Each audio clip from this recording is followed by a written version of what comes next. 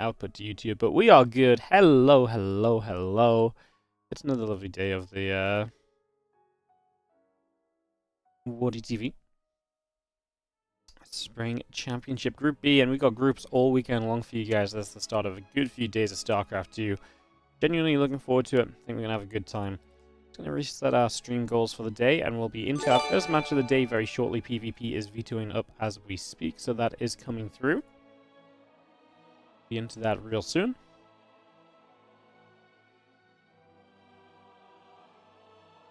That's a Marek 287 coming in to start the day off with the Prime sub. 9 months. Thank you so much. Appreciate it. Hope you're doing well. Thank you so much. And again, thank you. Let me just go host up a game over here if my StarCraft 2 wasn't crashing.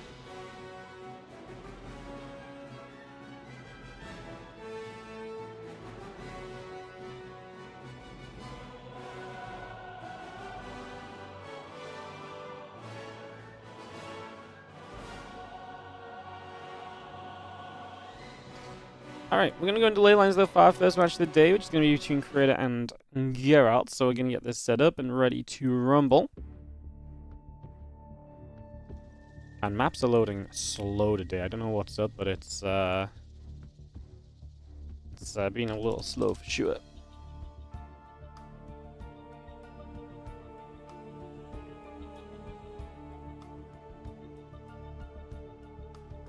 Anyways, that's all good. We'll get there in the end. So we're pretty much set.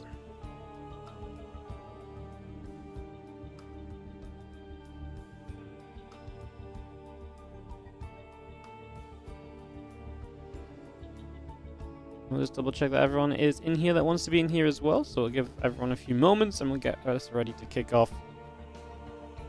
And get ready to go. So yeah, just a few moments guys to get this started.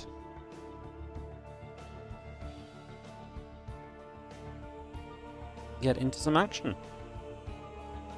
Okay, thank you so much for joining us.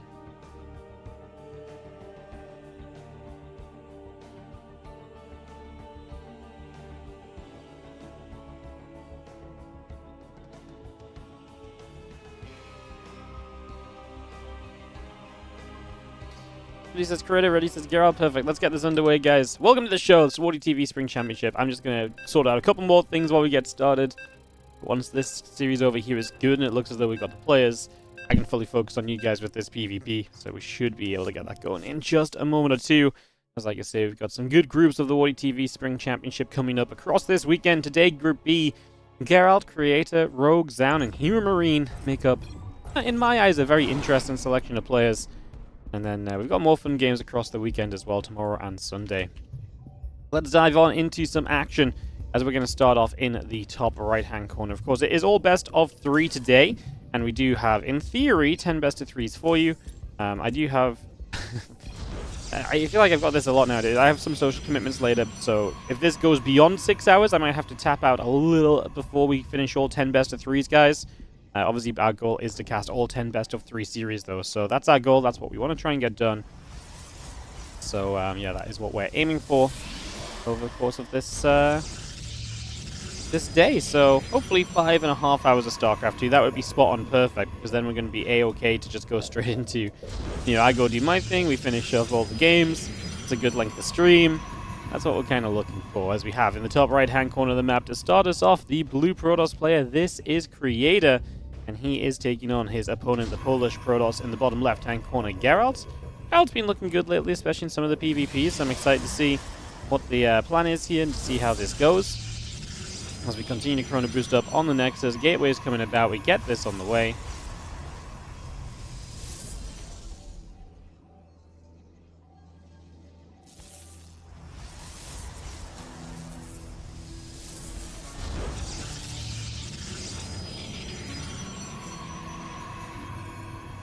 And Cybercore's coming through, the Gateway coming about, the Zelda's coming about as well. Just going to be having ourselves a few moments of getting set up right here. And we will see, obviously, we've seen a lot of aggression.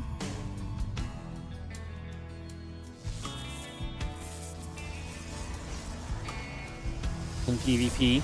And we already see a Zelda on the way out from Chris, just prepping in case of a blockage on his natural. Because he's going one gateway, he wants to make sure that that is going to be something he can clear up and get to the expansion sooner rather than later.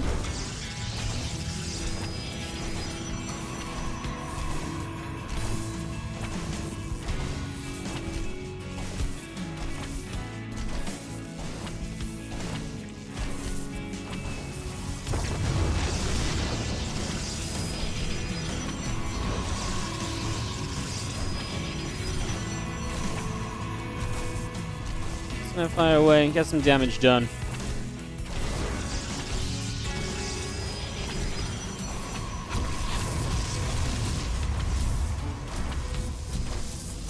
This is gonna be seen as I'm gonna continue to hit that pylon, so the adept continue to come over.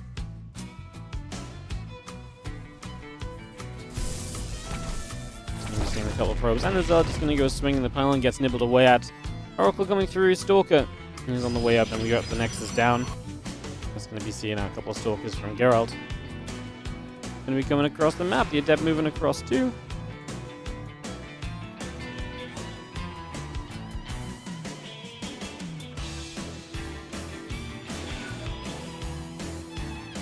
What's up, DJ Crispy? Happy Friday to you as well. How you doing? How you doing? Appreciate you dropping by. Again, hope you're doing great. I'm genuinely very excited for today's Spring Championship group. I think this one really is a super fun one. 3 players advance to Group Stage 2, of course. Group Stage 2 will be happening throughout the course of next week, so keep you guys eye on that. This is going to be seeing the Oracle flying through, a couple of probes taking damage, and the Warp Gate escaping out of there as well. Scout just going to get that Warp Gate finished up. The Oracle still coming through. We drop down the Twilight Council and get that on the way as well.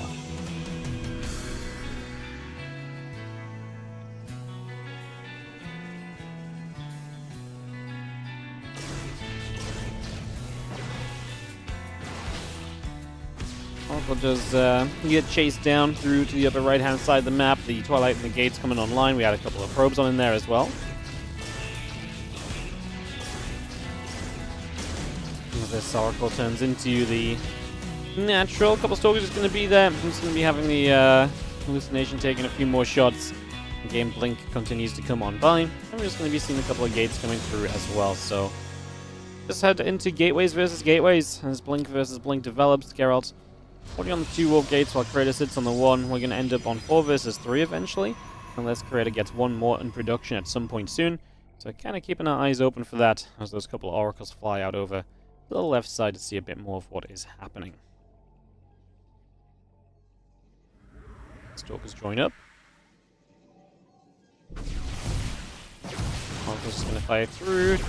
4 probes going down, as we are going to be seeing the Stalkers still joining them. A couple of Oracles still moving through. Again, the Dark Shrine, the probes building on in. We get ourselves additional gateways coming up from Geralt also.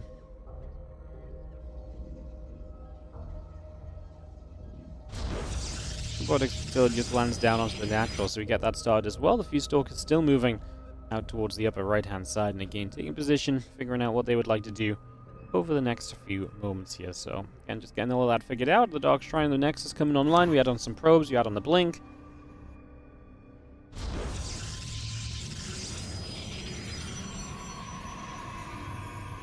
And Nexus just drops in, so we're going to see both players on that 3rd base already. And yeah, with the Dark Shrine upgrade, obviously has a little bit of harassing potential with DTs.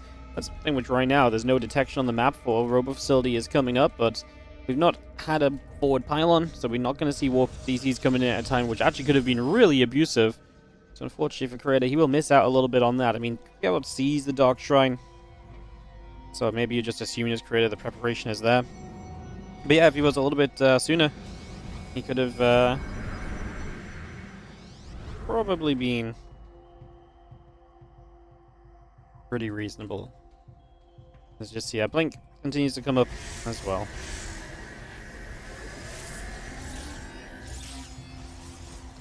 Again, a couple of Adepts continuing around. The +1 and the charge come up. The probes come through. And just see our Gates and the Dark Shrine coming up as well.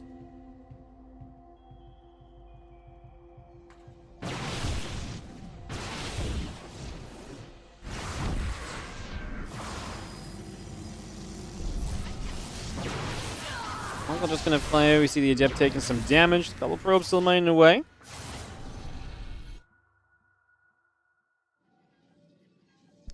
So just seeing that charge and that +1 continue to come up. We add an immortal on as well.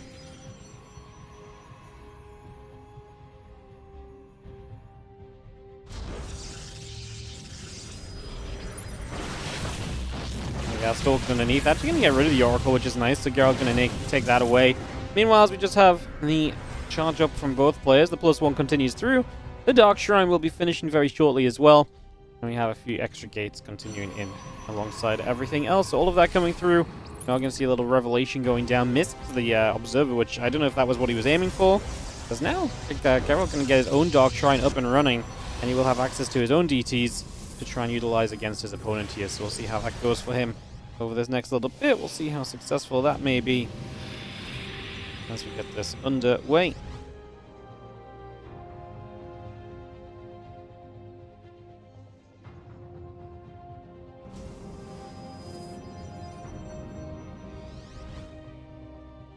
Stalkers still gather together. We do have ourselves a little bit of action here with the DT moving up. It walks straight into Stalkers that have an Observer with it, so that is unfortunate. It's not been the game for DTs yet. They've missed opportunities. They've walked into Stalkers.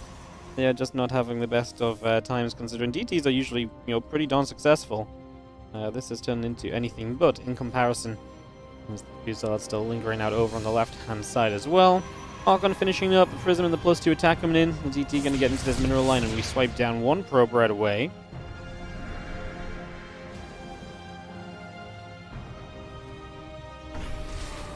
Oracle drops the Revelation down. We will see the DT getting revealed and just getting pushed over to the side. A couple more Zealots swiping through. As now we have our Stalkers continue to move up. Zealots and Archons coming across as well, so we continue to make this underway. Just going to be seeing the Stalkers continue to go. As we just have ourselves the Temple Archives, the Zealots, and +2 attack. All continuing about. The Zealots will continue to step on forward, as we will see this army continuing to fight. Trainer just sends it, as... Does he have enough? I love the 2 Archons for him. He's got more Zealots right now as well, so he's going to win this fight convincingly if it continues like this. The only issue I see right now is that he's got a lot of Stalkers that are hitting a battery and maybe not actually joining the army versus army portion of this. Pulled back the other side. One Archon goes down. Another Immortal taking damage. Just going to be seeing the Immortal will go down as well. We're actually losing out here as Creator. He gets another big round of Zealots. There's no real tech on either side any longer. I feel like Creator just got a larger warping than his opponent here, as we are going to be seeing the Zealots really are the test of can you tank and can they hold off for a while. Stalkers blink onto the opposing Stalkers, and Creator comfortably with enough stuff right now to keep fighting through. It's still overall kind of even supplies though. Does he just about get this in his favor in the end? A warping comes right into this fight. Those Stalkers will have to blink away. And he does have another wave of reinforcements showing up. Again, it's a lot of Zealots that he gets warped in right there. Zealot Stalker going to fight. A couple of Zealots still going down.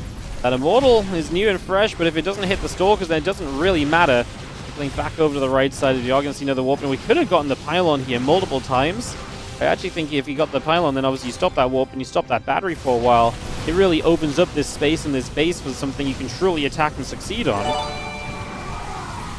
Again, the Zealot Stalker will keep on fighting. Those last few Zealots are going to drop, and this is going to be it, I think, for game number 1, as a few DTs mix in as well. We do not have detection right now, overhead at least. Maybe there's a cannon in the natural, but DTs are just going to be good damage output added into this army. There's no cannon over here, so I say natural, obviously I mean the third base. So nothing really going on over there. GG has to be called, and Creator will take the first game, as just came in with a little bit of a better army in the end there, and was able to succeed with it, so nicely done by him. As we'll get our second map going in just a couple of moments. Our second map on this one is Amygdala.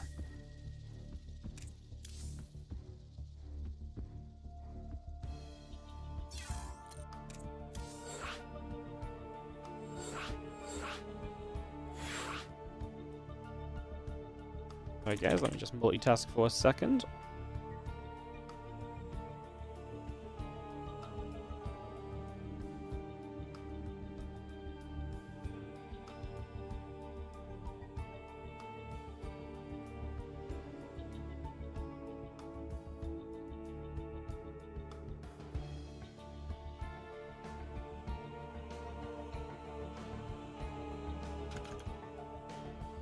Okay, right, hang on.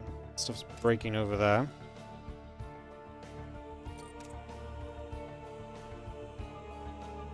Oh, yeah, why is nothing simple today?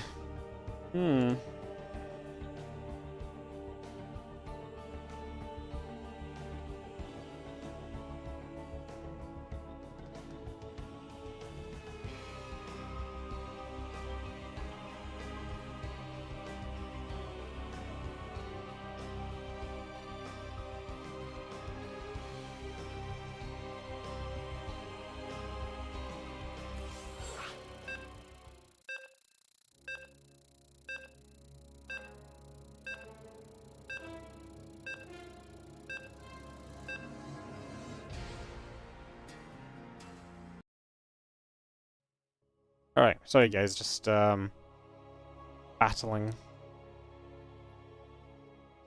Battling the Korean server over on the other screen while I get players into their lobbies for other games taking place.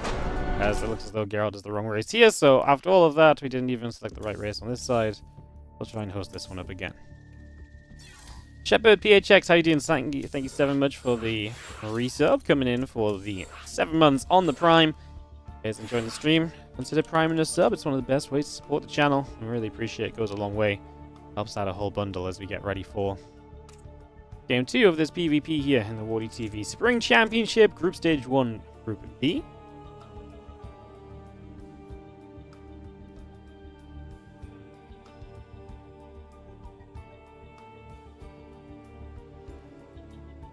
Ready. Let's get this going.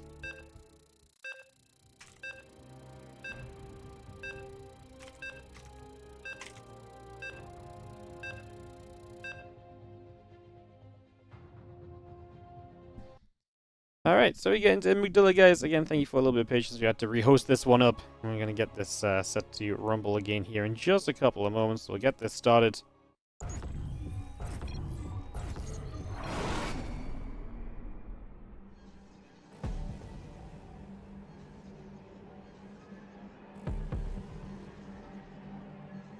In the bottom left-hand side, we are going to have ourselves the blue Protoss player who finds themselves down a game in this best of 3. Can they fight back? This will be Geralt. And in the top right, it is going to be our red Protoss player creator. That's away we go. Alright guys, thanks for joining us so far. Today's the WardiTV Spring Championship. If you guys are enjoying early on, you can obviously already help us out. Hit the follow button on the Twitch, and if you're on the YouTube especially, take a moment to scroll down, hit like, hit subscribe. It really helps. The earlier you do it in the stream, the more likely we can get more people into the stream and watching the stream. The algorithm will like it if you click those buttons. So please do consider clicking the buttons, and like I say, it helps us out a whole bunch. It allows us to do even more StarCraft 2 if we get more people here watching, obviously. So yeah, support the channel. Super easy, super free to do so. We appreciate it if you guys take the opportunity to help us out on that one.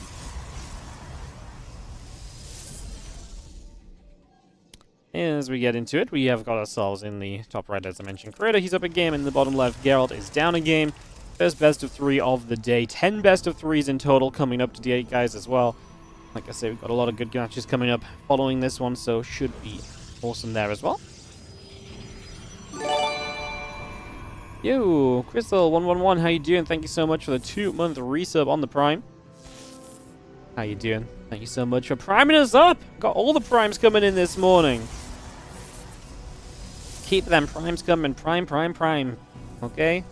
Yes, if you got a prime, let's use it right now. Let's just get all the primes adopted into the WardiTV ecosystem. Some say it's more efficient than nuclear fusion for creating energy. Only instead of creating energy, we create StarCraft 2. We put in primes, we turn out StarCraft 2 content instead. Incredible. Yo, Lex470, thank you so much for the 33-month resub on the Prime. Appreciate it. Thank you so much. Thank you. Let's just have a couple of nibbles, one here and one there early on. Get some damage done in the early stages.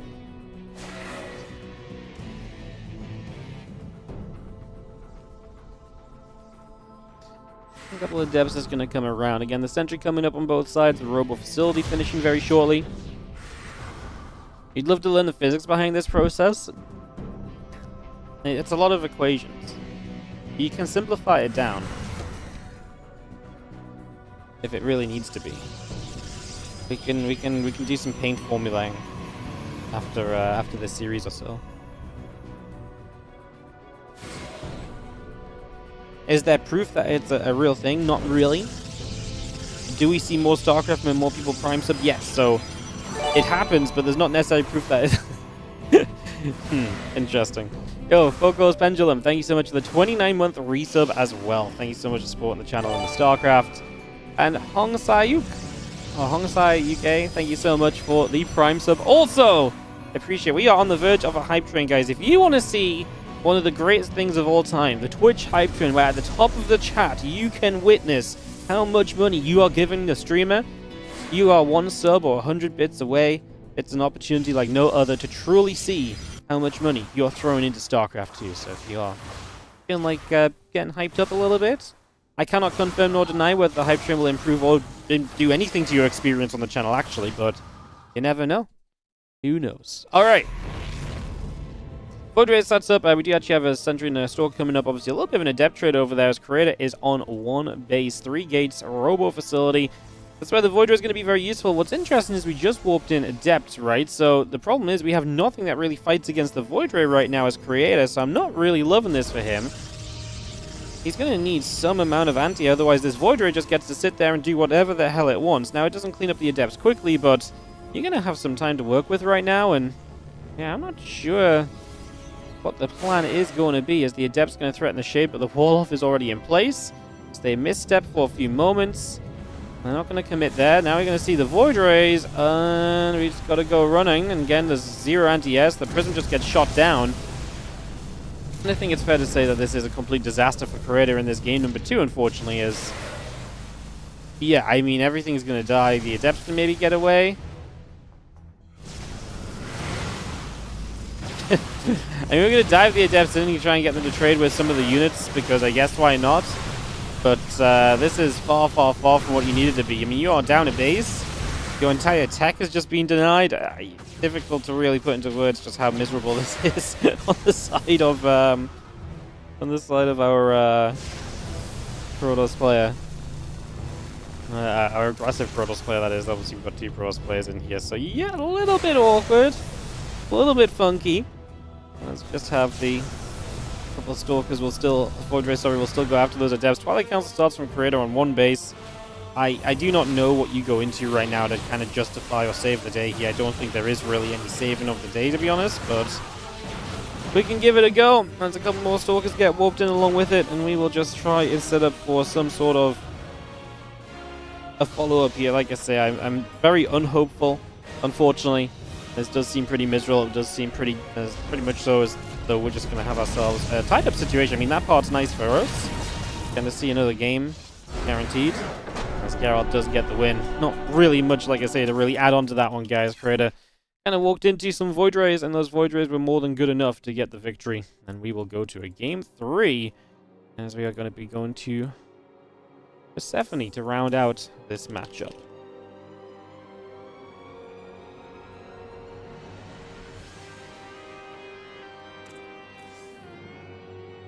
Sorry, just had to blink something out my eye. I think we're good now.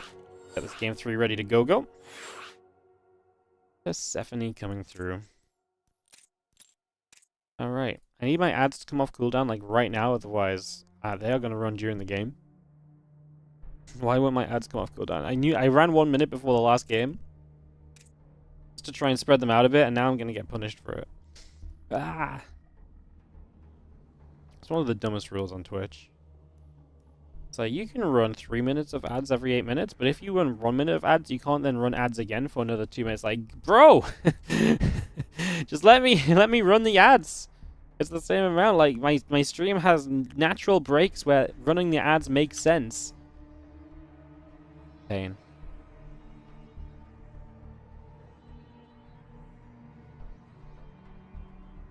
Players are ready. Let's dive into game number 3.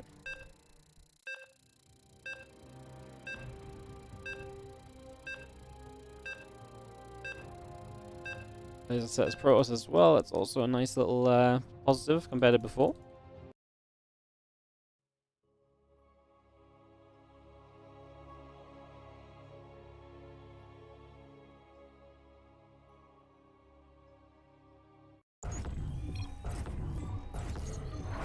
Perfect. Sorry guys, just multitasking, making sure the games are going. As yo, Soul Assumption, thank you so much for the Prime. We appreciate it. Thank you so much for priming us up and using your Prime on the stream, supporting the channel today. We appreciate it. Thank you so much.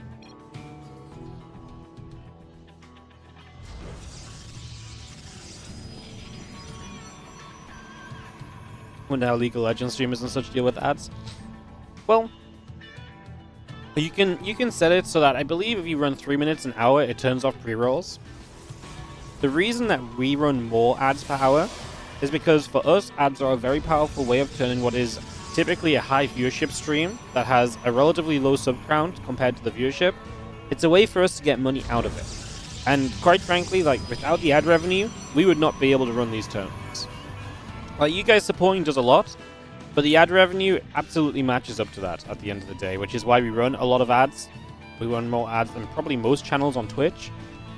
But we also try and make it work. I appreciate they are a bit spammy sometimes, but we pretty much always try to get them just between the games. I would say it's very rare, maybe once every couple of weeks we have to have an ad properly during a game. Obviously sometimes they overlap the first minute or so. But it's the difference of us running this tournament at $5,000 versus us running this tournament at $2,000. Like, ads are just that powerful a technique for monetizing. If we had the subscribe account and the support and the natural support from the community of like a typical stream of my viewership, we could definitely lay off the ads a little bit more. But in order to put our tournaments on at the price pool we're putting them on, with the current amount of subs and stuff we get, we don't really get much of an option. We just have to take advantage of the ads, so...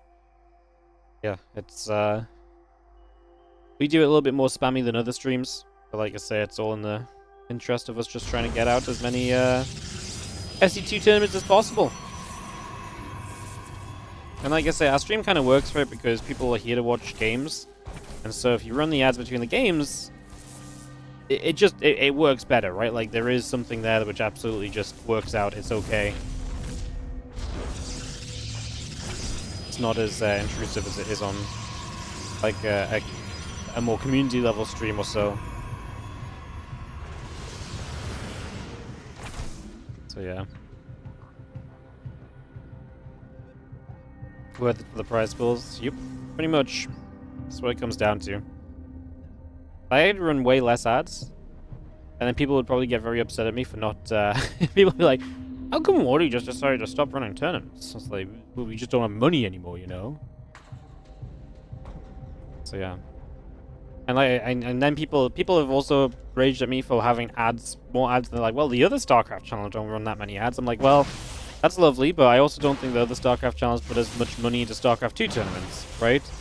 And that's the thing, like, our stream is built around tournaments, and for those tournaments we want good prize money, we want to convince the best players to play, and hence we try and take advantage of having good viewership and so on. It's also why we take the sponsorships, because the sponsorships pay out very well. The business model of WardiTV really revolves around dipping into every little bit of revenue stream that we can. Because if you take one of those revenue streams away, it becomes very difficult to continue justifying running thousands of dollars of tournaments.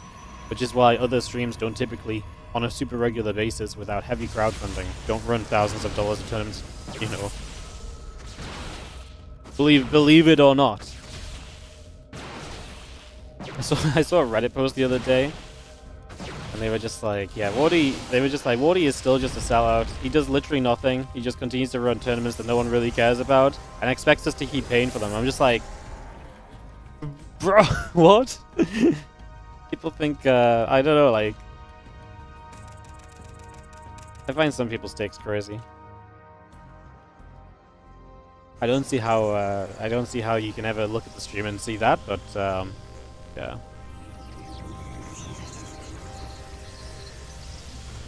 This is a King of the Hill? No, this is round robin. So everybody in this group will play everybody. Sorry, I haven't updated the score because I'm yapping on about ads as the expansions just come down, but... yes, everybody plays everybody in a best of 3 in this group, so we'll have 10 best of 3s today.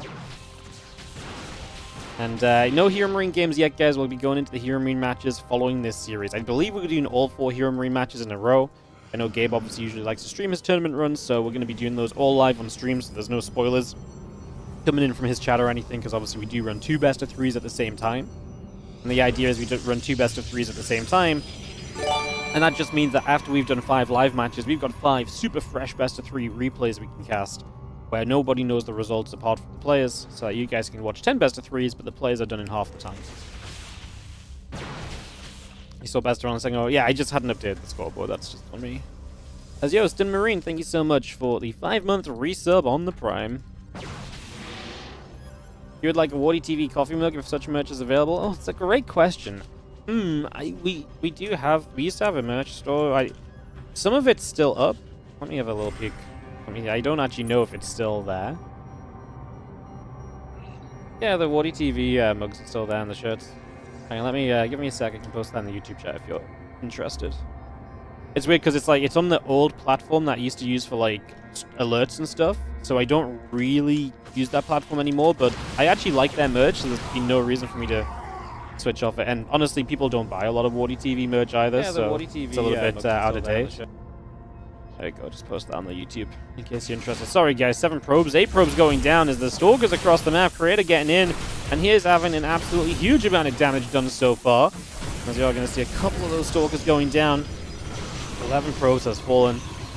And that's a pretty good start. Now, Creator is actually only going to be 3 workers ahead coming out of this. Oh, his Prism should get shot down here, right? That should be chaseable. The only nice thing is if you chase that Prism, you are stepping away from continuing to deal damage, although it might have just been Geralt wanting to retreat anyway, so maybe a little bit unfortunate. Oh, yeah. Such as how I don't even know if I sell merch. I've just not updated the merch store in a long time because, like I say, not a lot of people use it. You know, there's not a lot of people that want to walk around with a WardiTV shirt on or anything, or hoodie. Like, we never sold a lot of WardiTV stuff. So it's not something I really maintain, but it still exists if people want it. But sometimes, like, the products go in and out of stock, so I have to check myself whether the stuff's there, you know. But it still works. I have my own WardiTV mug, and I have the WardiTV.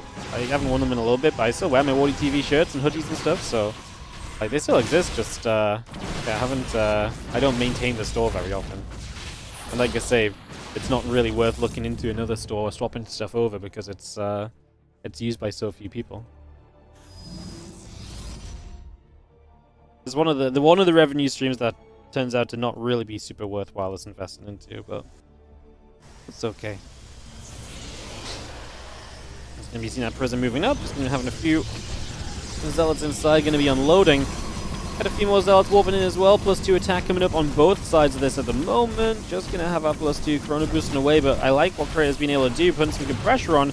Might lose his 4th base, though. In fact, definitely going to lose his 4th base, but he is starting to win this fight in the main. If he keeps warping in Zealots here, then Geralt really needs to, like, send units back, because right now you can just warp in units to match your opponent, although we don't have any Zealots over here, and that might be a problem. As Creator has more army supply, like I say, he's going to start winning out the main. He warps into the main base again, so he wants to continue to apply pressure over there. But he's going to be taking damage here too. He's going to get the sentries. He does get force fielded a little bit. Going to lose power to his gateways. I mean, it's not all of his gates, but it is a good few of them. We're going to recall a chunk of units into the main base.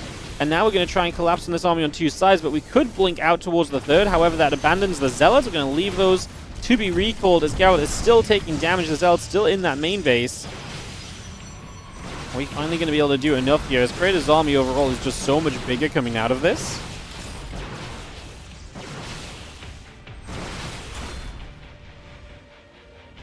Stalkers go chasing along just for a moment or two, so again, going to take some steps across for now, as we do have our Stalkers coming back along, and again, going to be trying to make their way in to deal some damage. So just trying to find some shots. Stalkers coming over. Well, Zeld's going to come charging through as well. The battery coming up.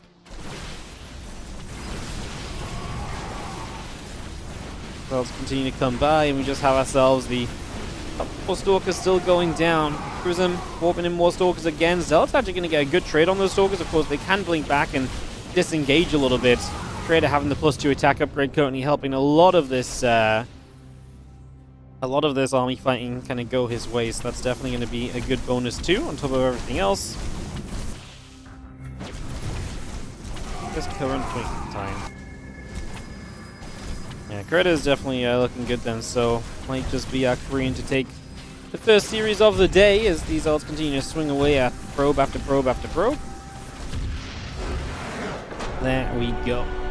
So we are going to see Creator getting the 2-1 victory, and he will move through with the win in his first matchup today. So he will advance through, getting a win, and he will be moving on, and we'll see Creator again in the second half of the day, guys. It's going to be a little while until we see some more Creator.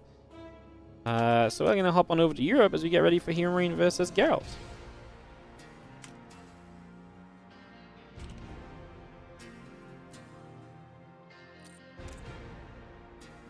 Perfect, so we're going to swap to the European server, like I say, HeroMarine versus Geralt for us. And let's get that ready to go.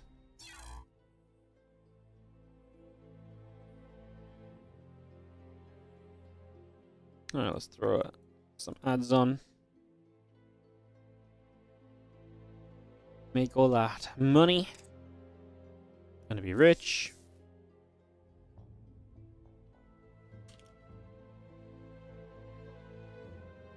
So I'm hopping over to Europe. This is our one matchup on Europe today, so after this we'll be pretty much free from that, which is nice.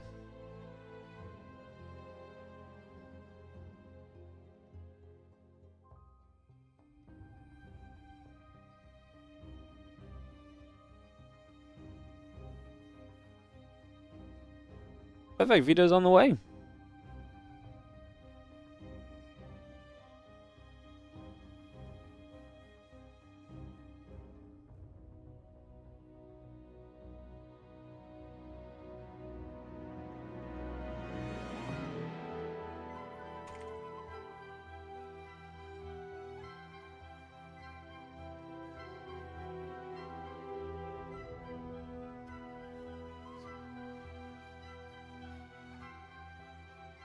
Alright, Sandworm, Frostline, Amygdala all coming down for the moment.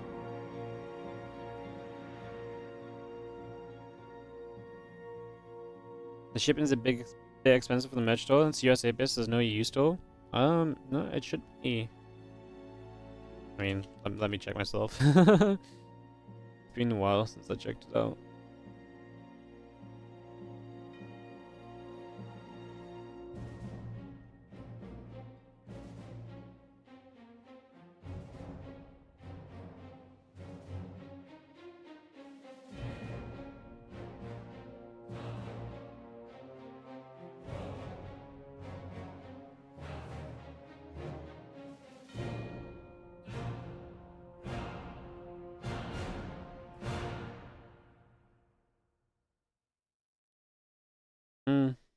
I feel like they used to be. Maybe they got rid of their European store. Maybe I actually do need to go and relook at the merch options. Aye. Why did the Adept cross the road? Because he saw a probe on the other side.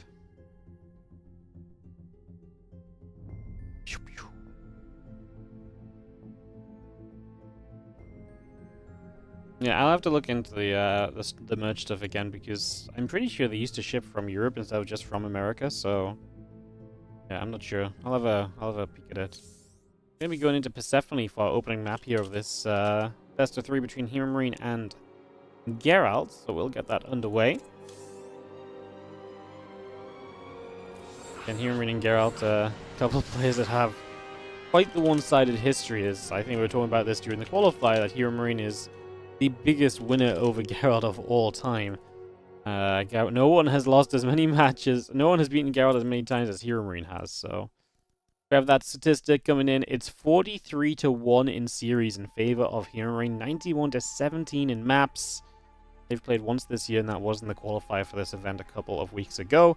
HeroMarine won that one 2-1 after being down a game at the start of the series. He was able to turn that around.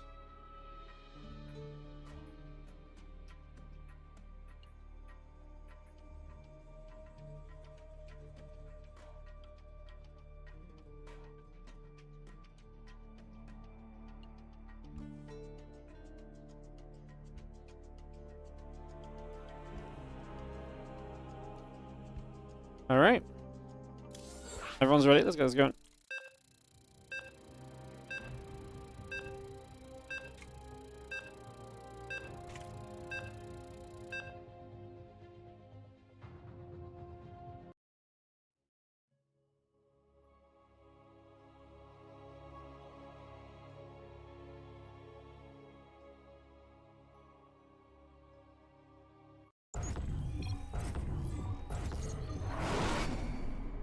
Let's head into the bottom left-hand side. We're going to kick off with the red Terran player. As our second best of 3 of the day gets underway, this is going to be HeroMarine. He battles against the blue Protoss in the top left corner of the map. This is Geralt. Let's get ourselves started up. Started up and ready to go.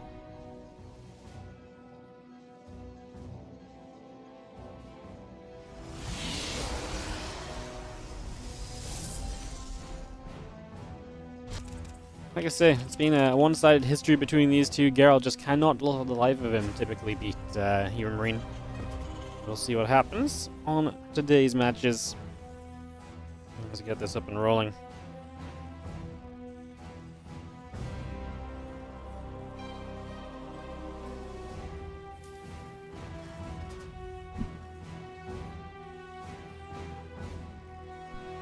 Gate and the assimilator continuing to come through. Just going to be seeing the racks on the way up. SCV building. Nothing too crazy here just yet as we settle into the first few moments. So just getting that all underway. Get that started off.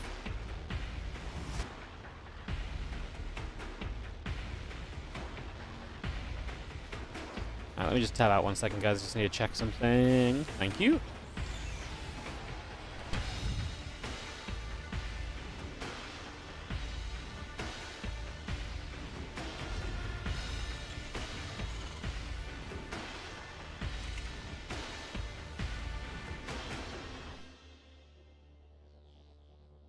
Alright, Proby coming about, Cybercore and the Nexus coming through, we had on the Reaper, the Orbital, CC in the factory, all coming online for a few moments.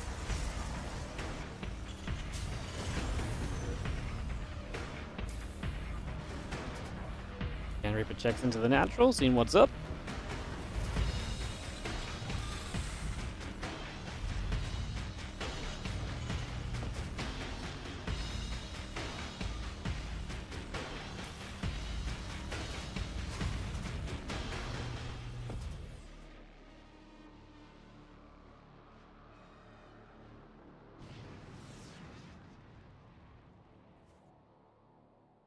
See that Reaper heading around to the top side, so a little bit of movement here.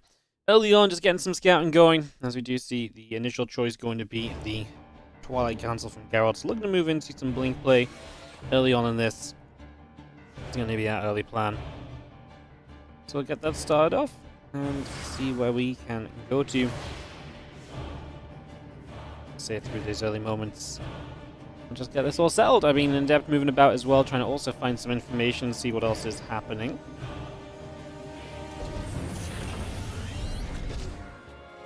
Just looking to see if there's opportunities around here. Do have ourselves the blink and the warp gate continue to come up as well.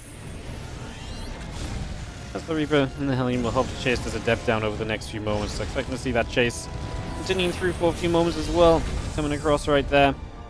Do see the orbital command going to come down too, so just going to move that into position.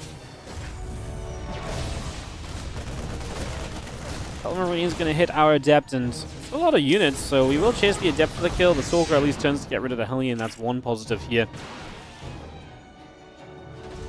And you have our robot facility just starting up. The medevac of Marines loads up and moves around as well.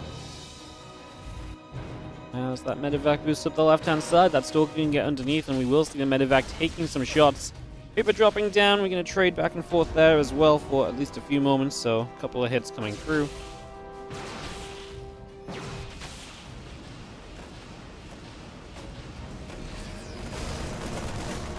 Now this drop arrives already. Now the medevac's kind of low, so we got to be careful here. I think ideally we just target down probes, and we are pulling in probes to protect those Stalkers, which means we are going to get quite a few kills. 6 workers already down.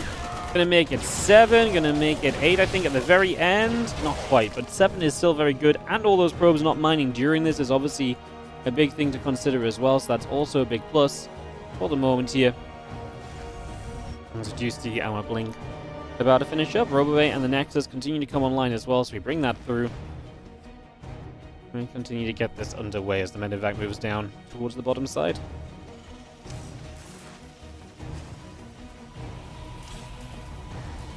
Again, got that blink finished up. The RoboBay coming up. The Nexus added on. Our Raven is going to take a bit of a journey around the left here. as well to just see what else is happening. So we'll just be moving over, but gets caught immediately. Geralt with a good shutdown on this. That Raven just going to have to turn and run, but the blink is going to mean it will just die, so that's a great shutdown. Raven denied immediately. Like I say, that's definitely a big bit of success right there, so we like that. We like that a lot, I would say. It really is a pretty major positive.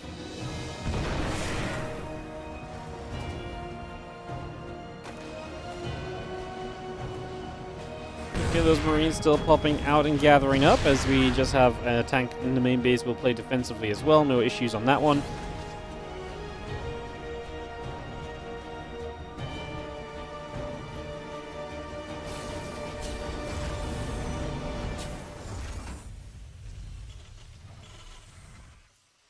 Again, a few more of those Marines coming through. The Colossus and the Charge continues to come about as well. And a few Stalkers continuing also to get across here right now.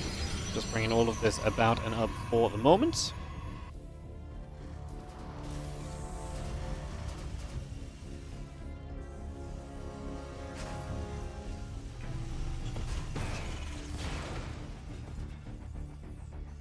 Again, Charge is about to finish through. The +1 attack still very much so on the way in at this point in time. So again, a lot of setting up as HeroMarine just is defensively placed right now. So not looking to do too much over here. Those few Stalkers are moving about. We've got ourselves Stim Combat and +1 all coming in as well. So we continue with all of this. Continue to just get our upgrades up. And once those upgrades are finished, much more likely we'll see HeroMarine trying to get onto the map and maybe trying to be impactful once again in this first opening game of his group stage today. Also, we have already seen a loss for Geralt. So this would be a rough start for him if he was to start 0-2. Definitely going to make it a lot more difficult for you kind of continuing in the day as well. So that is a concern potentially. As the Bioforce gathers back together one more time.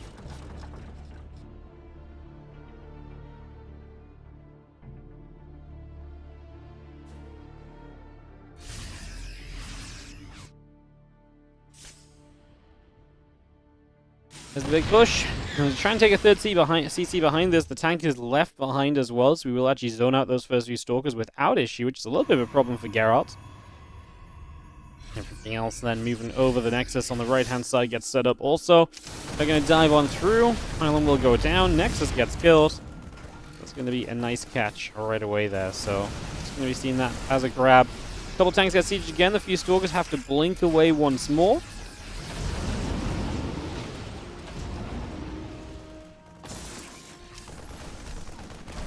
Zelds will just continue through. The Marines are going to continue up as well.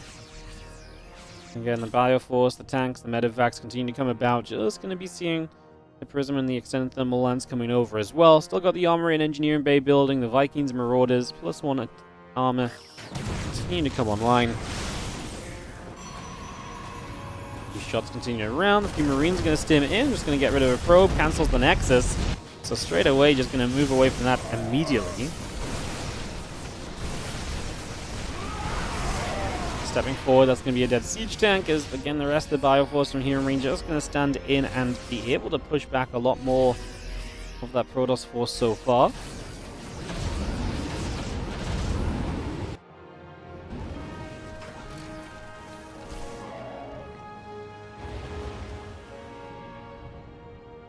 I'm boosting the Kuros, just going to drop that Nexus straight down onto the fourth base. These Zelds going to charge on in here, the rest of the Bio coming through.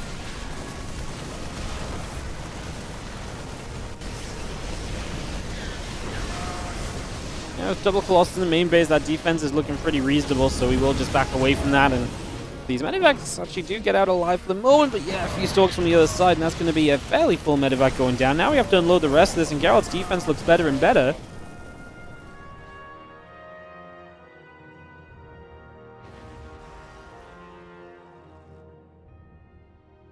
Medivacs outbound down to the south, Storm and +1 armor coming through. Prism halfway done.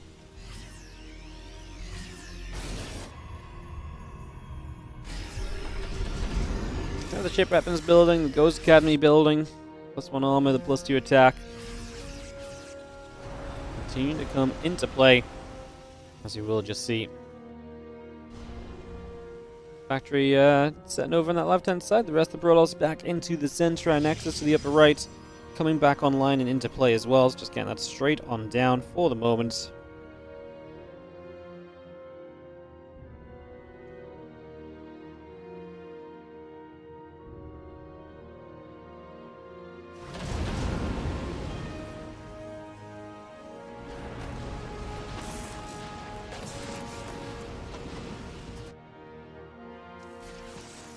Just have a Wouldn't Mind setting up. A few more ghosts coming into play. Still the 2-2. The Vikings all getting established right now.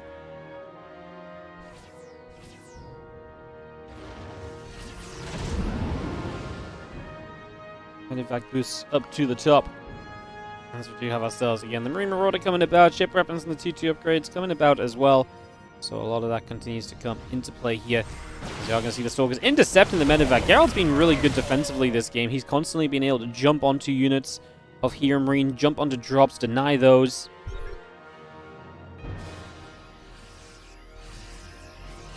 Fire just pushes up and just going to get to the pylon there, and we take that out. The army from HeroMarine continues upwards, and we actually do get a good position here because the Vikings are going to intercept the Colossus. It's weird to say intercept because that's just the main army, but the Colossus were leading the charge a little bit, unfortunately.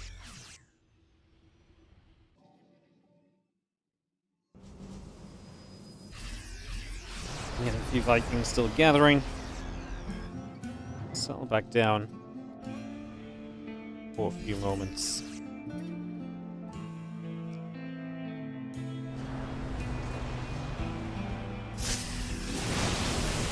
More shots come through. Let's have our Bioforce still gathering up. CC lands down to the south. The Vikings going to gather. You see a few of those Zelds getting blasted right here also as the Nexus gets jumped on. You can see a couple of those Colossus already going down.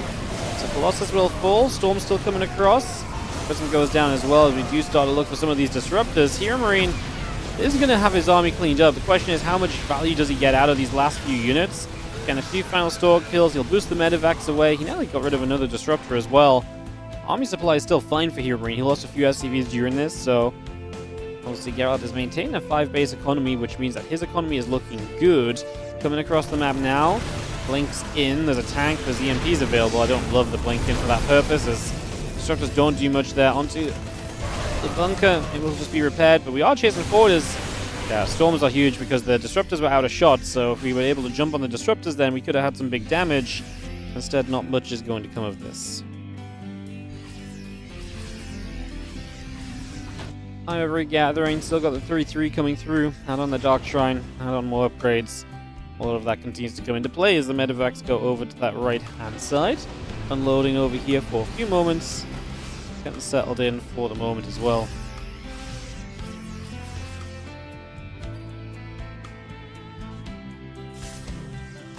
We'll jump onto this pylon and pylon will go down. Nexus will continue to take some shots also, so we're just going to be seeing that falling straight away. So the attempted gold denied, as we do have the acceleration zone to help us get away.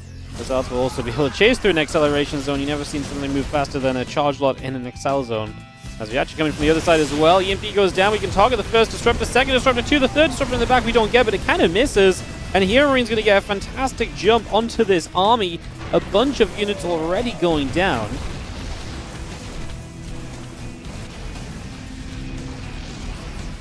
Fire pulls up, a couple of High Templar Storms definitely available, and that is, to be fair, a lower HP Terran army still. So HeroMarine does need to be cautious with that. You don't want to go overboard, you don't want to get yourself in too much trouble. There are worlds in which you can obviously run into trouble here still, as a lot more Stalkers get warped in once more. The Templar goes down as it tries to drop through. The Stalkers will chase, the medevacs and the bio pulling back, but into some Zealots. HeroMarine's supply just keeps dropping. Again, the problem is, he's not taking those commanding fights you expect of a Terran army, which is behind in workers but ahead in army supply, and so the additional, you're not trading well enough basically to make up for the fact that your opponent is plus 20 workers on you in this game at the moment. So definitely a little bit of a troublesome situation right here, as it does feel very good for Geralt right now in this game. Definitely got to be feeling pretty good about this, I would say.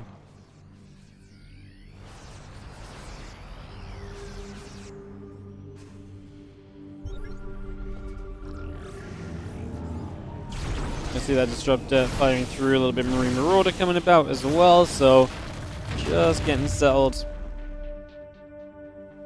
Still got the +3 attack and that Shadow Stride coming up as well, so we can even bring that into play. Again, looking reasonable here for the moment as just come across, and again, there's our Stalker Force and ready to push on through.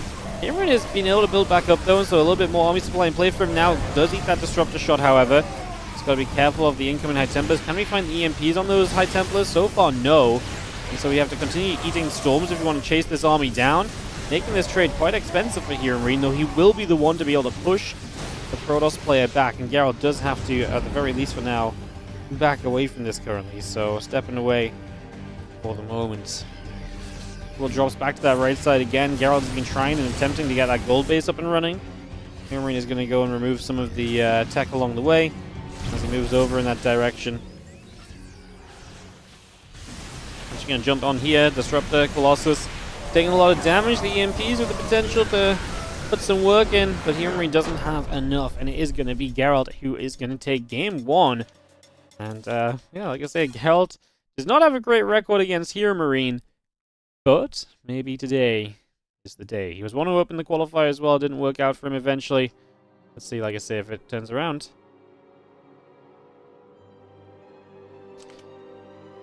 As we get ready for game number 2. Alright, that second map here is going to be El Dorado, so let's get straight into that for the guys. We'll get this started up as we have HeroMarine versus Geralt game 2 on the way in the near future. We'll get this started up and ready to roll.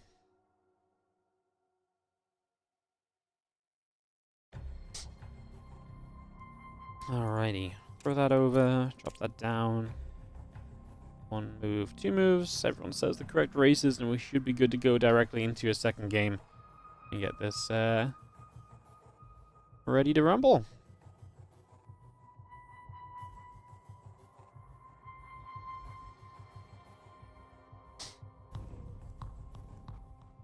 Just gonna double check they're ready.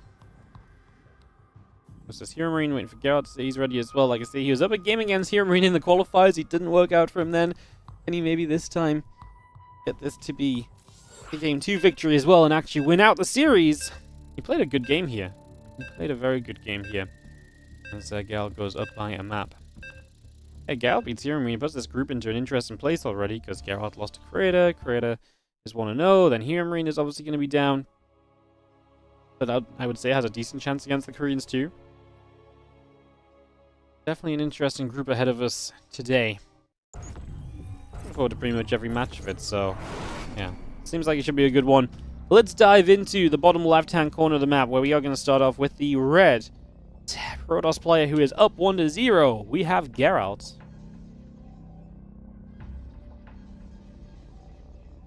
And in the bottom right-hand side, our blue Terran is HeroMarine.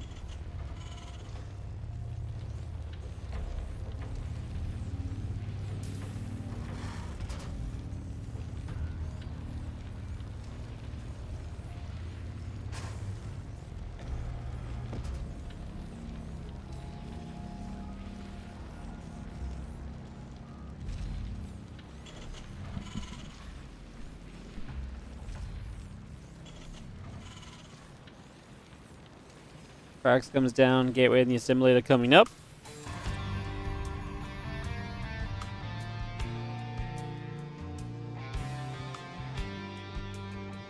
Get that underway here.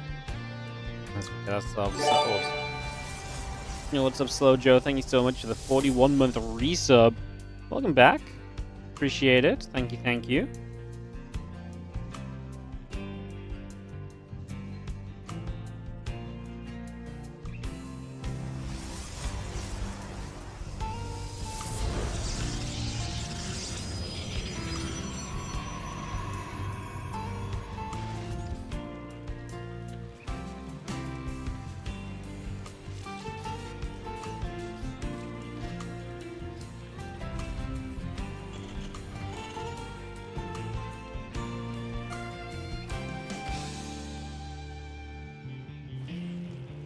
Cybercore finishing soon. That next is still very much so on the way.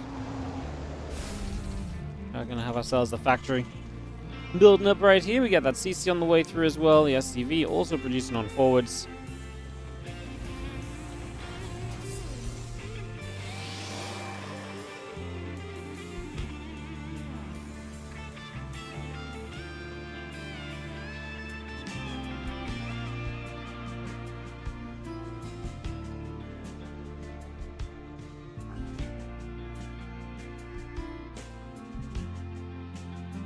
We just have our probe chilling on the watchtower, so sitting comfortable and cozy for the moment. Our factory finishing, both players expanding, does give us a fairly confident and, like I say, comfortable early game where it doesn't seem like anything too wild is going to happen just yet. Adept will come over.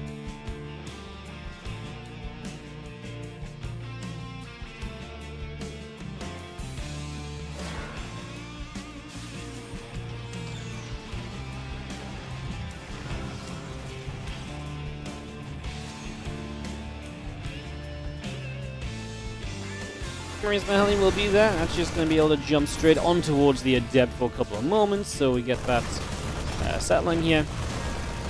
And we are going to be able to get rid of the Adept, but it comes at the cost of the Hellion, so that will happen. Take a couple of moments then.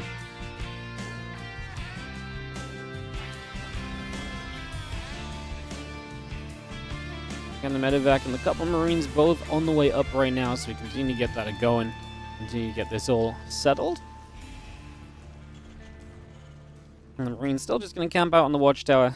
Sorry, on the high ground of that natural for a few more moments. Uplink coming in, the warp gate coming up.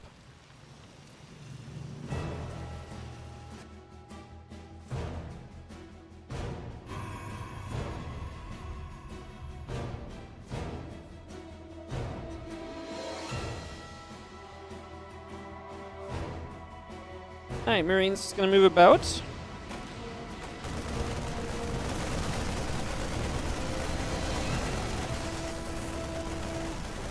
As the Marine's going to get there, the pylon will go down. Still got ourselves a Marine. A couple Marines in a siege tank coming through. The barracks setting up also. Stalkers will be there to push the medevac away down through the bottom side. Just going to push you across for the moment.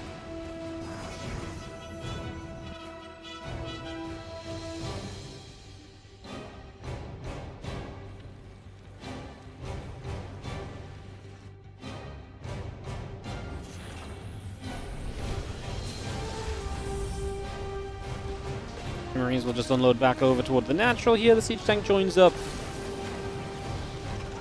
We do have ourselves the siege tank and the stim coming through. The Ad of the Marauder around. A couple of SCVs coming over. And racks in the engineering bay. Refinery as well. Coming up too.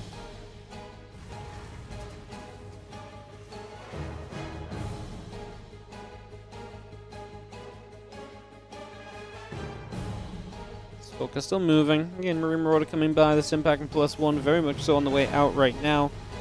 Need to get this settled.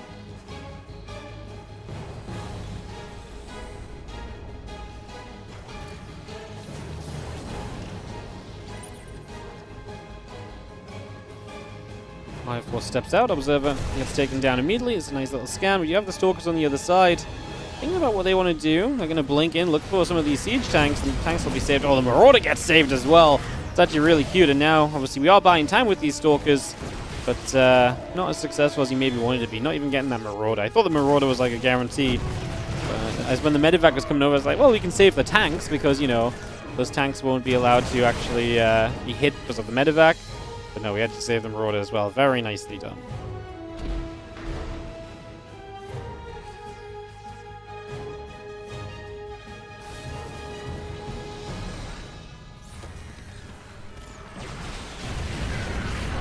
Get rid of the pick-off little over there, just the Cyclone.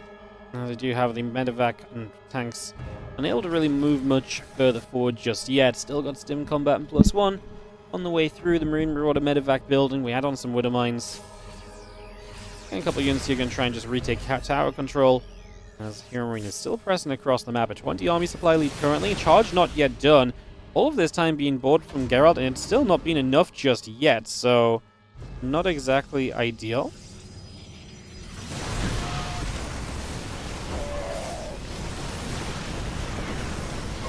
While still fighting, a couple of Zealots will go down. A Colossus coming back through as well. Just going to be having the Zealot here going down. I mean, the tank's going to zone the natural. There is a Colossus popping down. And we are going to have charge in a few seconds' time. The Colossus does take one tank shot already. The first couple of Zealots dying before charge is done. Charge finishes with one Zealot in play only. A couple of Marauders hunting that Colossus. It will fall. It does not look like Geralt will have what he needs to defend this. The +1 attack of Great Attack of HeroMarine allowing us to keep on going. And he's going to get rid of a few more Stalkers, a few more probes. The Zealots warping in, I just do not see being enough for him. As we will see, the Bioforce having to lift up and back away in the end. But the damage is done, and we have reinforcement points to fall back to here as well. And that is the power of this situation, as we sit very comfortably in this game right now. Just going to be seeing the next Colossus goes down too. This really should just about be over. As HeroMarine, yeah, basically just has to keep on rallying. I think it's one of those scenarios where you never really catch back up, unfortunately, on the other side.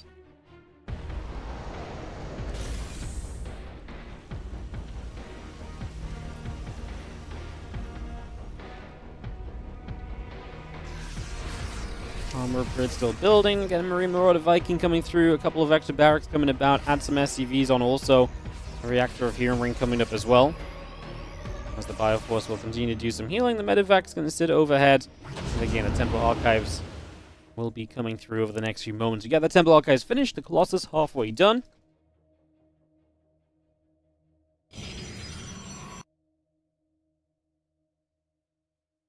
Those two Medevacs are going to go head down to the south for the moment.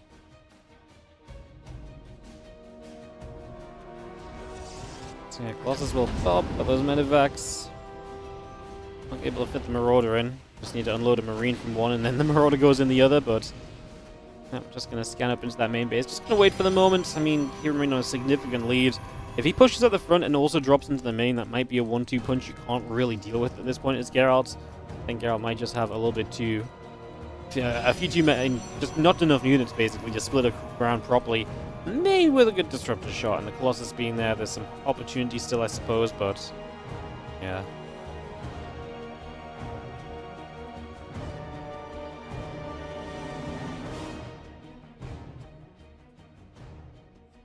Couple probes come out towards the minerals there, just gonna mine a little bit.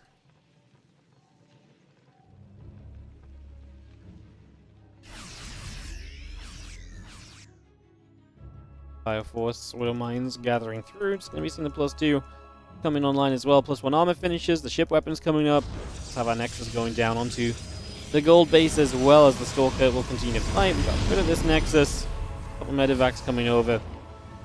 And again, Starport finishing. Ghost Academy halfway done. Command Center will be done shortly as well, as our Bio unloads into this main base. A couple of Zelds going to come charging forward. Fire will get through. Those Zelds go down already. The Vikings providing good coverage onto that Colossus. We do back away from that storm. I mean, it's well and good keeping the Colossus alive for the moment, but there's nothing actually getting rid of the Vikings, so you just continue to take damage. There's a storm on the Vikings, but that means no storm on the Bio. And these Colossus are still yet to rejoin the fight, and the Vikings get the kill! Oh my goodness! Oh my god, both Colossus live.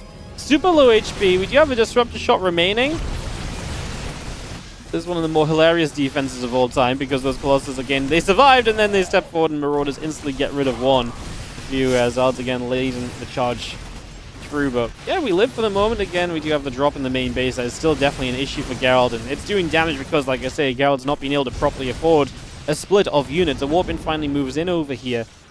Behind all of this, HeroMarine just sits on 4 bases, feeling comfortable, feeling good about this current scenario. Definitely looking good at the moment.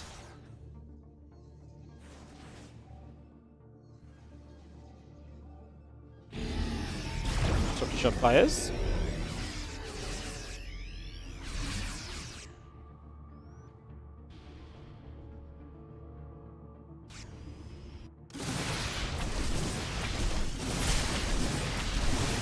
Marauders just going to go after an Azad and the Probe. We're going to get rid of those. Another Azad coming over. It's going to get behind the mineral line. Colossus and Archon will get rid of the Widow Mine as well, so we get rid of that. Still got 2-2 upgrades coming through. We add on the Ghost. We add on the Medevac. Couple CCs coming about as well.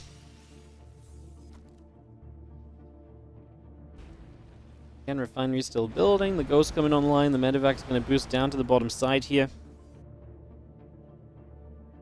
The Templar continues to come through. Still got the Colossus and the +1 armor building. Nexus added on also. You've seen that Bioforce going to fight. A couple of Stalkers going to get pushed back the other direction. As Medevacs move into the main base, and we will unload, going after the pylon. Just going to go jump straight onto that. So the pylon goes down, going to depower a gateway. The High Templar coming in there, the Zealots coming through. It's a storm on top of a bunch of those medevacs as we continue to see the Zealots charging forward at the moment.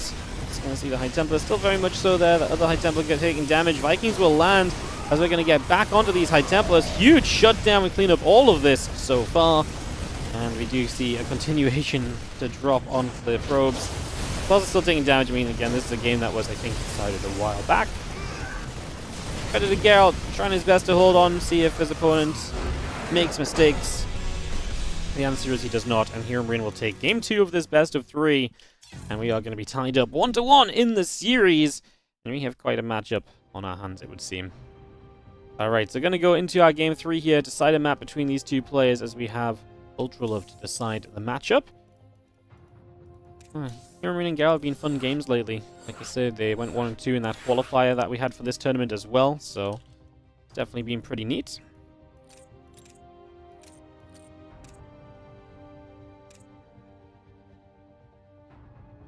Everyone in here, we get ready to go.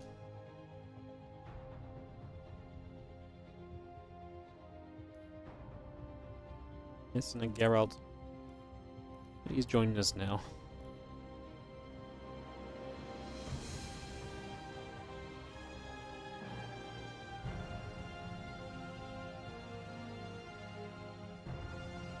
Ready and go. Let's go straight into it, guys. No messing around from us. We're very happy to keep the games rolling. The players are very happy to keep on going. Let's get into more StarCraft 2. We've got 10 best of 3s in total coming up today in WardiTV Spring Championship Group B. Good to see you guys. Thanks for joining us once again. Appreciate you all being here. As we kick off into Ultralove. Away we go.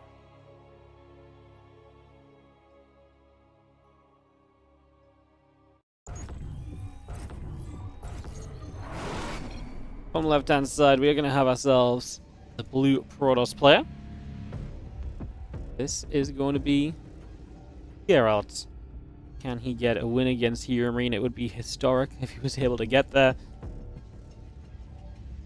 As we look to find out.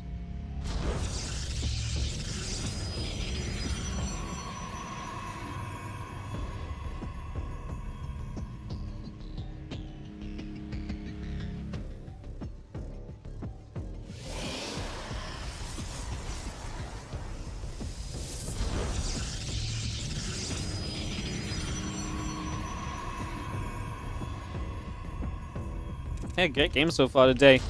Been a lot of fun so far. As we continue through.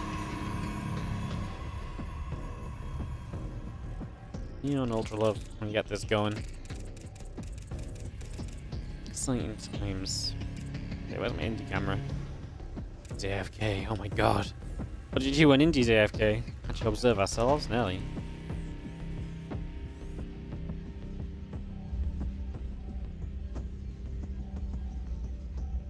Again, hello everybody, hope you're doing great today. If you're watching and you're on the YouTube channel, please do consider leaving a like on the YouTube stream.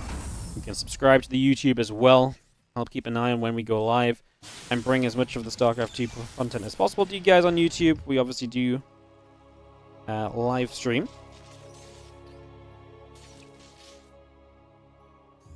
Pretty much everything on YouTube now, so yeah. Check out the live, check out the like button. Helps us out a bunch. What are we on right now? We are at 37 likes, guys. We've got 177 to 200 people in here. We can get a few more likes than 30. We can definitely get up towards 50, surely. So hit that like button, help us out then. Like I say, do subscribe if you don't already. I really wanted to try and hit 50,000 YouTube subs this year, but it doesn't seem like we're having a wave of subs or anything at any point, so that might be a little bit hopeful. But there ain't nothing wrong with shooting for the moon, right? So we'll shoot for the moon for that 50,000 YouTube sub account. If you're on Twitch and you want to help us with that, you can check out the YouTube as well. !YT will give you the command to get over to the YouTube channel. And we are on our way to that 50,000 sub goal on YouTube. Would be amazing to get towards that.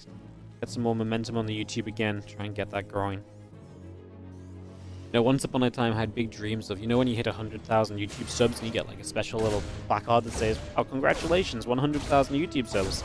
There was a point where I was like, I was on track to hit 100k the way YouTube was growing, and it died out. I was like, no, my dream. But maybe someday, if we do another 10 years of grinding StarCraft 2, guys, maybe again, we will have that opportunity still. So yeah, check that out as we just take a moment or two. Set up in this game 3, Adept coming over.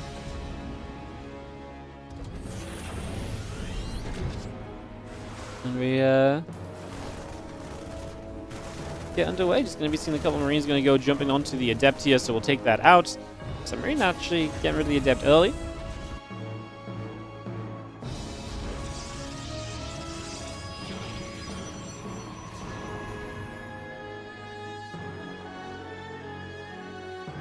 Stock steps across the Reaper moving through. Warp Gate going to be finishing very soon, so again, just getting that settled in. So we do have our blink on the way about. A couple of gates coming about, the probes as well added on right here as we get settled.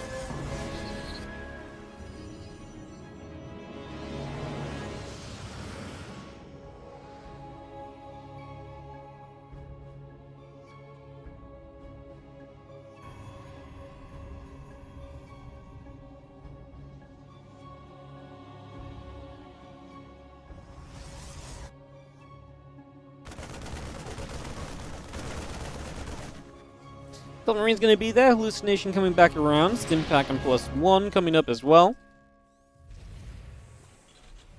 Marine's coming through. The couple of SCVs getting set. We'll have that blink coming through. The Robot and the Nexus continue to come around. As you do see our bio gathering back up. Still got that Stim coming through. The reactor another tech lab, sorry, actually on the barracks. And then the factory behind us. So 3 racks. And it's going to be the opening, very biocentric from HeroMarine for this game 3 off the back of the triple command center. So. And then going to go 4th and 5th racks already as well, so really going to be bio-heavy at the moment.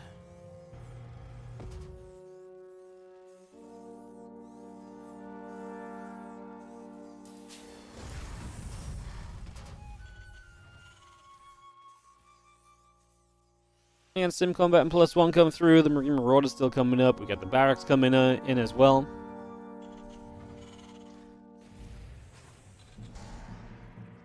Have that Colossus and Stalker building on the side of Geralt. A couple of probes in the Nexus coming through too. We had a battery, we had a pylon. All of that very much so on the way online. Still for the moment. These Stalkers coming over. Again, the Bioforce stepping across as well. Colossus and the Charge coming online. Forge Gateway coming through.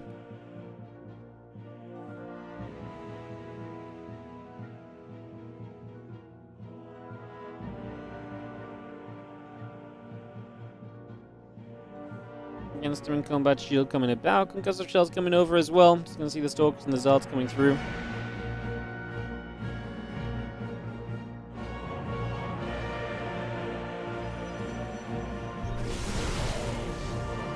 Fire going to fight.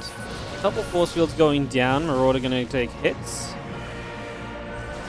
It's going to turn around. I mean, the Colossus is scary though.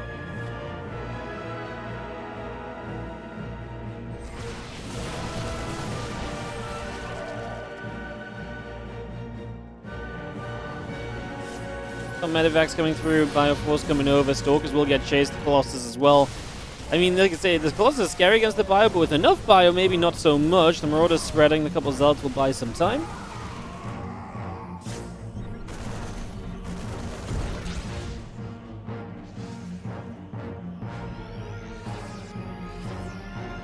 And then we scan about, charging +1 coming through, a couple of Zealots getting going, Gateway's coming up as well. And the Bioforce will continue to gather together as the medevacs load. We'll head down to the bottom. Again, a couple of gates come through. The Nexus building. We had on that probe. We had on that +1 attack upgrade. And again, Armory and Engineering Bay continuing through. Marine Marauder medevac all building the bio unloading to go after these workers.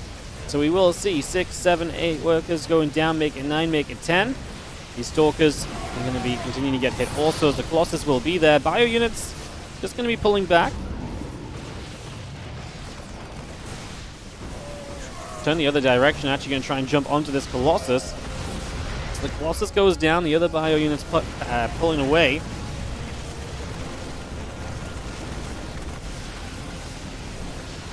Stalker coming about, just going to be seeing the bio continue to come around. 19 probes. Being picked away at. I mean, this is really good damage from HeroMarine, who is obviously still in this main base. He will lose these Marines now, but 22 probes killed. The damage is definitely there.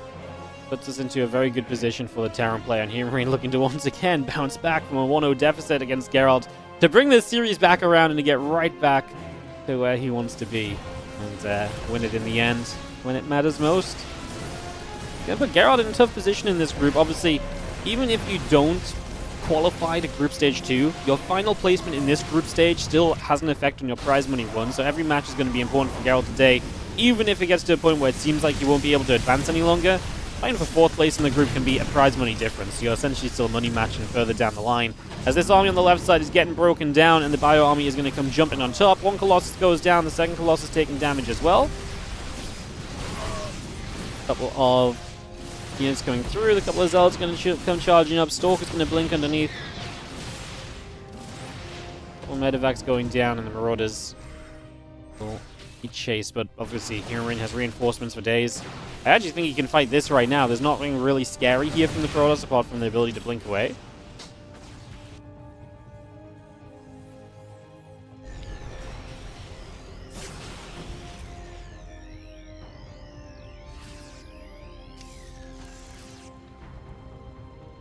And gathering in the center, CC going to the 12 o'clock. Got that 4th base ready to go now.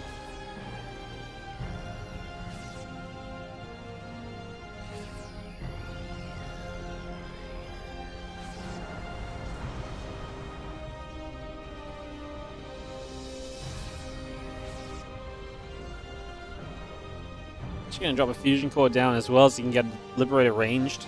Advanced ballistics as the game progresses obviously just makes some sense.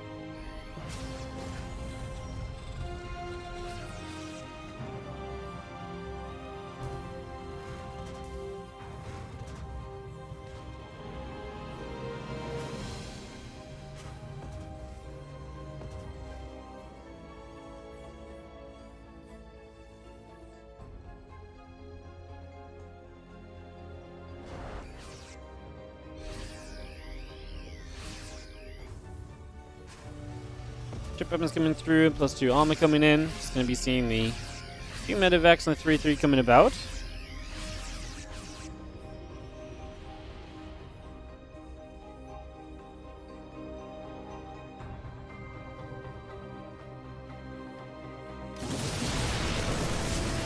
Just going to get there, a couple of Zealots go down. Just going to be seeing those core 3-3 still coming through, the Ghost coming about, Marauder's still on the way.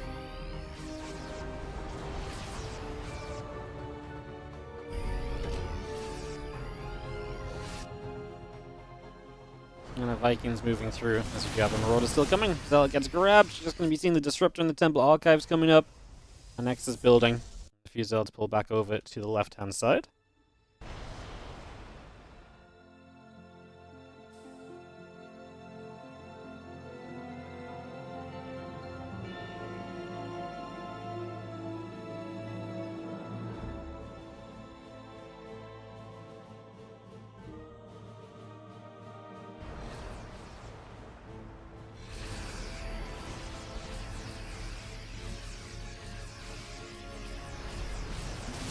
I will get there. A couple Stalkers can get hit. Vikings will gather. The 3-3 continue to gather up as we have our +2 ship weapons coming online for the moment.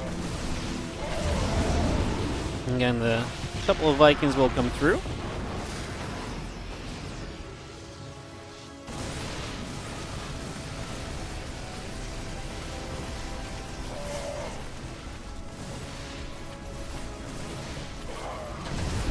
The Medivacs loading up. The Zealots, Colossus, and the Stalkers coming across as well. Just going to be seeing the Stalkers getting underneath and the Medivacs. Just going to be taking a few more shots and a bit more damage.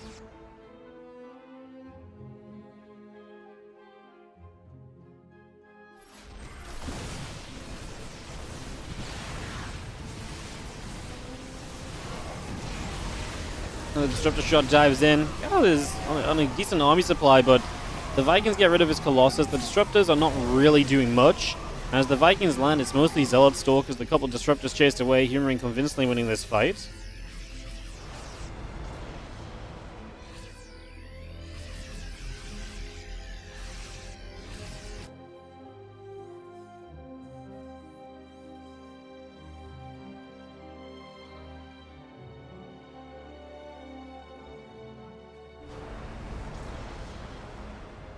Well, the Bio just gathers. The medevac's going to be there. A couple of Vikings overhead as we are going to spread this army. Disruptor shot will fire through, clips a Marauder.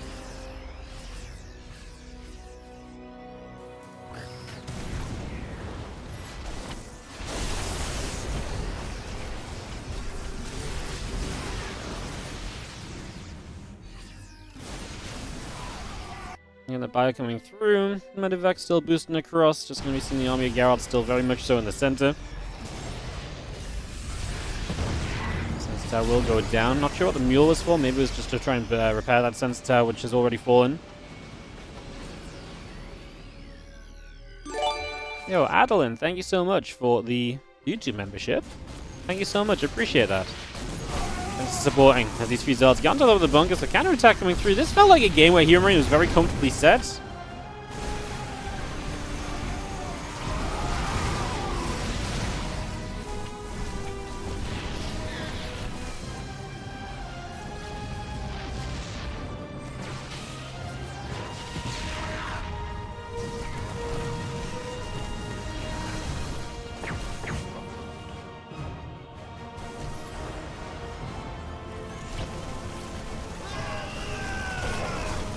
Zel's going to be there. Few Zel's going down.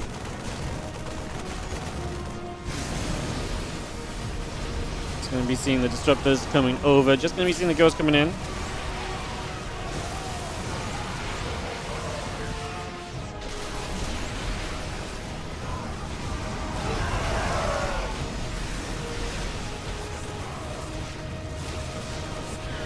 We've seen the Medevac taking some more shots. Disruptors and the Archon gathering together. And we'll see the Bio stepping through again, getting rid of a couple more Stalkers.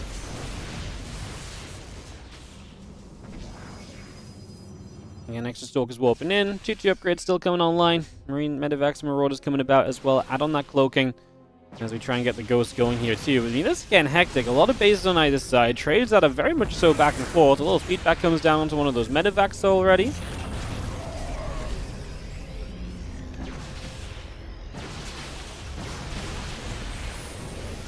Disruptor will just connect on the Marine. See the rest of the army coming the other way. Oh, that Disruptor shot's going to land nicely. Marines and Ghosts getting caught in it. It's a nice little catch of Geralt, who has one Storm mixed in there as well.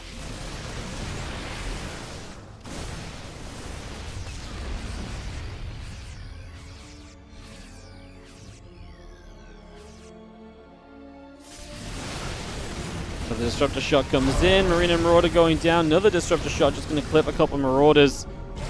More Marines going down once again.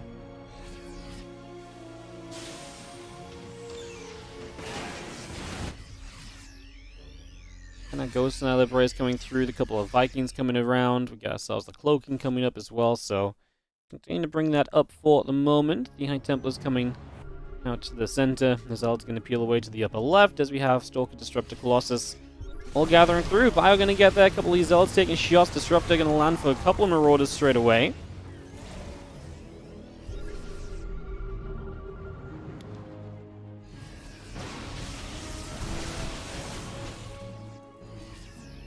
Geralt definitely applying some very reasonable pressure here at the moment as another Disruptor shot comes through. The Liberator helping the zone a little bit.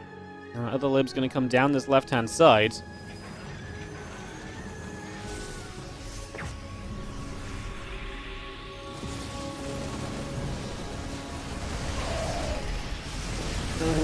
Again, mistake from Geralt as he leaks a few units forward. There's definitely been a couple of mistakes on either side so far. We've had a couple of wild moments. Nice blink avoids that Liberator shot, which would have killed the Stalker as well.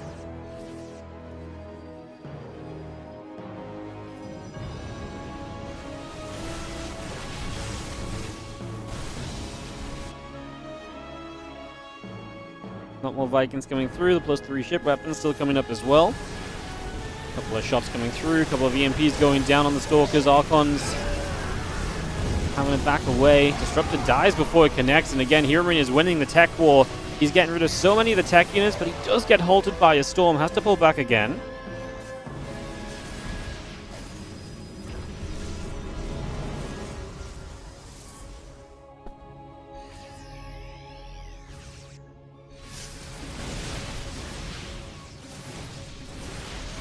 A couple of Stalkers dropping, a couple of Zelds going down. Storm coming down again. Bio chasing. Colossus going to get jumped on. We are going to see those couple Archons getting joined up together as well.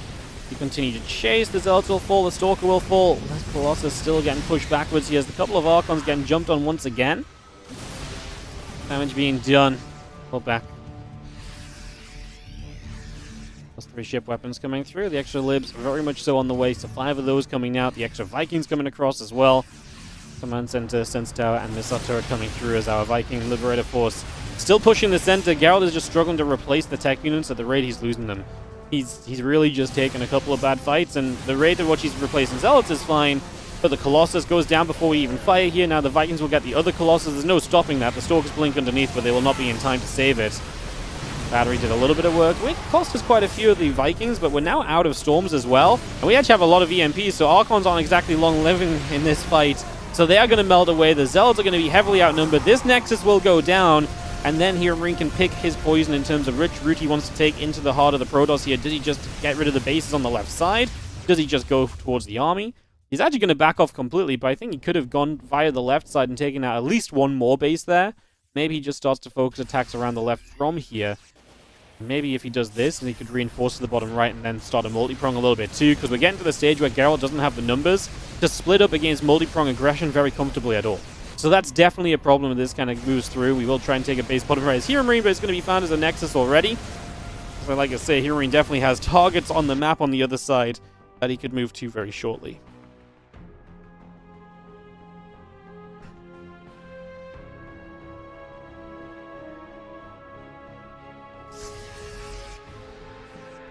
Fire stems through, the couple of Liberators will go across. Another storm comes down, Bio gonna get stormed. We see the CC gonna relocate a little bit, the rest of the Bio coming over as well.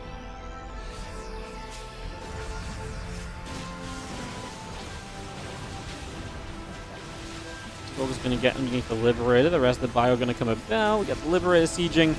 And again, the Bio coming down to the bottom side as a couple of those Stalkers get jumped on. Disruptor gonna land. A couple of shots as well. We get rid of the Nexus. We're going to see the probes getting taken out as well. We continue to push on through.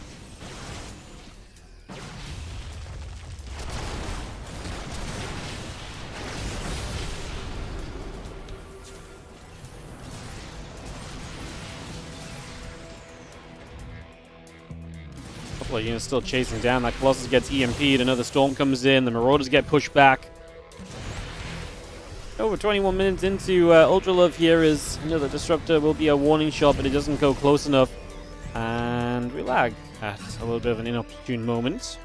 At least no Disruptor shot on the map. Indy? No, that's my Observer. No, I need this man. Indy gonna take a moment to lag out here, guys.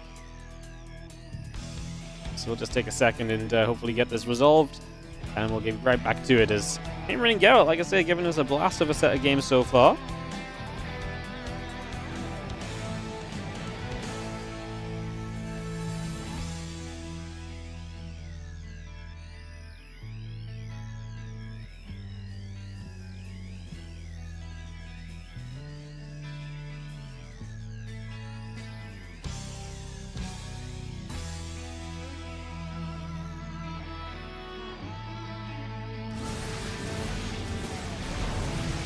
Game paused. Geralt gonna drop the pause apparently. A little late, but Game resumed. back to it. As we do have Planetary coming in. There's gonna be seeing a couple of Archons firing away. Disruptors and the Stalkers coming about as the Bio gathers back over.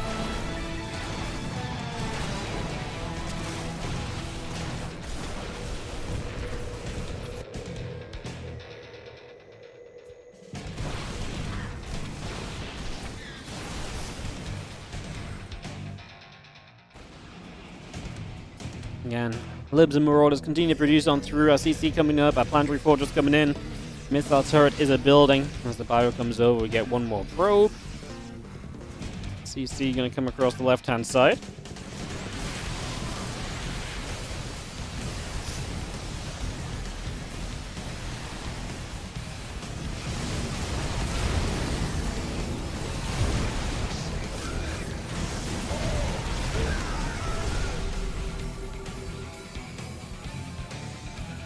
going to be seeing the bio coming across. A couple of probes going to go down. 19 probes falling as HeroMarine up. 80 supply at this point in time is obviously looking very comfortable overall.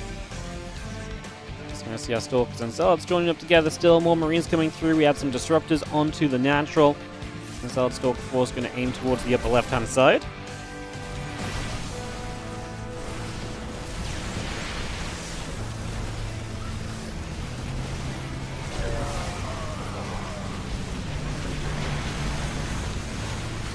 Stalker's getting underneath. A lot of those Liberators keep going down. The SCV's pulling back over. Another Storm coming down as well. Fire units gonna get blasted. Those Disruptor shots are good. Planetary in play. I mean, the Disruptor shots are nice, but you're barely breaking through here as Geralt, and meanwhile, this army is easily breaking through your bases in the meanwhile. And you've got the entire right side of the map as HeroMarine, whose Planetary Fortress just will not fall. This Planetary will solo the Protoss army, apparently, as it will just take on everything. And finally, some more Stalkers showing up. Maybe there we actually get stopped, and maybe this Planetary eventually does go down. But meanwhile, like I say, we are just slaying probes, and this is all that Geralt really has left. I'm going to pull the SCVs. That Planetary shall not fall. A few Marauders here will target fire down a Disruptor. And again, just a little bit of extra value before the reinforcements show up. And yeah, this Planetary has 7 kills, but man, did it do a lot of work right there. I mean, yeah, Geralt is on 35 supply. It might just be time to get out of this game, as he does disrupt a shot down a Ghost, but his army has really no hope at all in it right now. And that is going to be GG's. It is going to be HeroMarine to take it 2-1 in this best of 3. Yo, thank you so much, Carl Ramos, coming in with the YouTube membership. Really appreciate it. Thank you so much for supporting on the YouTube. Thank you. 2 YouTube members in the same day might legitimately, no joking, be a record. Thank you so much for that. We appreciate it. All right, we're going to hop on over to the NA server here, guys. So we're going to go over to NA. It's HeroMarine versus ZOUN coming up for us next, so we'll get that underway in just a few moments. We'll get that going. And, yeah, we'll be right back.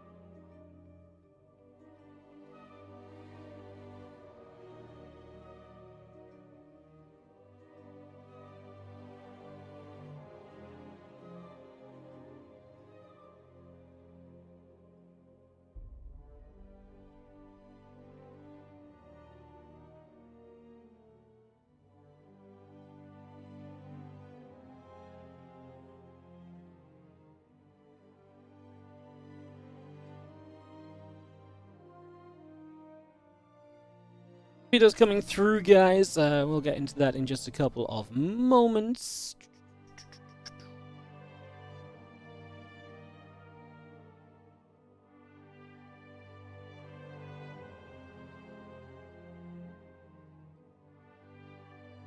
I'm going to just have one more veto and then a map pick, so we should be able to host into HeroMarine ZOUN nice and quickly here. Frostline's the final veto, so we'll get a map pick in a couple of moments.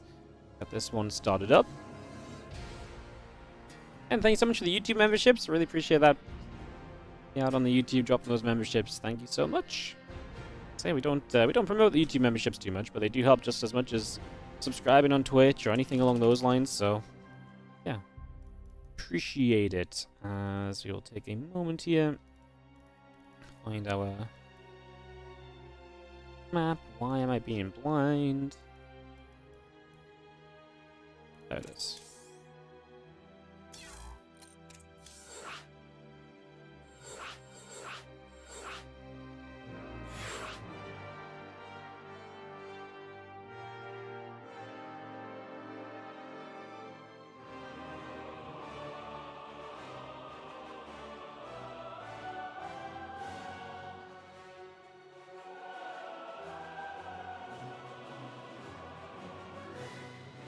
Perfect. Alright, we're going to be heading into Sandworm here in just a few moments. HeroMarine's just taking a moment. When he gets back, we'll be off and underway into more action in the WardiTV Spring Championships. Group B here today. Again, appreciate you guys tuning in. Appreciate you all being here. Thank you for joining us for our Spring Championship games. It is genuinely an exciting group, if you ask me. I think these games are very fun today. Feels good. Feels good. Are we at? HeroMarine just joined the lobby. Have we got all the casters online? I think we do. Ready, go, go. Let's kick off into our next game. So this is going to be HeroMarine versus ZOUN, some TVP. And then we're going to have a couple TVPs in a row. So a lot of TVP in a row as we have HeroMarine ZOUN, HeroMarine versus Creator, and then HeroMarine versus Rogue. So those are all of our next matches coming up initially. So we will go through those, and then we're going to start moving into Rogue versus ZOUN, Rogue versus Creator, Rogue versus Geralt, a bunch of ZVPs in a row. Yeah, I think we're going to have a fun day, though, in general. I think overall, this group really is looking awesome. First couple series already, now in 45 in. It's definitely been a longer day so far as well. As we kick off to the bottom left-hand corner with the blue Protoss player, this is ZOUN.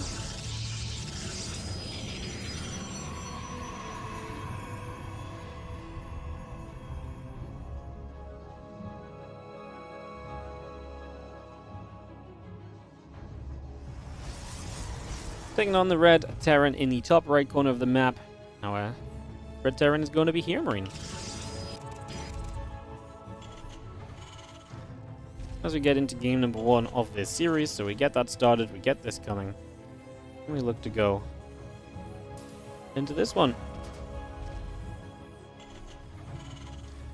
So refinery's coming through, the barracks coming online, we get that all set up.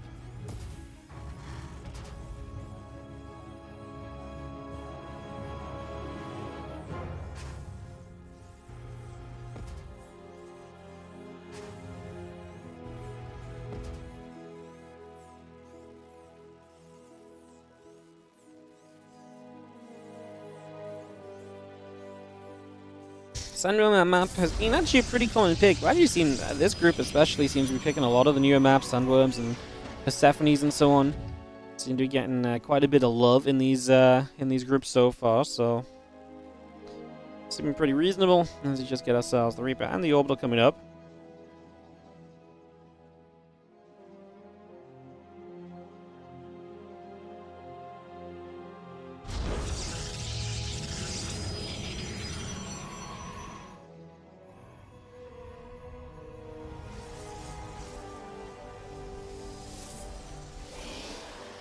Stalker Corona Boost and we get this going in. Looking good so far.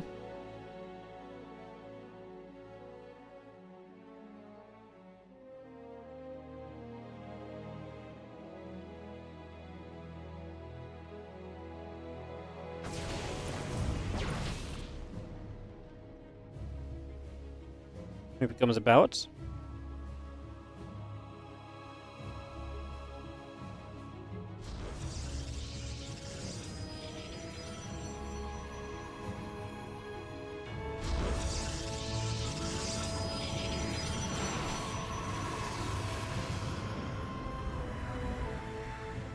You can see a hallucination moving around, Stalker coming about.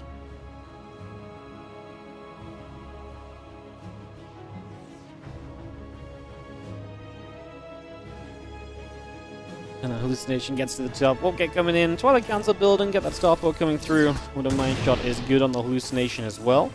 Starport will finish.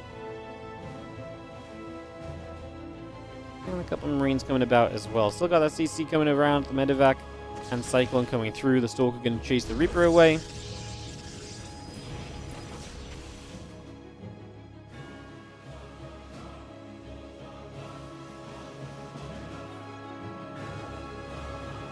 Again, medevac, Cyclone, and Marine still very much so coming up just for now. As we got that medevac about to finish. Again, Cyclone, the Marines coming through. The medevac will be there as the hallucination is going to spot the medevac going for the lift up. So ZOUN has that info right from the get-go. Behind there's a Cyclone. We'll see if that wants to walk across the map or if HeroMarine's quite happy just to send this medevac across for now. Obviously very dangerous because the Stalkers know exactly where to go to intercept this medevac. So, yeah, I like it because he's kind of checking with the Reaper to see where the Stalkers may be. And he has the boost on the medevac too, so as he sees these Stalkers, he can boost away. Just trying to create some space. Now remember, we do have the Cyclone coming. And as he actually is going to get towards the main. So we actually do get some good positioning here. So he actually pulls the Stalkers to the right, and then they're going to be further away from getting back to the main. The Wooden Mine now will zone. Hallucinated probes to set off the Wooden Mine, but we unburrow it. And we will reburrow it, but that takes some target fire time, if nothing else. Now we try and fight. The boost is available. And we do have on the front line the Cyclone. Was initially going after the battery, turned onto the Warp and in Stalker in the end. Maybe should have just finished off that battery, could have been pretty decent.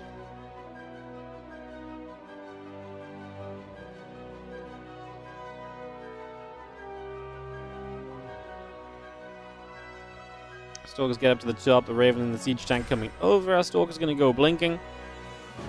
As the Robo Facility, Nexus, and Probes continue to come on through. Assimilator and the Pylon continues up, the Raven in production. We had a Siege Tank and Marines on as well.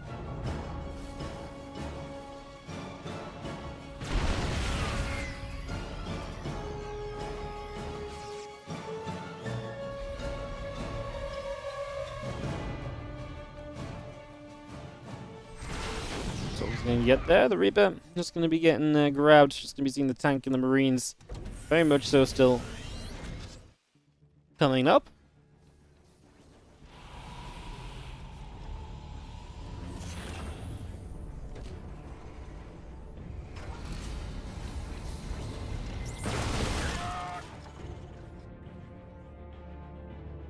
You can see our Stalkers just kind of moving back for a little bit. Tanks, Marines, the Cyclone coming over, the Raven and the Medevac moving about as well. Still got that +1 attack upgrade coming through from HeroMarine, add on a Stim Pack as well.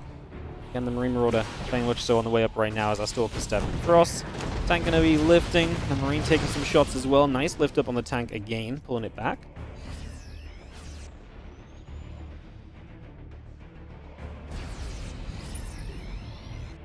And we'll just reposition here. Still got again the +1, the Stim Pack coming on up. Charge and +1 coming through. Add on the Immortal, add on the Gateways. Couple of batteries along with everything else for the moment here. As those Stalkers still go cruising around.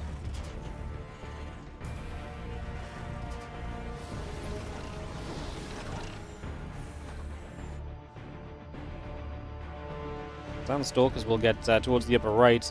Again, +1, Stim and Combat Shield all building from HeroMarine, so we get that coming. Medevacs and Widow Mines coming through. A couple of more barracks coming online.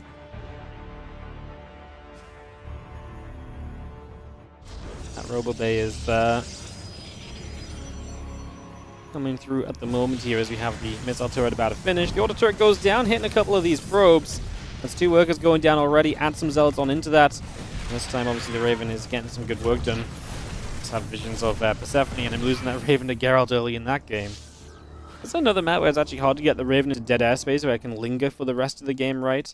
Maybe if it goes to like the right side of the main base, where it's a bit more predictable, and then maybe it could eventually from there get behind the main and natural. It takes a little bit of effort to get the Raven in the right spot on this map.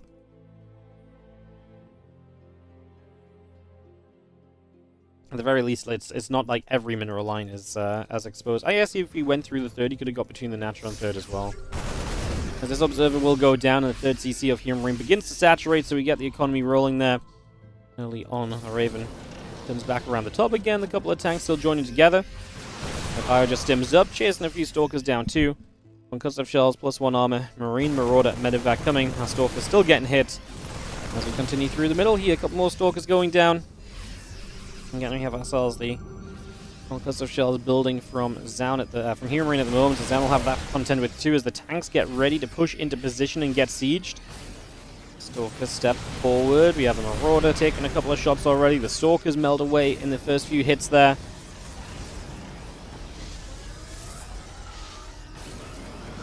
These tanks get sieged once more. As we push straight on through, we are going to see this Nexus going to come under fire. This guy's going to straight up die, so ZOUN doesn't protect the Nexus. Now if he wants to capitalize against this army, he's got to run into the tank fire. Tanks do target the Stalkers. They don't go after the Colossus, which arguably could have been perhaps the play here, so we do not go towards that.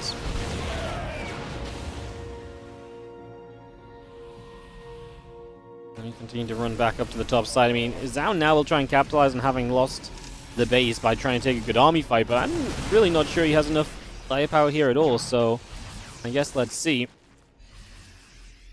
As the units will gather on the low ground, I don't think he does have the power just to push up and into this position. I think he's going to have to be very cautious about this at the moment. As we just see the couple Vikings, the Marauders, the armor upgrade, very much so still coming through.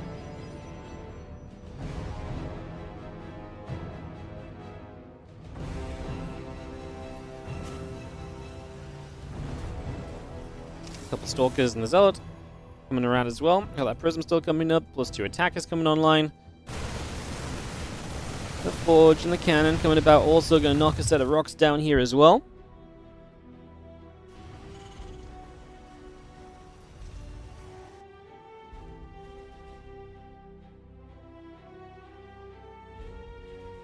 Prism gathers up. We know when Rogue's playing. Rogue will be playing Series 5, 6, 7, and 8. This is Series 3 right now. As our couple of mines will burrow. Just going to see the Zealot having to step away, that Guardian Shield up to try and do a little bit of protecting, if nothing else. Stalker's already taking shots. The Widowmine goes down as well. +3, +1, still very much so coming through. Our 2-2 upgrades are coming about. Add on that chip weapon as the Vikings on the side. Still trying to zone his HeroMarine. Protects this third base. I mean, ZOUN is going to base 5 while HeroMarine is starting his 4th. I am afraid that this is essentially going to be a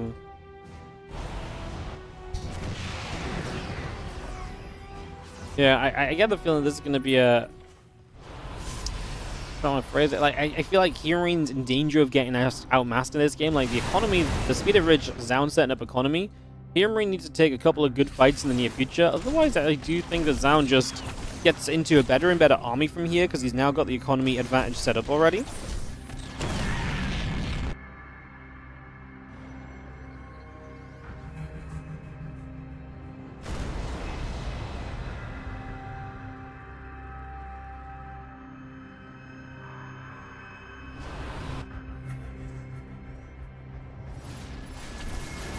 First we'll go across, is going to hit the rocks. We're not going to see still the 2-2 upgrades on the way through from HeroMarine, so as they finish, it'll give him a little bit of an edge because he'll have the armor where his opponent doesn't.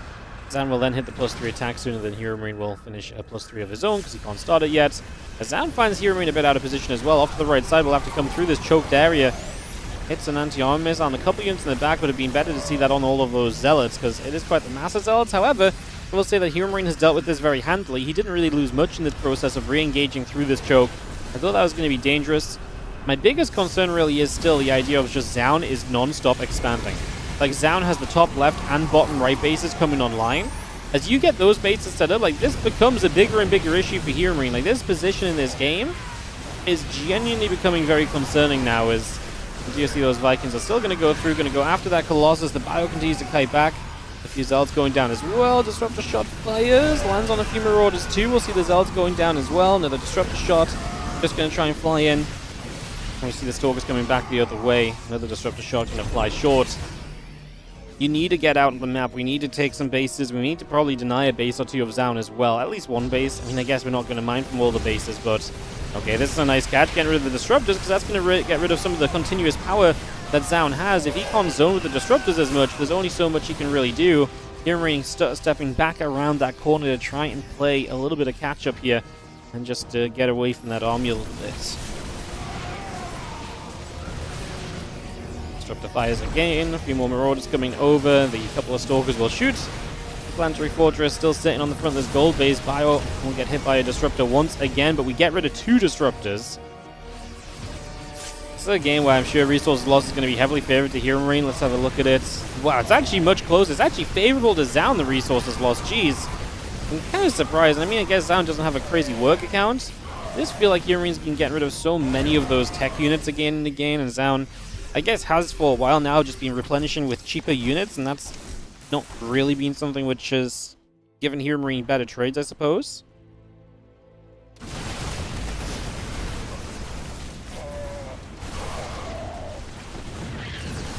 Widow Mine shots coming through, the Bio pulling back. We have SCVs that want to try and protect this base.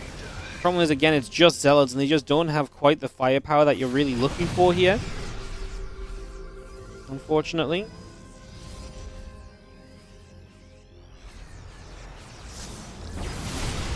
See, this Disruptor shot is actually going to hit quite nicely in the center. The Zealot's going to start charging forward, and that Bio Army has to back away for a few moments.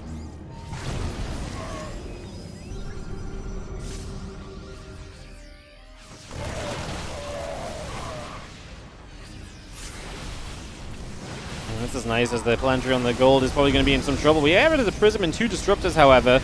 Now going to flank in from kind of bottom and a few units up at the top. Disruptor will zone to the bottom side, though. I think HeroMarine's bleeding out, guys. Losing the SCVs and losing the base. Again, ZOUN just has bases to play with right now. Is the plain simple situation of this. And again, he's just got what feels like endless economy, especially now as HeroMarine is losing some economy. It's the one thing that HeroMarine had done well up until this point, which was maintain the economy throughout this pressure. But the moment he starts losing it, this becomes very difficult. GG's, and ZOUN will take the lead of this... best of 3 with a 1-0 advantage, heading to Killer's Mile for a second game of the series in just a couple of seconds.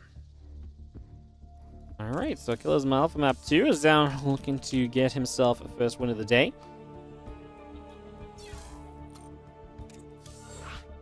I'll jump over to West as well, so ZOUN's server preference here for game 2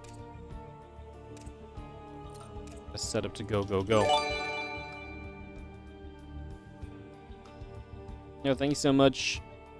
Another YouTube member, Crowlength, coming in to WardiTV bronze level. Thank you so much for also using the YouTube membership system. Appreciate it. Thank you so much. That's 3 YouTube. That definitely is a record. 3 YouTube members in one day. What's going on? It's crazy. It's madness up in here. Thank you so much. Appreciate the membership. As Go-Go and Ready get called, just double checking we're good with players. I think we are, and we can kick off into game 3 of this series. Game 2 of this series. ZOUN just up 1-0 against HeroMarine. Again, following this, we'll have HeroMarine taking on Creator, and then HeroMarine taking on Rogue. That is our current schedule, and then we'll go into the second half of matches. Those second half of matches are matches that are already being played as we speak, but we will cast the replays. It just means that in a couple of series times, the players are already done for the day. We still have half the day to go, so this makes it better for the players and better for us. We can justify getting 10 best of 3s. The players can justify playing in the competition. That's all sunshine and rainbows. Not all sunshine and rainbows, though, for our Red Terran in the bottom left, who is down a game now in this best of 3. Can he bounce back? It is HeroMarine taking on the blue Protoss. To the top left-hand side, we have got ZOUN.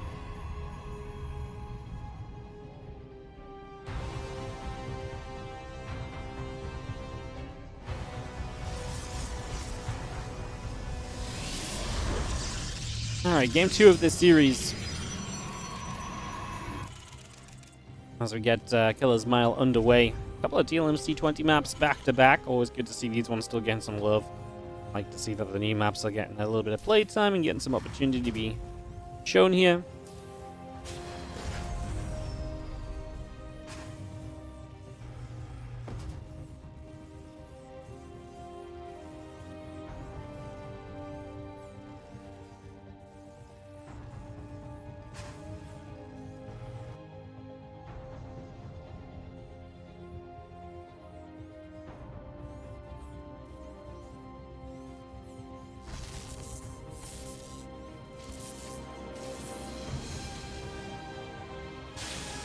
As if he's moving about, probes being chased.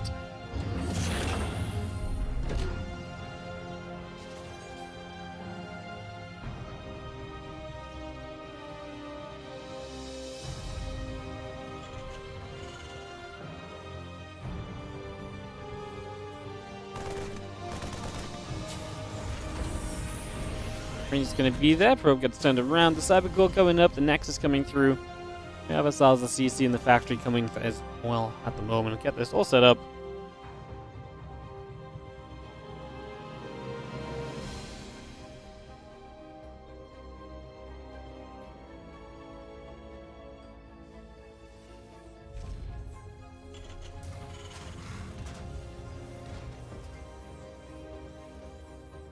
And we just take a little bit of time to get settled here. Been, so far, pretty good games, right? Pretty awesome so far.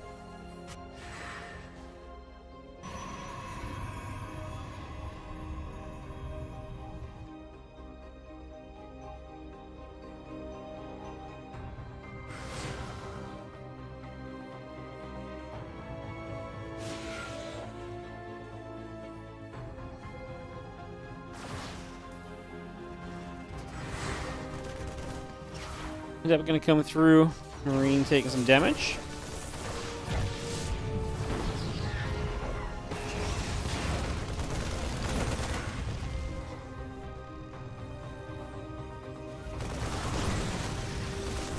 Marine's Helene's going to shoot away at those adepts.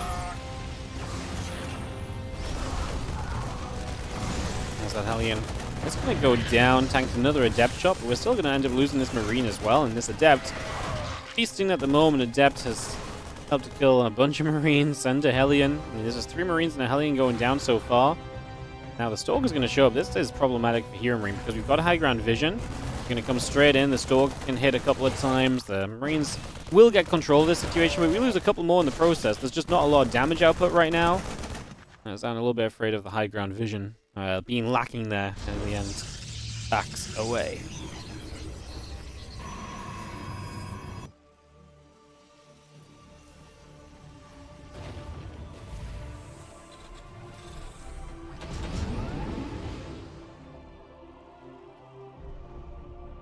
Marines load into the medevac. Gonna go for a little bit of a push across the map.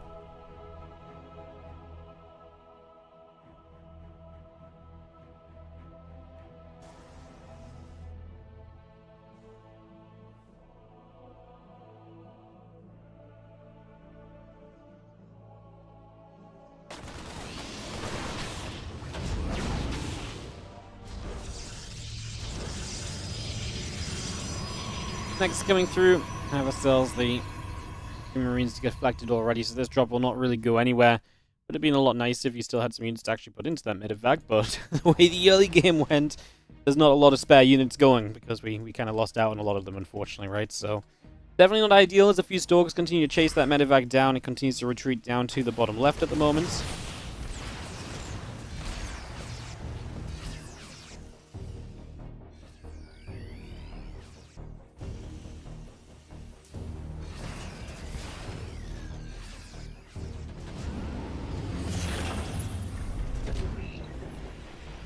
Have our +1 on the stem continue to come through.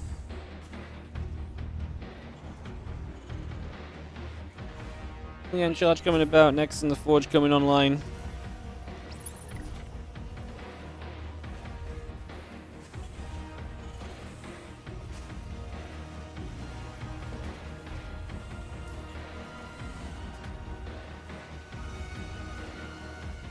And there's extra gates coming up as with that charge coming in quickly. We will see Blink already done. Extra gates going to give us all the numbers that we need to continue through with this in the near future.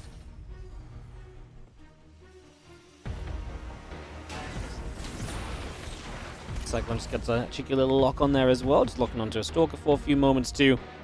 You do see the Observer still chilling out on the other side as well.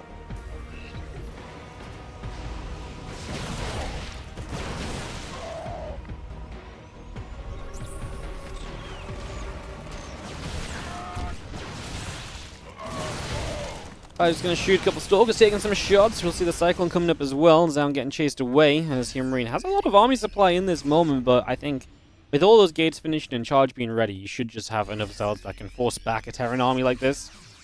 I don't think this is going to be all that complicated or conflicting even, given a little bit more time to set up as those Stalkers. Take a few more shots, taking some more damage. Do you go boosting around?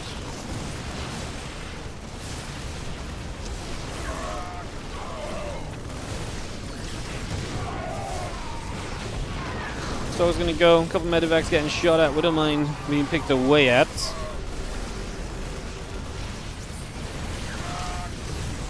Again, Immortal, Stalkers continue to come up, a couple Widow Mines getting set as well. Stalker's gonna blink back, we have the Concussor Shells coming through, Marauders and medevacs, Widow Mines as well, continuing to get going, as the Stalkers will just blink underneath. We'll get that medevac taken out, so medevac will fall, again the +1 coming online as well, Extended Thermal Lance coming through.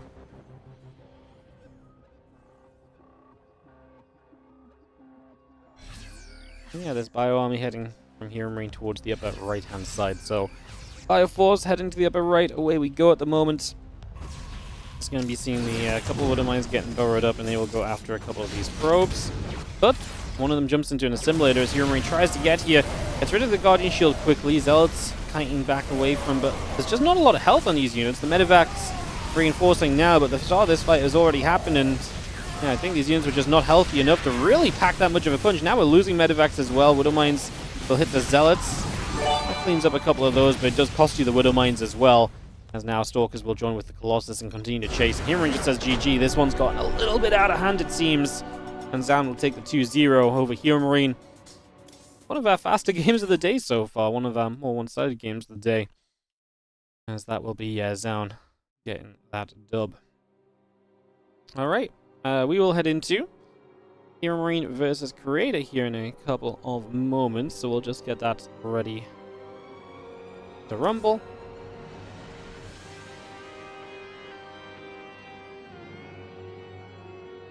Perfecto.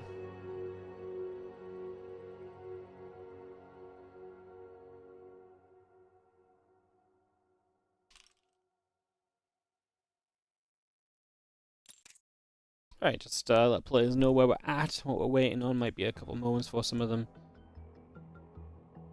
We can get back on track. Beautiful stuff.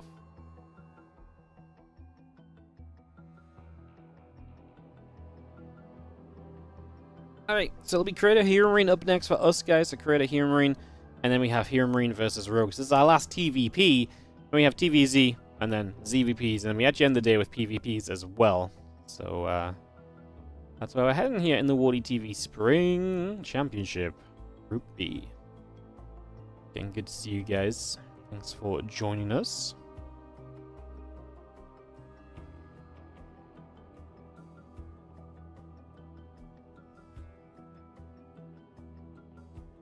Oh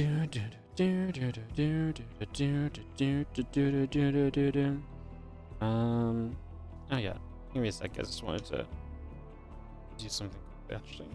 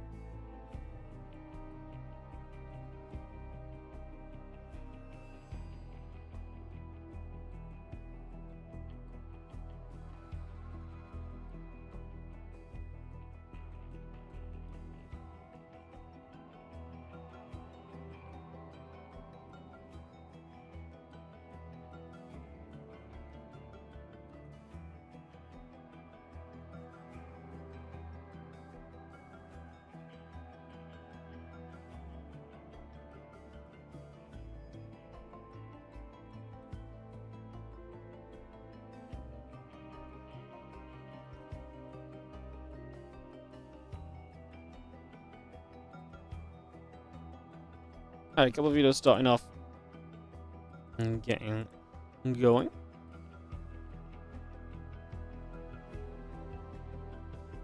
Cool, cool, cool.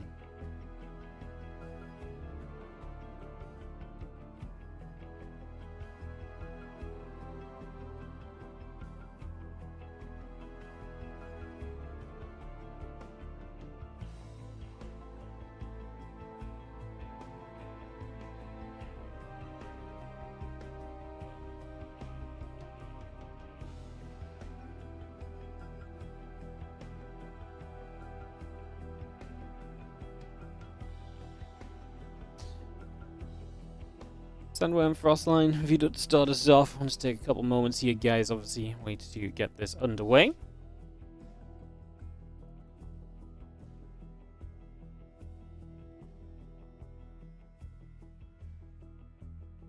Didn't really see a major mistake HeroMarine made to be in that position. I mean, he lost multiple units to one adept in the early game, and then he dropped, which did nothing. And then when he attacked, he only had one medevac, and his army was already low on HP. So his attack in, he started losing that fight instantly because he didn't have enough HP to really stand and fight, which allowed then ZOUN to chase. And because ZOUN was able to chase, he was able to just take a way better fight. I think a lot of it just spiraled off the early game, but definitely should have had like 2 more medevacs there before he took that engagement, have a bit more of a healthier army. Because his army wasn't bad in size, but it was bad in terms of setup in that moment, you know? And that came to be pretty impactful in the end. Not having the medevacs was really a bit of a killer, basically, so... yeah. HeroMarine vs. Creator coming up, guys. ZOUN getting his first win of the day. You see, as each match comes through, we get a little bit of a better look as to how this group is shaping up. HeroMarine beating Geralt, losing to ZOUN. Creator beat Geralt as well. Those are the 3 matches we've had so far, going into our 4th series now in a moment. Just getting the videos done. And we will be starting on Whispers of Gold, apparently. So we'll get straight into Whispers here for HeroMarine versus Creator. Oh, wrong server. Try this again.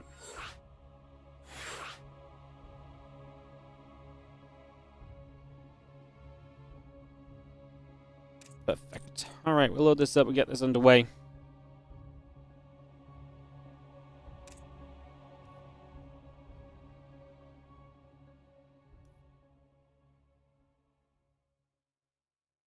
Oops. Misclicked someone out of the lobby. Oops, my bad. Kicked someone. My bad. Alrighty.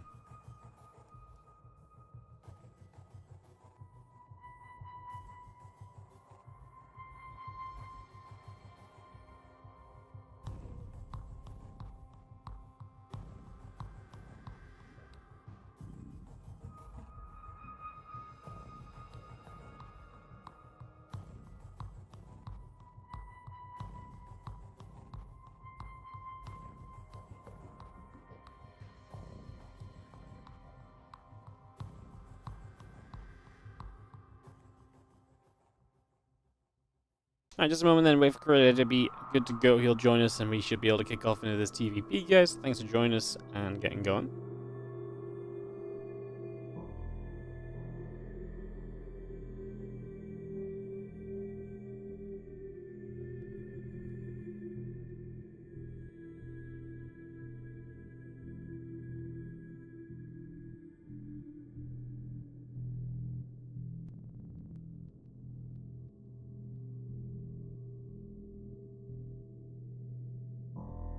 Alright, players are ready. I'll click this off as I can go and sort this out quickly as well.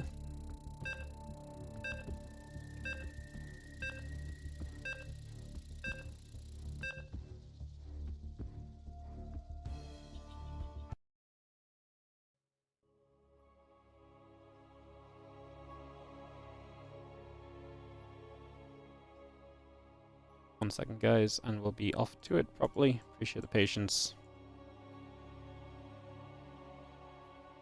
Never mind.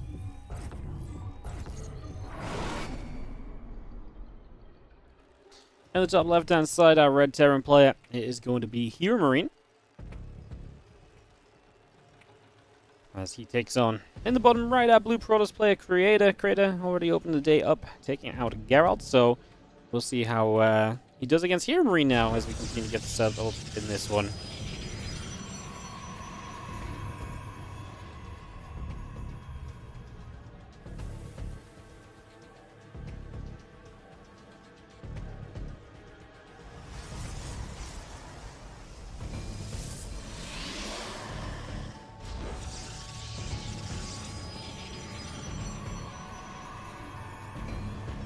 So, let's get this underway. We get this started off as we get through this early on. And get ready to roll on through. Next on the gate coming up.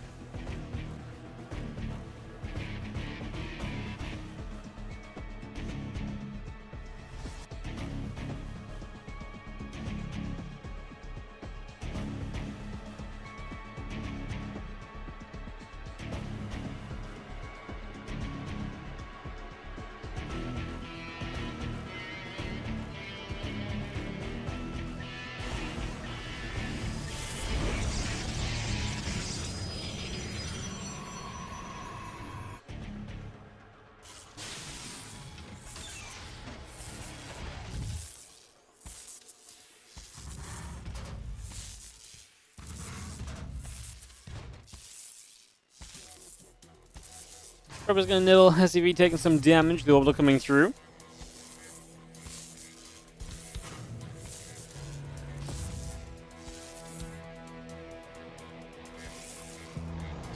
Got the reactor coming up. The rack's about to finish as that factory comes in. Next is building. Probe doing some nibbling. And a couple of Marines on the way as well. As we drop our factory down to that bottom left corner. So here we're getting a little bit funky for this game number 1. A little bit of aggression, mixing it up a little bit. I like it.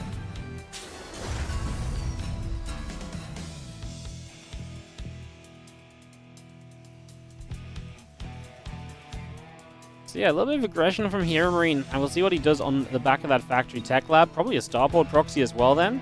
Oh, okay. HeroMarine getting very funky in these early stages. Looks fun.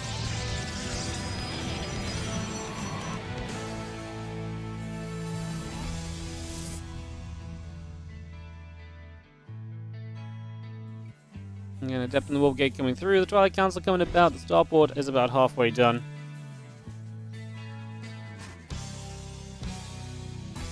With that tank and a couple of Marines are very much so coming up as well. So a few more Marines coming out.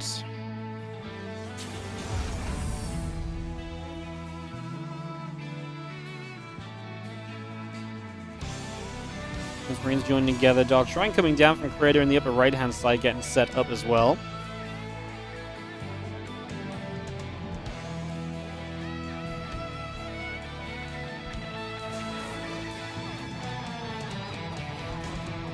Adept's going to come through. There's again the tank, the Marines setting up. A couple of probes coming through. Dark Shrine and the Gateway coming over. The Adept just going to go shading on by.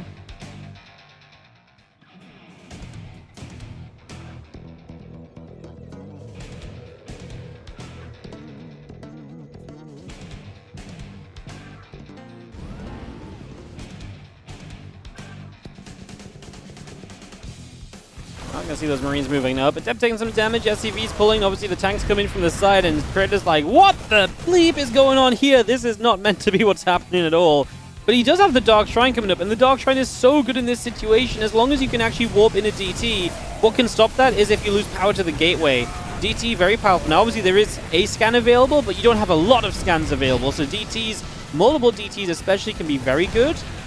As that first DT shows up, we'll see how quickly the scan comes down. Do we have the scan available straight away? Oh no, we do not have energy. This DT is going to force everything to back off.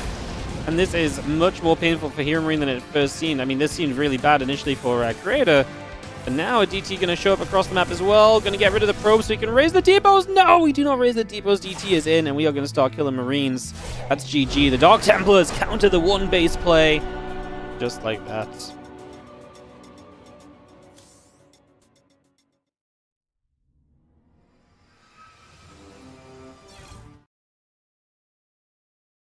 All right.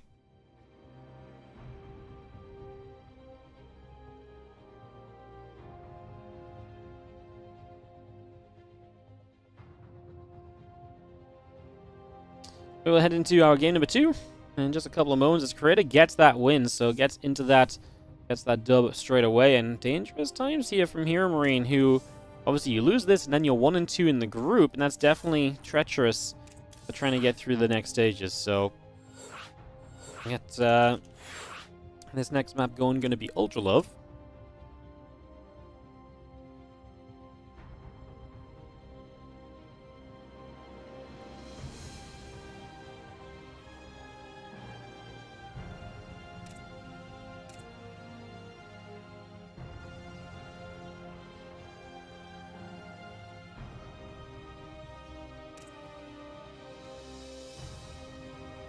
Ready, go, go. We should be good to head into this. And we have game number 2 coming straight at you guys. Fast first game as we get this ready to go. It's pretty slick from creator. Yeah, I don't know if you need to see anything more than just no expansion. If you know that there's something a little fishy up, you're like, okay, no expansion. I'm just going to go DTs, because if you're one base, the only thing that really kills me is a Raven. And when do you ever one base to then build a Raven? Maybe if you was already going Banshees and you have the Tech Lab on the starport, you can build a Raven as a response. But it's so difficult to have that kind of call. DT is just very powerful in that scenario. As in the bottom left. Our Red Protoss player is going to be creator up a game in this best of 3 series.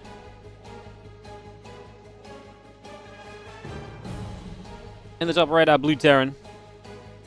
It is going to be HeroMarine.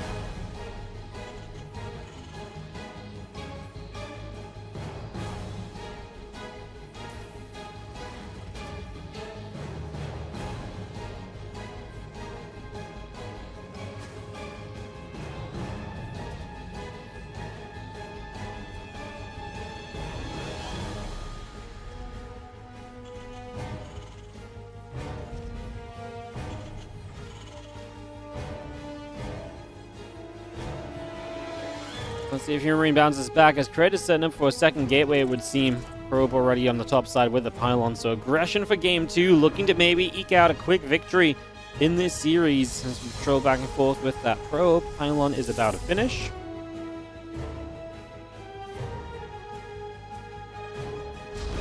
Up down the assimilator, a couple of gates still coming up. Out on the barracks, out on the SCV. We bring that through. Probe coming up as well. We get this settled in for the moment, so get that going right now.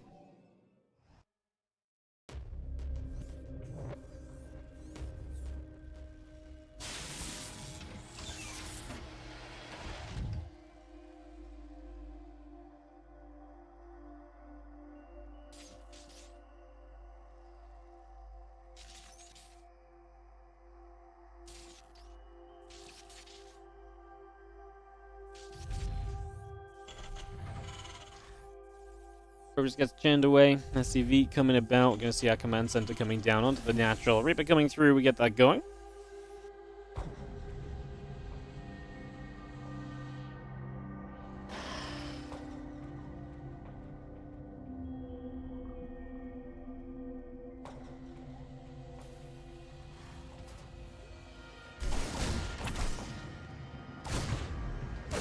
Okay, we're going to chase about. Zealot coming through. Probe coming over. It's going to be seeing the probe.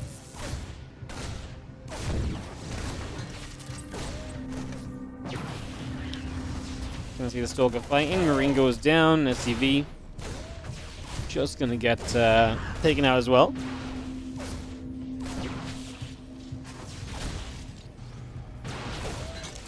Well, Grenade goes down as well. As we all can see the Reaper going down. The SCVs will be left to fight. I mean, Stalker and Zelda are both low. SCVs can pull to the high ground. We've got the bunker, and one Marine in the bunker should be fairly safe. The Adept can shade past if you want to commit. Adept pulls back down to the low ground. Marine and Hellion coming through. The Stalker coming about. The Nexus coming in. Adept is going to get the Marine as well. Another Marine still building through. SCV readying to set up as the couple of Stalkers come about. Going to be seeing the Adept and the Stalker still pinging here. The SCVs are going to pull across as well. One Marine goes down. The SCVs trying to wrap around once more. But yeah, it's just too far gone apparently. Creator gets a 2-0, and HeroMarine last couple of matches, unfortunately, it's fallen apart quickly. It's coming apart at the seams, it would seem, as that is going to be one of the faster matches today, with HeroMarine versus Rogue coming up. So we'll get into the Rogue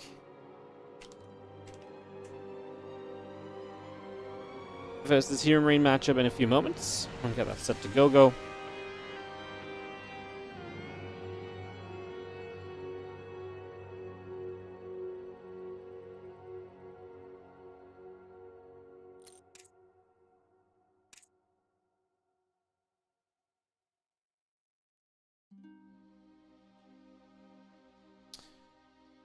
Perfecto. Alright guys, a couple of moments, we'll get back to more StarCraft here. Thank you for joining us today. This is the WardiTV Spring Championship. I'm just going to BRB one moment, And I'll see you guys in a couple of seconds for more SC2 coming through. So I'll see you guys straight after this quick break.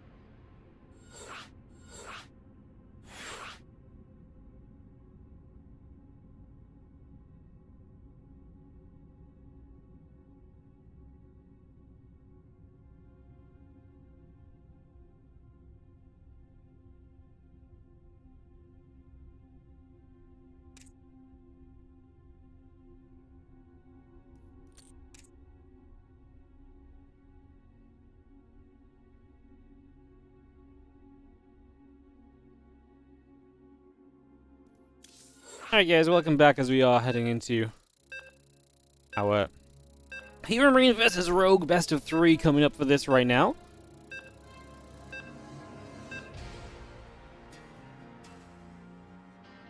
Hey, what's up, Porv, coming in with the 20-month reset. Porv 2020 on the 20-month prime.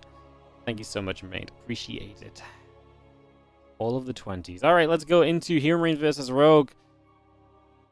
I would say this kind of becomes a must-win for HeroMarine. He's 1-2 in the group. Creator's 2-0. ZOUN's 1-0. Rogue, first match for him, but if he wins this, he's off to a good start in a group I think that's very winnable for him. Yeah, I think this is a big turning point in the group for HeroMarine. If there is going to be one, he needs to win this. As in the top right, we're going to have our red Zerg player Rogue While in the bottom left, our blue Terran player is HeroMarine. We get into this CVT, it's a best of 3. And like I say, really important, I think, for HeroMarine to get a win on this one. Otherwise, how do you think it's going to be? I mean, 1-3 is very tough to get to. For 1-3, I think Creator would probably have to win out. And then you have a little bit of a tiebreaker scenario. And then it comes down to map score as well. But HeroMarine lost a map in the series he won. He lost 0-2, 0-2 after, like, he's not really set up right now.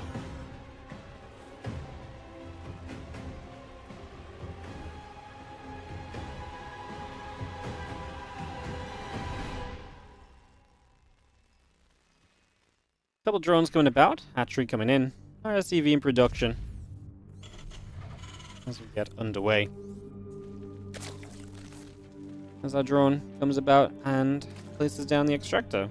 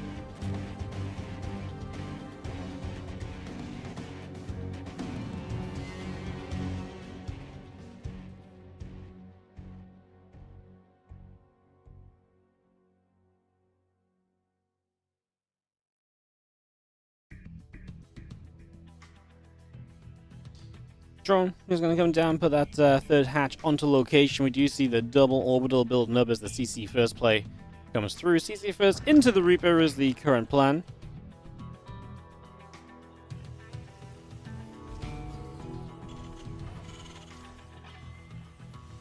We have our link speed building, a few drones coming about, so we get settled in for a little bit here. Again, those Zerglings are going to settle, but there shouldn't be much they can do. CC first is very safe against the lings coming across the map. Obviously, these aren't super early lings either. These are just lings that are here because the Reaper never showed up on the other side. So we're just going to see if there's anything we can get up to. But the Reaper pops, gets rid of the first. The other couple might try and dive by if the Reaper heads onto the map. But the Reaper's going to stand back for the moment instead.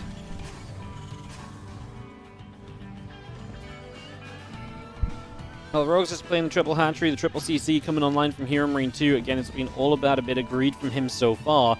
And as he adds on extra barracks as well, it's going to be very bio-heavy. So, a bio-heavy play for this TVZ opening. Not going to have Hellion support, not going to have any sort of tank support. This is the kind of build that dies hard if Rogue plays Roach Aggression. But Rogue is A, not playing Roach Aggression, so that obviously helps straight away. Nice micro back on that first SCV. Nice micro on the Ling to go and get it in the end, as we get 2 out of 3 of those Lings killed off.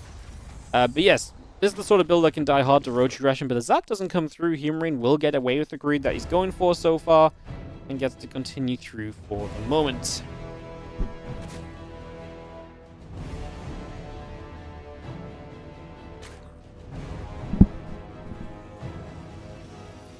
Drones come about, we're just going to see our Stimpak coming through, add on that factory as well. Still got the Queen, still got the drone, continuing to produce at the moment, so we bring that up and rolling.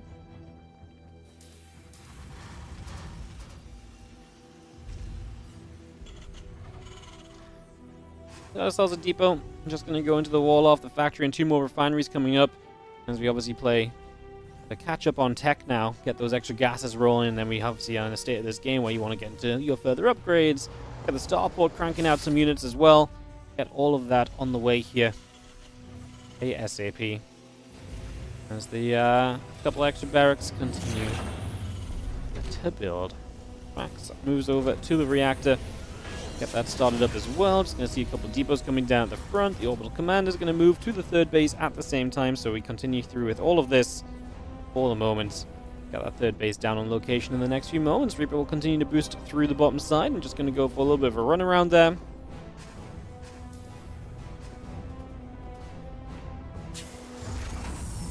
While the upgrades continue through, the Zerglings in production. We add on a Queen. And we add on that layer as well.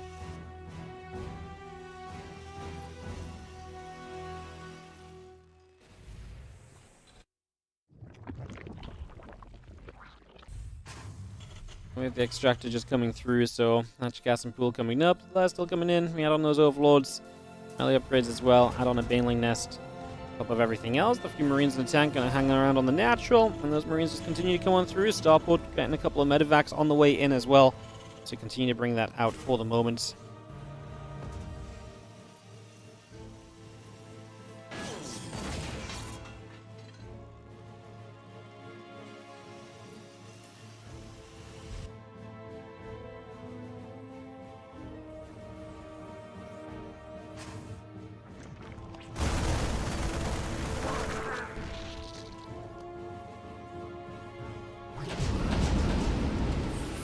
Well, baneling nest is about to finish. The melee upgrade's still finishing soon. Add on that baneling speed, add on the burrow.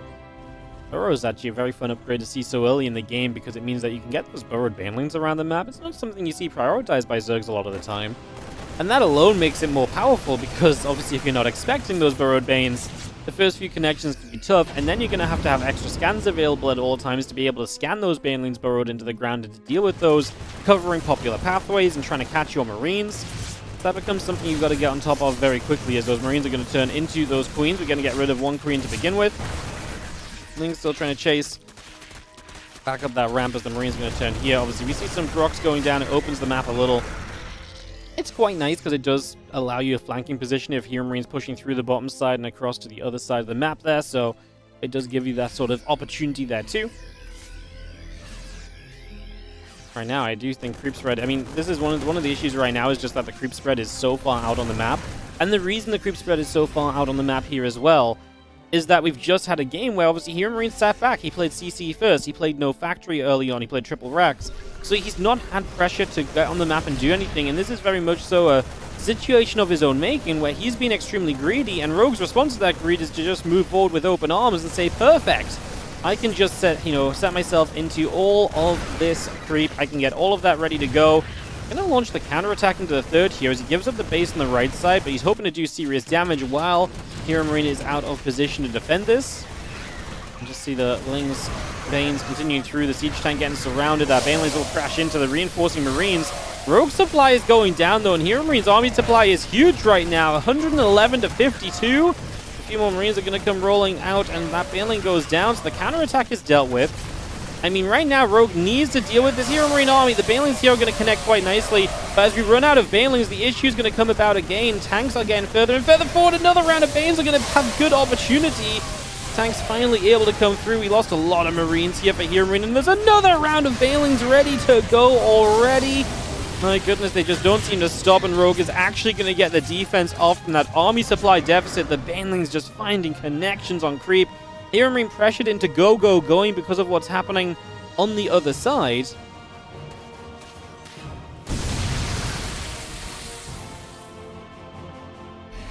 Yeah, pressured into happening because of what's happening on the other side, but then because of that, he's stepping onto creep, and it's becoming a little bit more of a problem as we see the Banes continue to roll through. The Ling Bane jumping onto these Marines and the tanks. I mean, HeroMarine still has equal supply in this game, so he's still okay. But as an Ultra Cavern comes closer, that is tech which I think HeroMarine will struggle to deal with a little bit more. A lot of his army right now as well is also at medevac, so he doesn't necessarily have as much on the ground as he might need, and that's actually going to be a GG. Rogue is going to take the opening game. Man, I felt like HeroMarine had moments in this.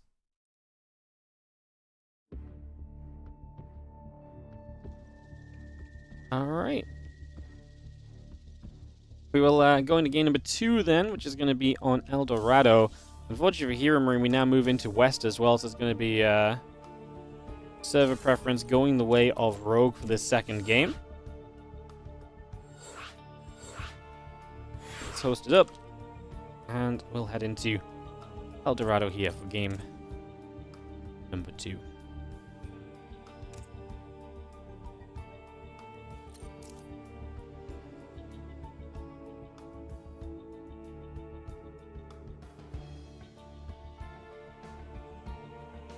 And he needs a relog, so we'll give him a moment.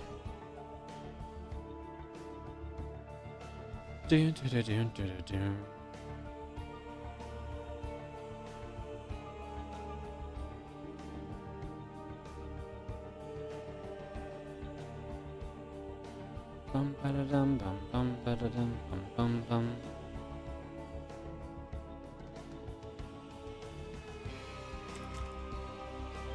Alright, perfect, guys. Thanks for joining us again. Thanks for your patience between games, too.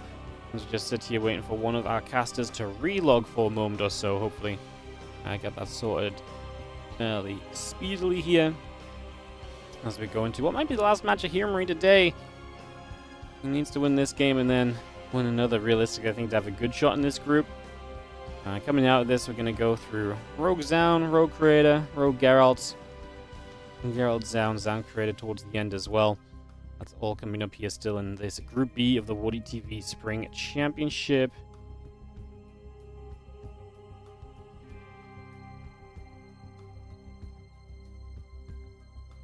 Let's let the players know that we're waiting on a caster because it seems to be taking a moment or two here.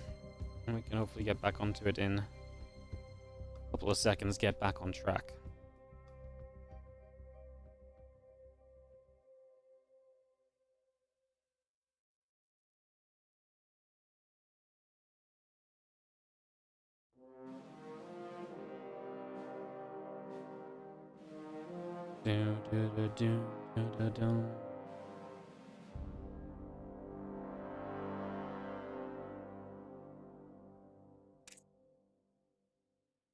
Alright, double check everyone's ready, and we will be able to go into this one. Alright, into El Dorado.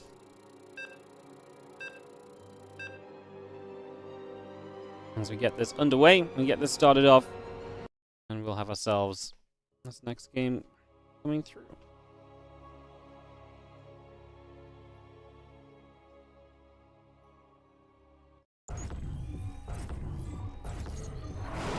Let's head into the bottom left-hand side. We're going to have our blue Terran player. Did feel like there was very nearly opportunity in that last one. See what we get going into this time around. It is HeroMarine as he battles against Rogue. Our red Zerg in the bottom right side of the map.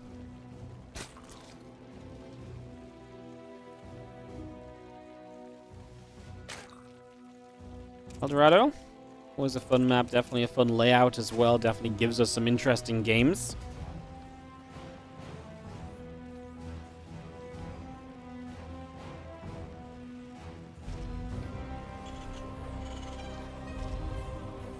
Yeah, Rex Gas just coming through.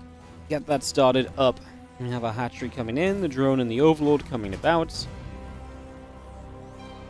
Taking a few moments in these early stages. Get this all started.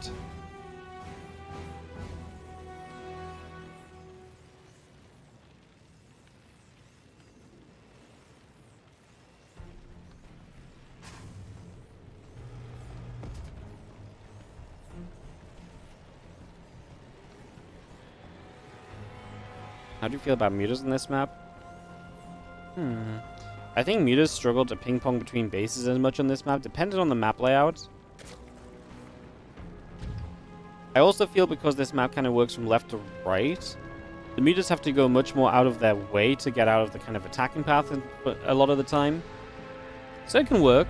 I think it works a lot differently depending on the base layout, right? But I think it's absolutely a map where they could work, but I much prefer mutas on some of the bigger maps that have a bit more kind of, have a bit more kind of, bit of a different layout to them, I suppose, is what it comes down to. I don't know if that's necessarily true.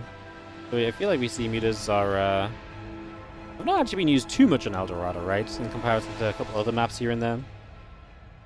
Muta, most frustrating unit in the game. Yeah, mutas are very annoying.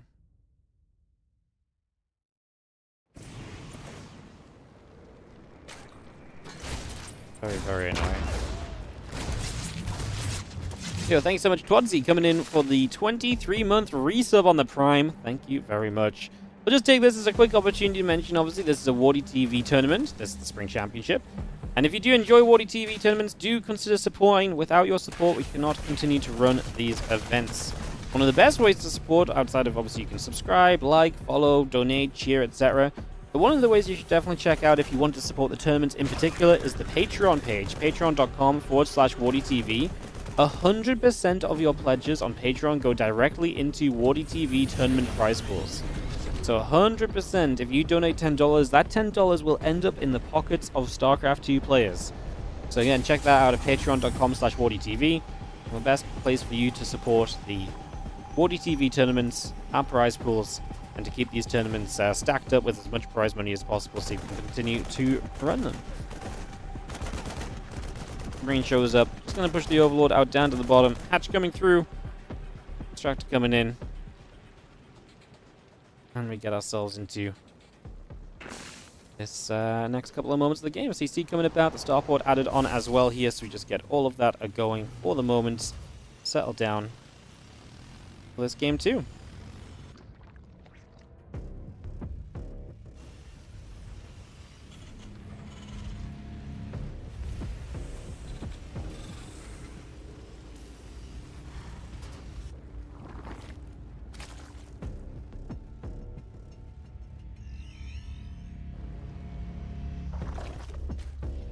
Fusion Core is going to finish very shortly, so we are going to see HeroMarine mixing it up into the BC opening for this game too, so definitely a bit of a different way to start off.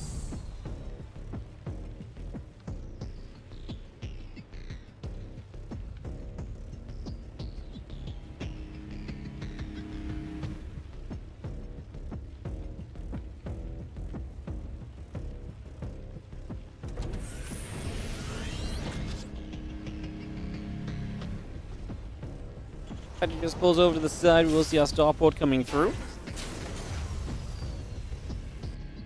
Gonna see our BC building up a second starport as well, so we're actually gonna double down on this. So we're really gonna try and send the BC play here early.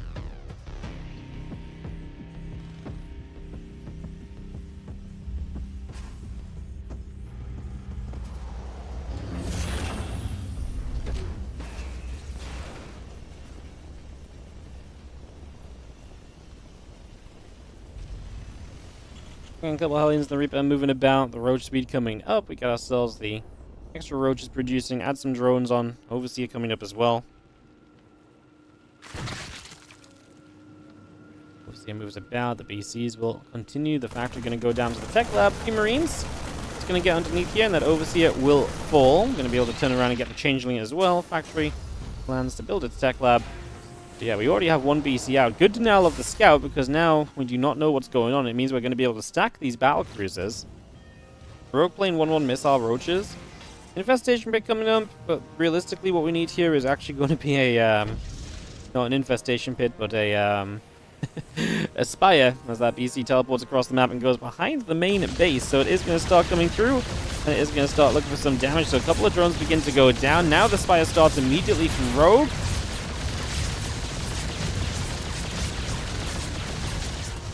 BC comes back over, Queen taking shots, other Queens coming over as well.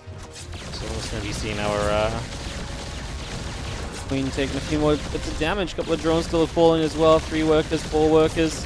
Of course, extra BCs coming about, getting rid of Queens and so on right now is very powerful, because then we actually have a chance for the additional BCs to be that much more effective, as there's already a few roaches showing up on the other side. There's enough Marines to deal with 5 roaches though, I think.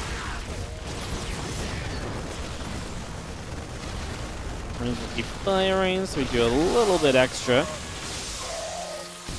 Roaches will keep going through, the BC going overhead. We're going to see more of those roaches continuing to go down, so a couple more roaches cleaned up already. So the BC defense is good as we continue into 2 more starports. He's going to go full Sky Terran here for this game number 2. HeroMarine getting full Sky Terran on the road right now.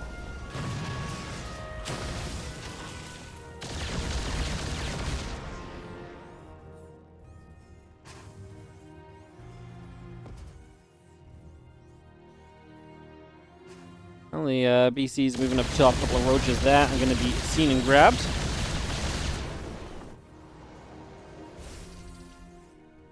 Again, just going to get the Vikings coming over. Extra Corruptors coming up as well. We continue to get that on the way.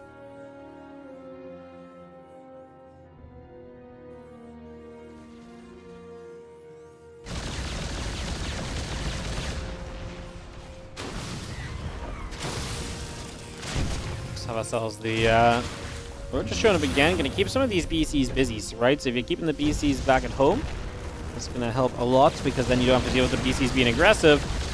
At the same time, you don't want to keep them back at home at the cost of too many units, because then if it becomes too expensive for you as Rogue, it doesn't really matter, as the Rogue just continue to hit this SCV line, and we see some more damage being dealt already as well.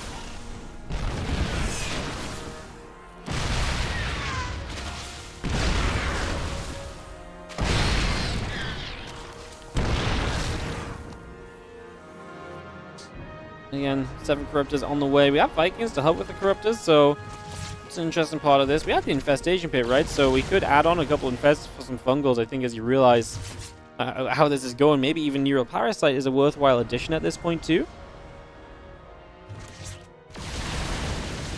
I'm just going to see our Corruptor's going to come in. First BC. Doesn't even get a Yamato off. No teleport away, unfortunately, and we're going to see all the BCs going down, so... I'd say that that's probably not going to do it, and the Corruptors will reign supreme on this one. And Rogue is going to take the 2-0 to knock HeroMarine away from this, probably away from this group. It's going to be very difficult for HeroMarine to advance at 1 and 3. Like I say, his map scores have just not been good enough. Dropping a map in the series he won and not getting a map elsewhere probably is not going to end up doing it for you. So HeroMarine loses out 1 to 3. Like I said, it's going to be very difficult to get through from there. What we are going to do is we're going to get ready to go into Rogue versus ZOUN.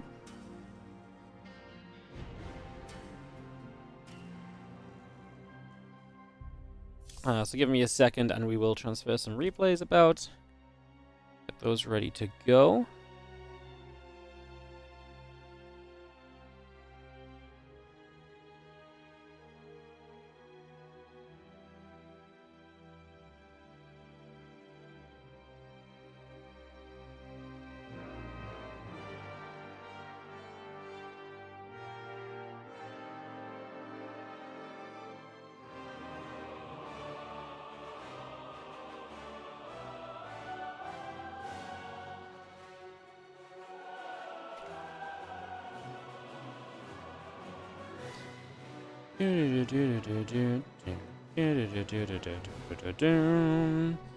Alright, give me a second, guys. Get some stuff sorted.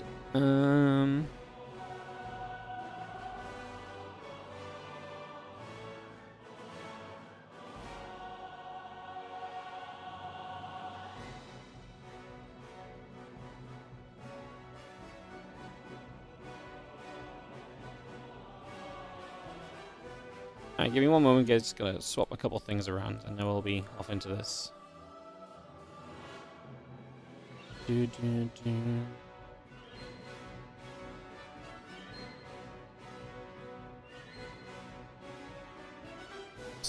Alright, give me a moment, guys, and we will get underway. Just gotta download a couple things.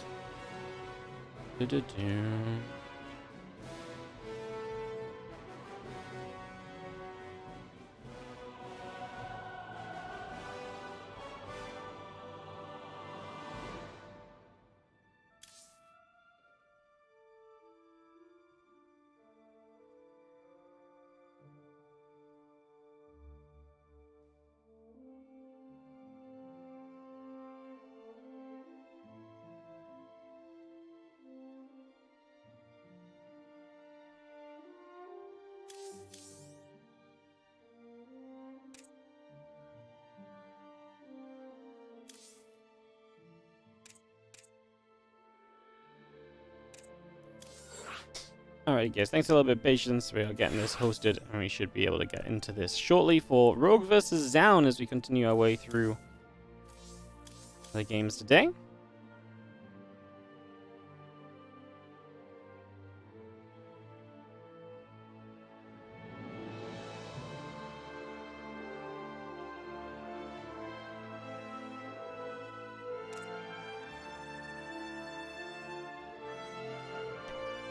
I'm gonna keep going along. Like I said, I got a little thing to be at in 3 hours, so I would like to... I think we can probably get through the rest of these games in the next 3 hours or so. Especially now we don't have to do the whole process of waiting through vetoes and so on because we're into the replay section. So just to reiterate, these matches from here on out were played during the matches that got played previously. So while the players are done after 3 hours, we get 2 to 3 hours more StarCraft 2 for the day. So it helps us to balance things out nicely. So with that said and that done, I'm going to get going in just, like I say, a moment or two. Ba-da-dum-dum.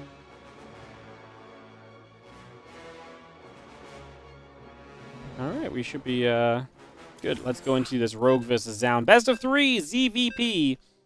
Rogue versus Geralt. No, Rogue versus Geralt will be 2 series from now. So we're gonna go Rogue versus ZOUN, Rogue versus Creator, Rogue versus Geralt. Well, we'll go Rogue versus ZOUN and probably Rogue Creator. We might change the order of matchups a little bit based on what keeps the group exciting. Right now, all the Koreans have been undefeated, right? So maybe we even go Rogue Geralt second series after this one, actually, because then maybe we could figure out if Geralt is on the way out or not. That might be worth kind of looking at, for example. So we might mix it up a little bit just to kind of keep the overall finishing kind of score of the group interesting. Let's see what happens in Rogue versus ZOUN, and we can figure it out from there. It seems like a reasonable... It might just be that kind of running through naturally works out anyway, so... yeah, we'll see. Alright.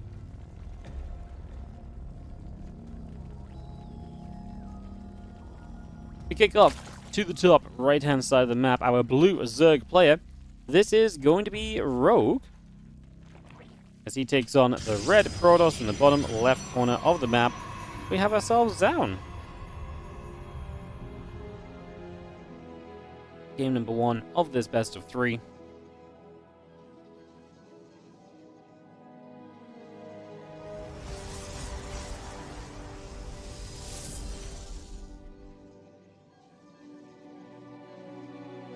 This will be a banger, you feel it? I kind of think so too. I really feel like Rogue has been playing very well lately. And then I feel like ZOUN's also been playing very well lately. Like, to me, these are 2 very well-matched players as of late, and in terms of what we've been seeing from them recently. So, yeah, I'm very into it. I think it's going to be very good. I'm with you guys. I also think we're going to be in for a little bit of fun in this matchup. I just thought this group was fun in general. I think it's a very competitive group. I think there's a lot of players that can... I honestly, like, any of these 5 players, I could imagine making it to group stage 2, right? And when that's the case, the group is very naturally competitive. Typically, I expect good games, so... yeah, I feel like we're in a good place in this Group B. Halfway through, been fun so far, and hope you guys have been enjoying as well. Hope you've been enjoying the Spring Championship. Again, we're here tomorrow and Sunday as we continue through the Spring Championship as well, so just a little reminder to you guys on that one, as this Overlord comes through, hits the natural, turns back around, the Adept, Corona boosting up on the gateway as well, so bringing that Adept out. We got the Stargate coming up from ZOUN also, the Ling Speed coming through.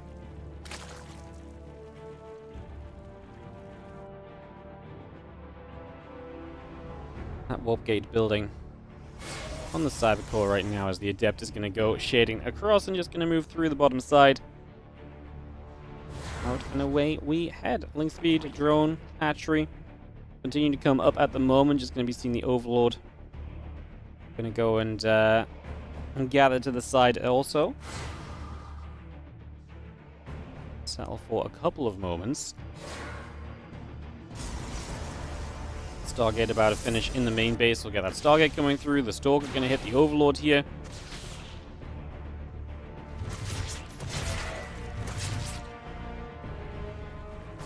Again, Adept coming over. The couple of Lings are going to come about. They are going to get a little grab on that Adept. The drone will go down. The Zergling's going to move on through. Ling Speed, Overlord, Queens and Drones continue to produce. We add those Creep Tumors on as well. Drop the third Hatchery into position. And yeah, the Oracle will continue to Chrono Boost out that Stargate as well. So Oracle going to pop, the Adept coming by. Warp Gate coming up as well as we settle here. So yeah, more Lings also going to go around that left-hand side and again see what else they can be able to get done over these next few moments. Stargate gets there. Overlord takes some damage. And pushed around a little bit. Oracle just going to activate. A couple Lings getting chased on the bottom. The Adept coming over as well. Still got the Queen and the Drones coming through. We had a couple of the Spores on as well here from Rogue. A couple more Lings back up to the top side. Queen's still gathering up. And those Zerglings still joining together as well. The Oracles of ZOUN will head toward the upper right-hand side.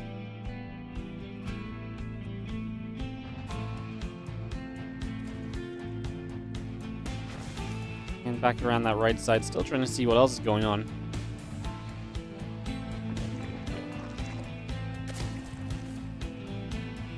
Rotron is building on the front of the natural. Still got the queens there. The oracle's getting turned around. We're going to drop another evolution chamber into place. The adepts are going to try and shade through. As the zerglings will come back over. The oracles will still continue to gather. Again, Twilight Council and that forge building at the moment. That nexus will complete very shortly as well, as we still do see a couple of these adepts attempting to shade through and just put some pressure on, but not really ending up anywhere for now. Obviously, you'd like to try and get something done with these oracles also. So we keep this all going. So oracles peel back over. I'm just going to activate and go after some of these zerglings already. The oracles peel over to that far right-hand side. As the 3 workers go down, we should get a couple more at the back here. 4 workers in total. Not bad for ZOUN. Not bad. Not kind of like the craziest of scenarios either, though. As we pull back through once again, just going to be seeing the charge and the +1 upgrade coming up. A couple of robot facilities coming through. Again, 4 drones going down.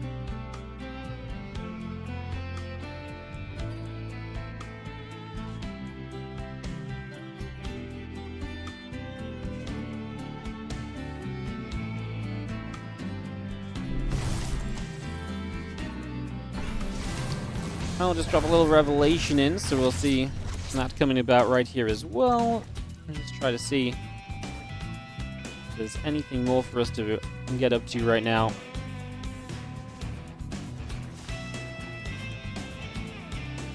As you have the double oracle still flying about. We actually have a few links poking on the other side, but the defense looks good. Temple Archives coming into play. Those 2 Immortals, +1 and Charge, both being added on into this. We have a selection of gateways coming up and online as well, so those gates continue to build just for the moment. Hatchery builds on at the 3 o'clock, the hatchery on the 12 o'clock as well, about to finish up here. We will see this Overseer heading in toward the natural. And again, the Zerglings on the bottom side, going to get rid of a probe. 2 more Zards getting warped in. Storm coming through, +1 attack coming up as well.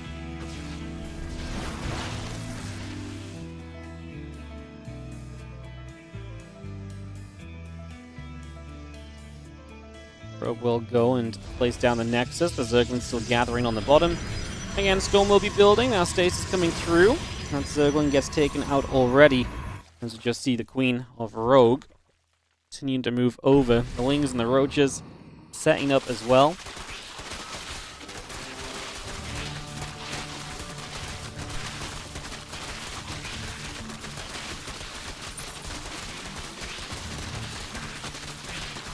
Needing to punch our way through those rocks and again opening the space up. Storm coming through, the +2 attack upgrade. Building as well. Ling Roach does open those rocks out. We do otherwise see the couple of oracles are going to peel back through the center. Again, Storm building, the +2 coming by. Again, 13 mutas on the way. So actually going to see Rogue playing some mutas in this game. I like it. Mix it up a little bit. You know, because there's this Charge and Storm, Spire is a fantastic choice. There's not, you know, obviously Storm can hit mutas for a lot of damage, but the great thing is that there's not the mobility to usually deal with this. It's not a, you know, it is a Stargate opening, but we don't have, you know, immediately Phoenix out of that. As soon as we see the mutas, he starts to build a Phoenix, because this is one of the stories where you're like, right, I really do struggle with anti-air, so I'm just going to have to put that Stargate to use immediately. And it's clear that obviously Rogue wants to try and abuse the fact that, you know, there's not much anti-air in play as well. Going to intercept the oracles here coming across. We get one of those. We are going to find the first Phoenix. We're actually going to just target the pylon and try and depower any future Stargate units from coming into play. As we'll hit the battery, we can hit some probes down. And we will see Rogue slowly but surely getting some work done. It wasn't as impactful a first round of Mutalisk as I thought it was going to be. I thought this was going to have a little bit more oomph to it than what it ended up having. As mutas and Lings continue around to the bottom left. 8 more mutas coming through. The 14 Zerglings still building as well. We will see the mutas chase back over. We have a cannon. Going to take some damage. A couple of Stalkers will be there. And once more, they go pushing those Mutalisks away. As the additional Zerglings get over to the left side. And on the bottom side, it's Ling Roach that will hit this Nexus too. So you get yourself this Nexus. If you can pick that off, knock ZOUN down to 3 bases, then brilliant. But ZOUN just about getting back in position himself. Nicely done for the moment as the mutas will come through and go back after the pylon, it seems. Get the pylon, get the Phoenix, we turn back to the low ground. It's this ping-pong, and because you don't have Blink, because you don't have the chase potential, Rogue is really able to abuse the positioning on this map, and that's exactly what he's doing here so far. Now the Mutalisks coming through, and they're going to hit that Nexus for a few moments. A couple more Zerglings taking a few shots here and there as well. Bling's actually going to stream into the main and natural mineral lines. Those few Zealots are still putting the work in. The Mutas are thinking about where they want to turn to. We get one Archon. Going to find a second. Those High Templars don't have energy, so they'll be great pickoffs as well. Just about gets the Storm in the end. We're going to sit overhead, though, and the anti-air is clearly not enough right now from ZOUN, as Rogue is looking real good. And if he just turns onto this army, great, you get rid of these Immortals. The Roaches then can start to stream through.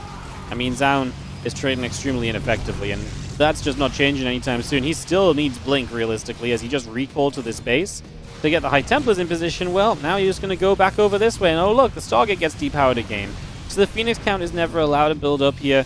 We have a few more cannons coming through, but the entire main mineral line now is going to be sacrificed more or less. And this just gets worse and worse. Could maybe get the pylon power in the Twilight that's trying to get Blink out. Maybe just doesn't see as much value in that, as we actually shut down all the gateways. Knocking those pylons down is effective. Blink available now. We show it for the first time here, but the Mutas still looking pretty darn good. ZOUN, I think, yeah, GG's out. He is actually attacking over here. I didn't really look at it because I think more so this game was going to be decided by the Mutas flying around. He got a couple of drones in the base. It's very low impact, especially when the Mutas already got rid of the majority of that as well. So sorry you didn't maybe look at that exactly, but I think the Mutas were the story of this game, as they really just got out of hand. And again, that's kind of expected when you see this kind of a game coming about. Sometimes it does very much so just play out like that as we get into our next game here between ZOUN and Rogue. It's going to be Sandworm for our second map, guys. So we'll get Sandworm hosted, and we'll get everyone invited in. Beautiful. Thank you for joining us today, guys. We've got almost 300 people on the YouTube as well. If you're watching on YouTube, again, I beg of you to help us with the algorithm and to hit that like button. It's so easily done. It is such a powerful tool. Please do consider supporting us over on the YouTube. Like I say, it's super easy. I've done it myself. We're 83 likes right now. Let's get that up above 100. Let's keep the love coming through. Again, I appreciate you guys.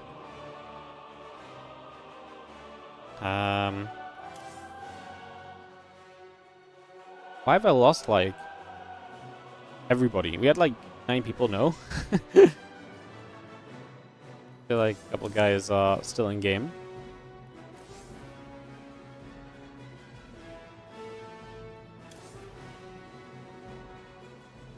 This will take a sec to jump into a game 2. Just waiting on casters to join the lobby.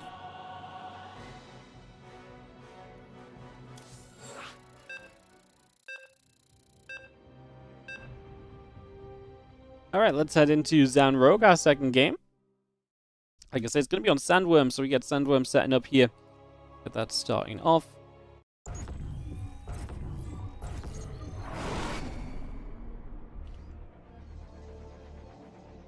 As in the top right-hand side. Down a map in this best of 3 will be our blue Protoss player, ZOUN.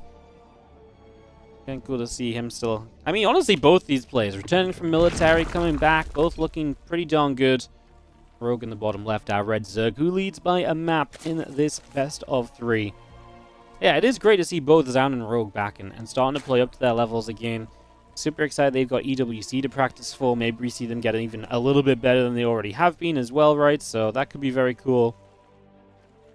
Yeah, very exciting. Very exciting.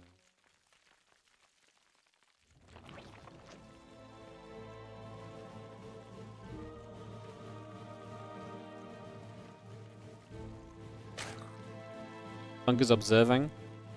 Nope. We are on a replay. I can't take anyone's point of view. The only point of view in a replay is the people who were in it at the time. Bunker is doing the French stream. I was just, he was just saying, putting a heart in because the other French guys didn't come out of the last game, and I was just asking if they were coming. He said, no, you'll just stream it to them on Discord. So all good. I mean, if you want to watch him observing, you can go watch the French stream observing. if that tickles your fancy. We do have this drone coming around, the probe coming about. Moving over there, the Nexus on the way in as well, so we get that Nexus coming up. Again, the drone will chase the probe. The Overlord goes to the upper right-hand side. We drop down the cybernetics core here as well from ZOUN, so we get that underway initially. I'm just going to get that straight up and rolling. And we begin to, get this wall off across the front. Set up to begin with for now.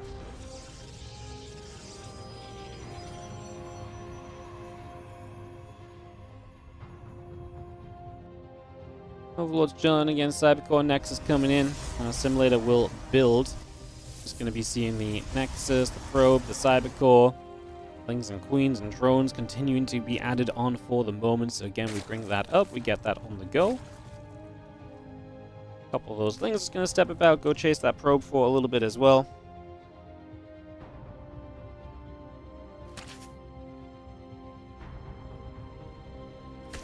Two Lings will go and hit that probe. Again, Stargate is going to be about halfway done here. Add on a Stalker, add on the Warp Gate. Stargate, something which you saw from ZOUN last time, but obviously it was just for the Oracles. Expect a similar setup this time. If you wanted to mix it up, what could you do? You could get a Void Ray, knock down some of the nearby Overlords, push those back, get rid of their vision. And if you do that, then obviously you can move into like Resonating Glaives or so, make it difficult for Rogue to scout something along those lines. That could be a way to mix it up for ZOUN. Otherwise, the Oracles would be, a pretty big expectation here. They are played 9 times out of 10 in the PvZ. They're pretty darn good units. They do so much for you. Obviously, nowadays with Energy Overcharge, the Oracle really one of the big benefactors of Energy Overcharge, because my goodness, you see it every game. Those stasis wards coming down on repeat, basically, are just so freaking good.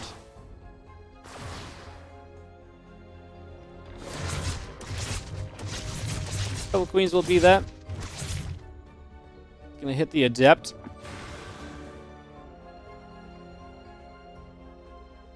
And towards the upper right side, the couple Queens come through. The Ling speed is about to finish. Our drones building as well. We drop our hatchery down on the left side as well. And the Adept coming through. Got the Oracle coming around also.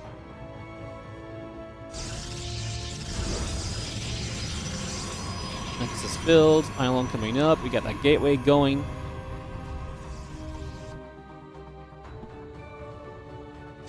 See that Oracle still moving about a little bit as well. Just going to see the couple of Queens going to get there. Oracle can come over. And Nexus, the Twilight, and a couple of probes coming over too. Just going to see that Overlord taking a few shots. Oracle will sit nearby. Stalker will go and get this Overlord in the next couple of moments. So that will fall. As we do see Zerglings continuing to head down to the bottom left. Adepts are going to continue to shade.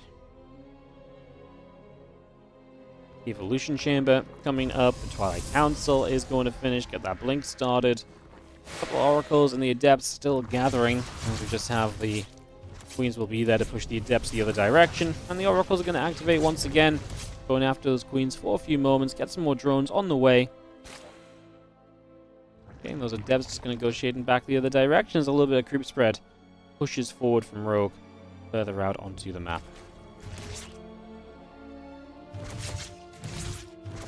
Queens will shoot. Oracles take damage.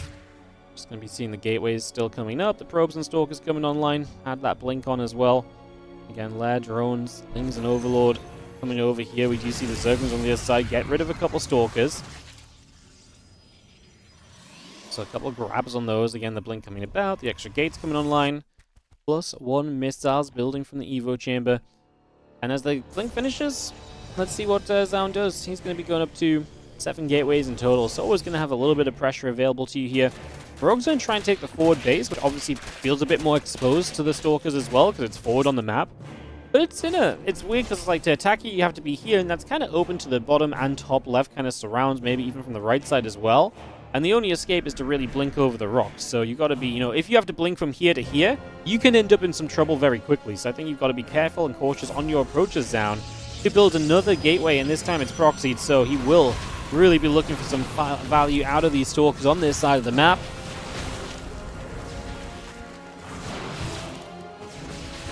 A couple of those creep tumors already going down. We do see some more Zerglings to the top. Looking for a wrap around a few of those Stalkers. Warp in as well.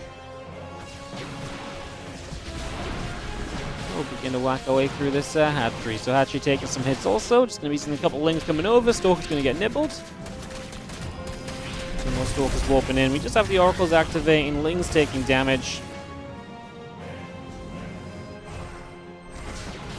Stalker's going to go and hit this hatchery, so...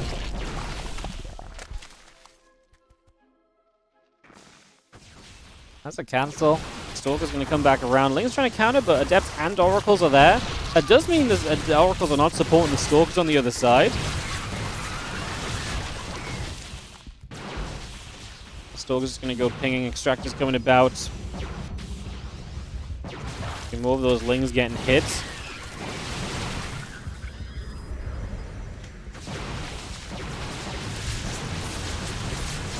Stalkers will shoot, a couple of Queens going down. Hydra's going to fire back. Again, Queens, Hydra's, Lings coming over. Muscular Augments building through as well. Rogue, does he have enough damage output to deal with this? There's such a fine balance between having enough Hydras versus just them getting obliterated by Stalkers, and right now we need something more. We need either more Hydras or more support. We just need more of everything.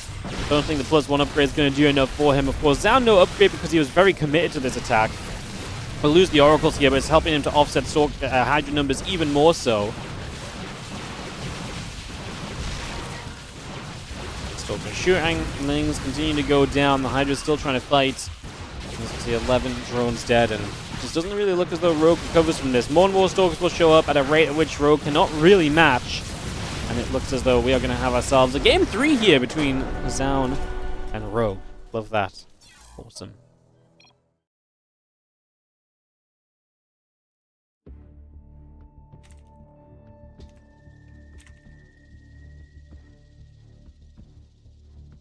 Alright guys, just pop some ads on while we get people hosted in. Takes us a moment or two. And we can head into a decider map between Rogue and ZOUN. We're going to go to Persephone to round out this series. So, Rogue ZOUN Game 3 coming up in a second. Get this started up. This into play.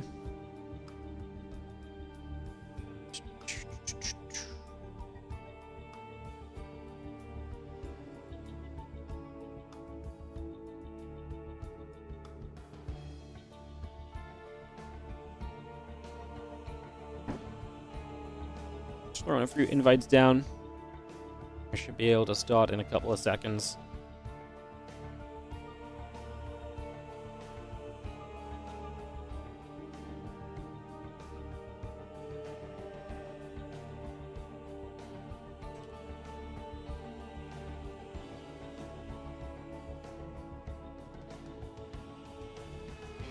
Alright, I think we are good.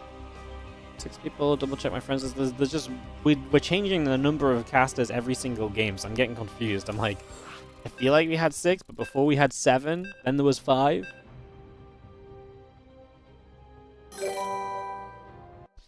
Yo, Anon, thank you so much for the £3 donation. No message attached, I believe, but thank you so much for the £3. I appreciate the support. Thank you so very much.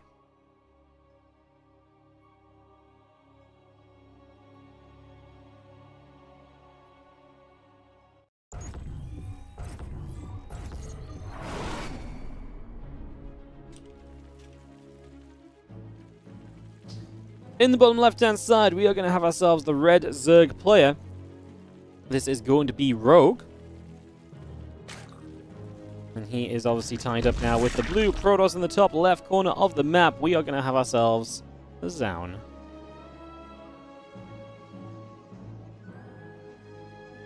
Game 3 here, Persephone coming through. Another TLMC maps. This map seems to be very popular for the PvZ.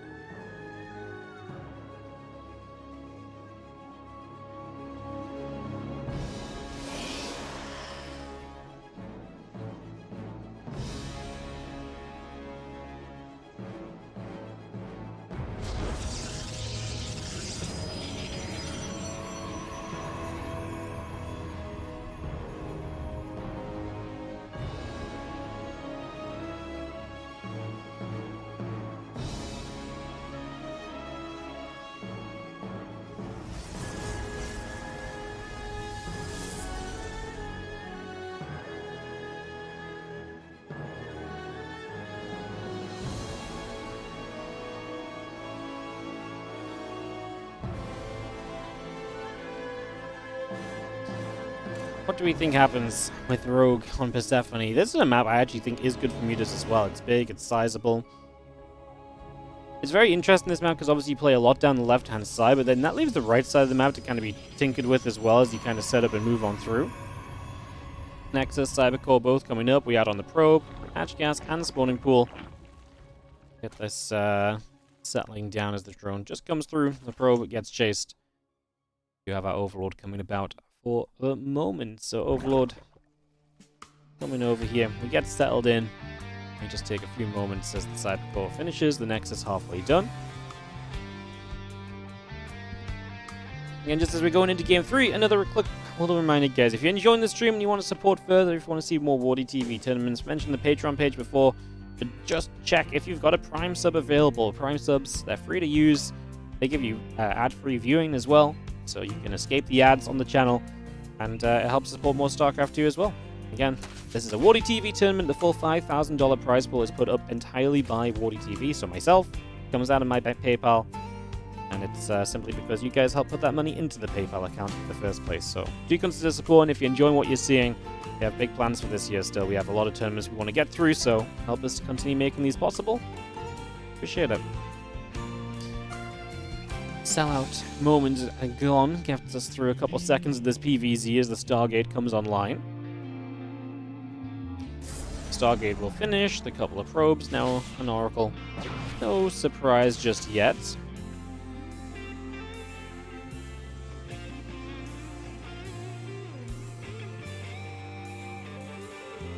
See our Adept coming over. Just going to be gathering through. The link speed, the Overlord, and the drones will all build.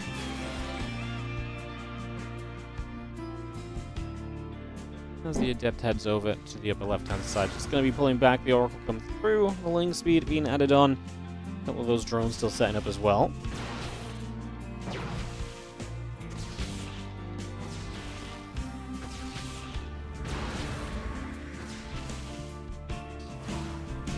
So for once, that Overlord, obviously with the Oracle here to protect from the Lings, we should be able to get across and grab that Rogue. We'll enter a mild supply block here for a couple of moments. He has a new Overlord on the... nope, sorry. Never mind. He actually had an Overlord finishing between the time I looked at things, so he's actually not quite supply blocked. And will continue to extend his way out of supply block with another Overlord finishing. So never mind me. I just looked at things at the wrong point. The second Oracle pops, and it looks as though ZOUN, obviously with that third Nexus down, probably see the Twilight and the Forge coming up here soon. Third Oracle as well, so it definitely seems as though we're just going to be probably Twilight and Forging. Triple Oracle puts a bit more gas into play, which means your blinks a little bit later, so you're much less likely to try and commit to aggression off those blink stalkers like we saw in that last game with no attack upgrade off the Forge. This game, like I say, should be a bit more committed to the future and kind of playing a longer one as the Twilight starts. Like I say, I'm expecting a Forge as well, but maybe ZOUN will prove my thoughts wrong as we pull back towards the center of the map. For the moment. Yo, Nemo, 1980, thank you so much for the 6-month resub on the Prime. So nice to see an SE2 tournament. Thanks, no worries. Thank you so much for supporting and using your Prime on the channel. Appreciate it. Thank you so much. As our Roach Roaring hatchery continues to come through here from Rogue, the hatchery in that bottom right side coming through as well. Evolution Chamber going to get settled. Those Queens are going to get there in a couple of transfusions as the Queens bring each other back up to health. A few Adepts get pushed back up the left side. Oracle's gathering. Again, Blink and +1 both coming through. Add on those additional gateways. There's going to be 3 gateways coming down in the main base, and the Zerglings still very much so going across to the other side of the map at this current point in time. Bling's going to try and move over. We have our Adepts going to get a couple more Zerglings as well, so a few more shots coming about. +1 and Blink coming through, the Roach speed and the melee upgrade building as well from Rogue. We do see additional drones on the way out. Add on an Overlord and an Overseer to that as well. And again, the +1 and Blink also being added on in right now too. As our Oracles turn back toward the center of the map, the Zerglings will join up together. A few Adepts going to be there, the Lings go the other direction. We continue to add a couple more Stalkers in just for now.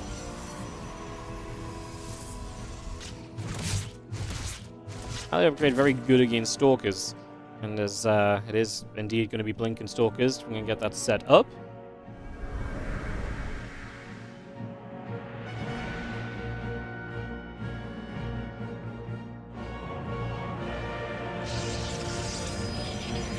Extra gates coming through, the Zerglings coming over.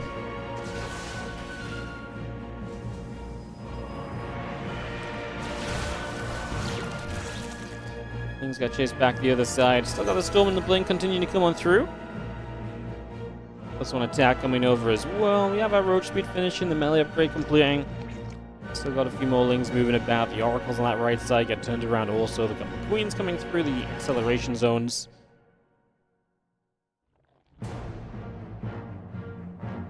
Plus one and Storm. Gonna be the next things really kicking into play. Once again, just the Oracle's doing the same little bit of a dive, drop a Revelation down, try and find some info. Rogue is gonna make his way straight through to Lurkers here, so he sets up the Lurker down right from the start of this. You see the +2 attack coming up onto the Forge. Again, charge is starting, +2 coming through. Completely going down in a moment or so. Depths and Stalkers got back over to the left.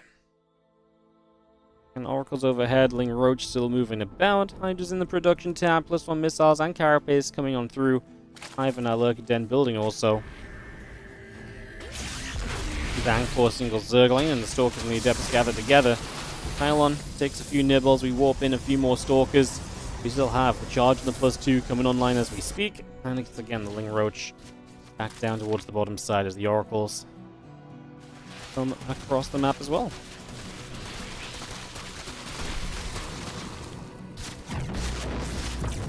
Oh, that's not great. Losing the Oracles, then that takes away some of your Stasis Ward potential. And also your Revelation is really useful against the Lurkers. You drop a Revelation down, you're guaranteed detection for a set amount of time. It makes engaging into Lurkers much more reliable. You're not having to protect an Observer. In this case, the Robo only just finished as well, so no Observers even available just yet. We'll need at least 1 or 2 now. May even be worth rebuilding at least 1 Oracle here as well, so something to think on as the Ling Roach Hydra comes in from the left. A few High Templars are stepping forward too. Thinking about going for something. Obviously a couple Storms on this army would be nice, as Rogue is yet to really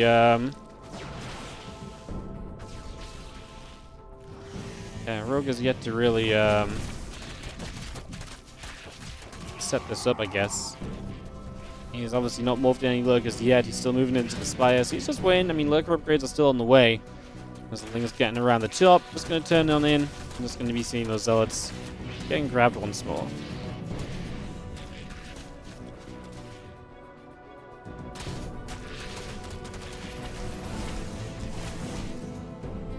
Running through. Just going to get another nice wraparound. There's a lot of Zealots being caught here, especially because they keep move commanding. They're not even getting any trades back as they get surrounded. Storm finally comes in, will soften up quite a lot of those Lings. So obviously it's scouting around. Spire's already on the way, as I mentioned, so we will have access to Corruptors if that's where you want to go to. Rogue stacking money because he's probably picking and choosing what he wants to actually have in this composition, but he does need to make sure he's got enough on the ground to actually trade if ZOUN starts to pressure, because right now he's down a lot of army supply. That could become a problem as the Overlord gets chased back out to the side. We're going to see a second Overlord going down as well. 7 additional Ultras all coming through. 2-2 upgrades, +2 melee. And Rogue chooses to just build 7 Ultras, so still not a Lurker in sight. Let's drop down a 5th base top right. The Lings were, yeah, I was going to say, we're on the right direction to go and deny that straight away, and they are going to get there. This is going to be an easy denial. Quick cancel, and that doesn't go very far. His Lings have their adrenal glands, so they are ready to shred whatever they find, and even Zealots here might have to run. Enough Lings with a good enough wraparound will be able to get some kills here quite comfortably and force the Storm out. But re-engage again, because unless you want to drop another Storm, yeah, I mean, these Lings can continue to do well. The Stasis there expires. Can we actually grab the High Templar? You force the Archon, which is nice. That's less Storms that are sticking around as the Overlord goes down.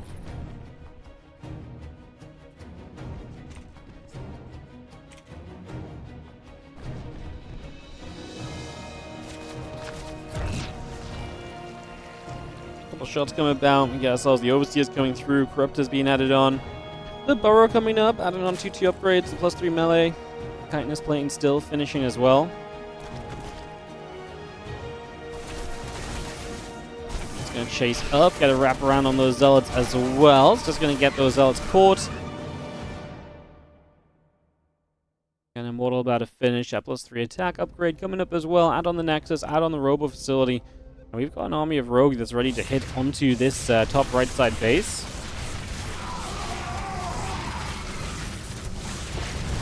Cannon goes down, Storm comes up as well. A couple more of these Hydras continue to back away.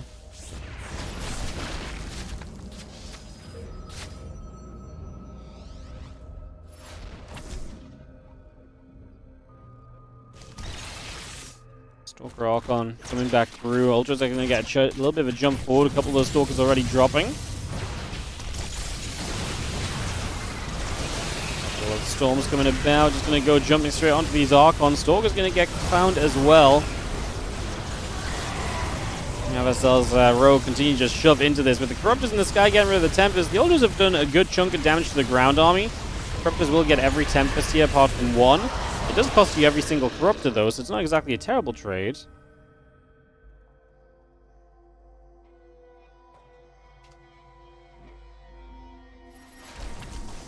So I was just going to catch the Queen in the center. Again, the Tempest will be overhead and continuing to settle as we're on the left-hand side. We got ourselves the Lings moving over as well. So we've got our 3/3 upgrades coming through, +3 missiles coming about. That +1 flyer attack, the extra Ultras coming through too.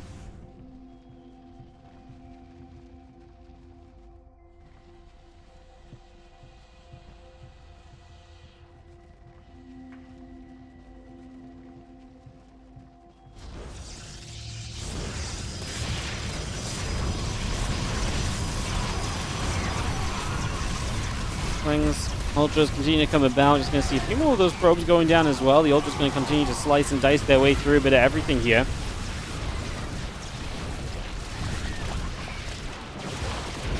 We're seeing the Ultras going to get jumped on once again. Catching those Immortals. The Lings still wrapping around and doing a very good job of this.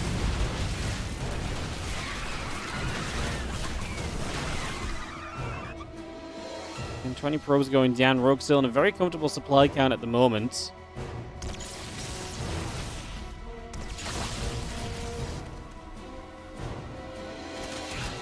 And he's going to get the battery and continue to come through.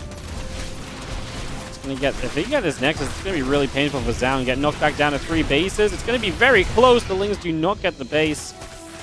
But ZOUN's still going to be struggling army-wise as Rogue's really brought kind of the brute forcing method to this game. Like, he is just throwing units at ZOUN and hoping they knock him down.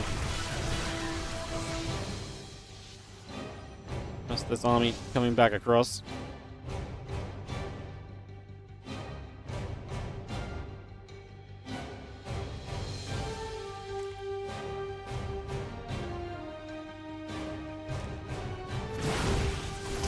Those Crypt Teamers will just fall as we continue to step on through. So some Crypt Teamers going down. Geralt's going to get the Zerglings, the Archons coming over. Again, +2 missile, flyer attack, +1 flyer carapace. Got the air weapons on this side before another fight breaking on the right side. The Ultras, again, just like, hey, we are the Ultras and we will dive you.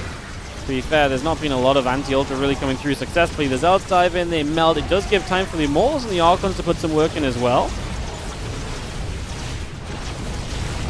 Lurkers now showing up too, which is a great addition. There's not a lot in this army which is really well set against Lurkers, especially the complete lack of detection. There's one Observer that is actually in a good spot, but if it moves closer, these Hydras could maybe grab it. We're actually going to remain here with the Observer. Oh my goodness, that last Hydra trying to get it. No, the Lurkers are going to go down. Rogue is rebuilding a massive Ling Hydra right now. As the Stalkers blink forward, the Overseers getting chased. Ling Hydra coming back through. The Zealots are showing up once again. We continue to charge onto this, and it looks as though we are going to clean up. Rogue is going to take the 2-1 victory over ZOUN. That's a big win for Rogue. Got them up to 2-0. ZOUN will go down to 1-1. Now, that is a pretty big win for Rogue, because I think we should probably just go into Rogue Creator. Rogue 2-0, Creator 2-0. Yeah, I think let's just go into Rogue Creator. I think let's just stick with the order that we had initially. It means we would end on a couple of PvPs. Maybe we could go Rogue Creator and then do like one of the PvPs and then another ZVP. Like that would be maybe a little bit better.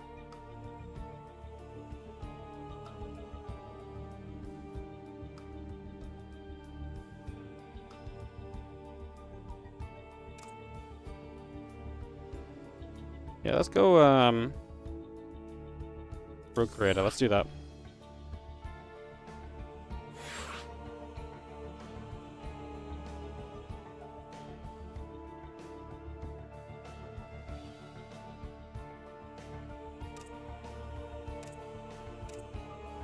So let's just stick with the order for now, guys. I don't really see any reason to change it.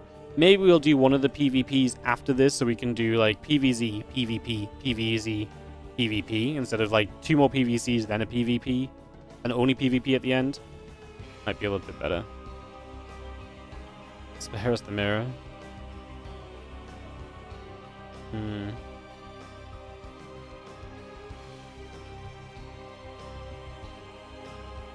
Yeah, maybe we just do like Geralt ZOUN and then like Rogue Geralt after this.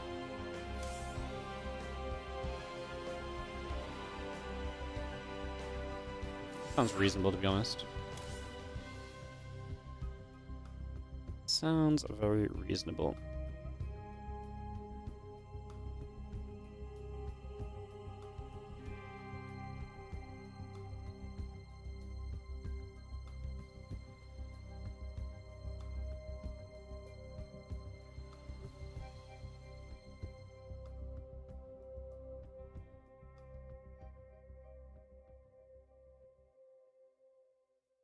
All right. And thanks for a little bit of patience, guys. Just making sure we've had a couple moments for the ads to run through. In fact, I'll just BRB 1 sec and we'll come back. We'll get into this game. How about that? Because we've got 2 minutes on the ad still.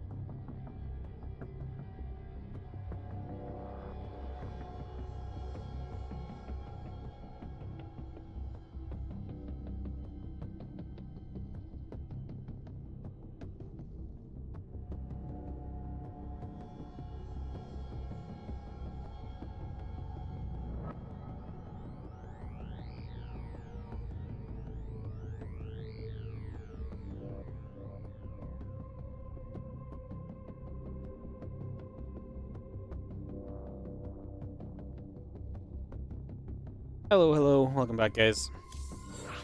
Let's get into Creative versus Rogue.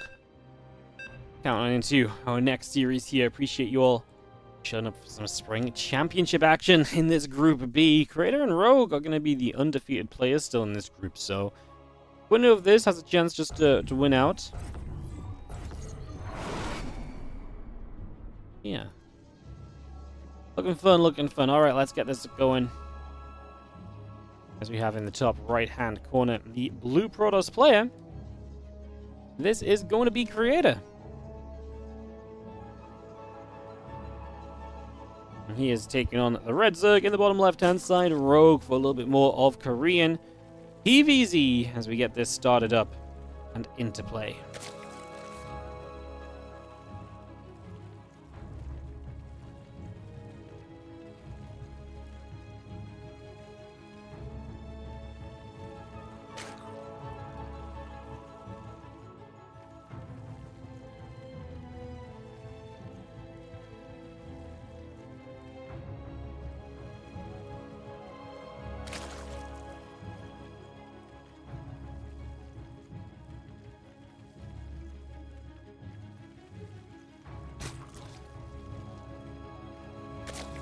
So we get ourselves into Amygdala.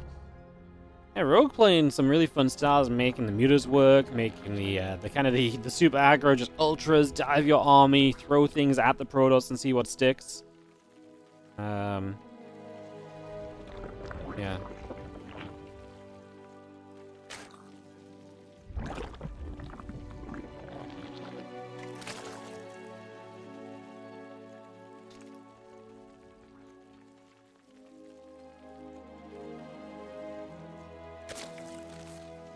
Fun stuff. Fun couple of games.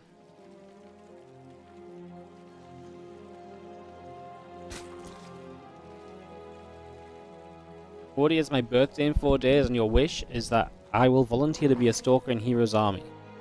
I mean, I can volunteer, but I think Hero won't pick me out of respect for, you know, the fact that if he mismicros me, that he's never getting invited to my tournaments ever again. So, I can volunteer, but, you know, that doesn't mean I'm going to get taken along. There's a probe here. I'm just going to go back and forth and patrol a little bit. We've got the link speed coming through, the couple of queens coming up. Stargate coming in with the Nexus, finishing shortly as well. Nothing too out of this world to begin the first few minutes of our game.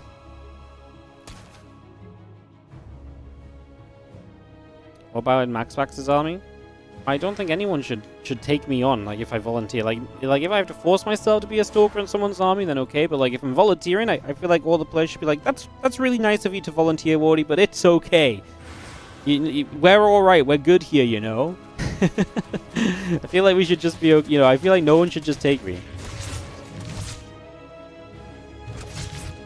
Volunteer to be his mothership, I have that vibe, do I really? I give off mothership vibes?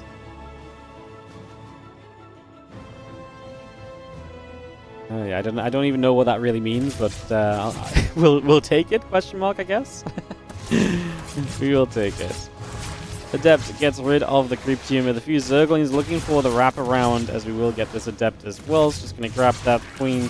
Building speed coming up. A few more drones on the way through for the moment.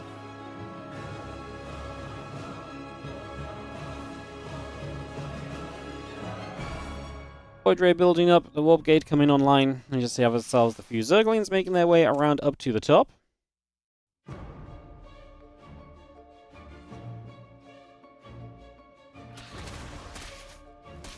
Feeling is going to get there and, again, get rid of a probe or so. Because I'm worth it, 400, yeah. I'm worth the 400 investment. Amazing. Love that.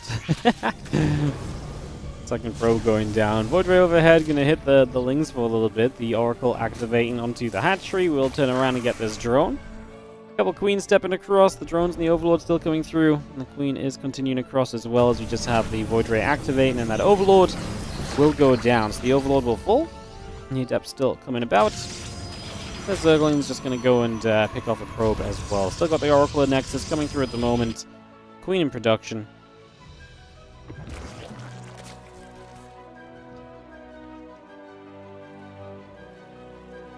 Yeah, 5 more drones in the Rotron coming up as well. Other queens gathering together.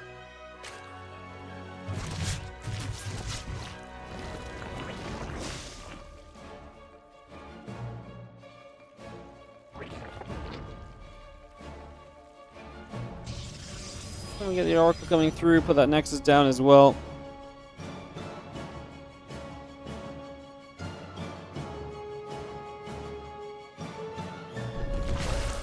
Oracle going to get through for a couple of these drones, so 5 workers going down at the moment.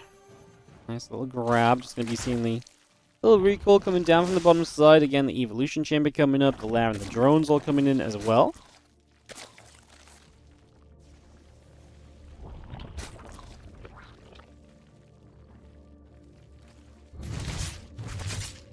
Means we'll get there. Void Ray getting pushed about.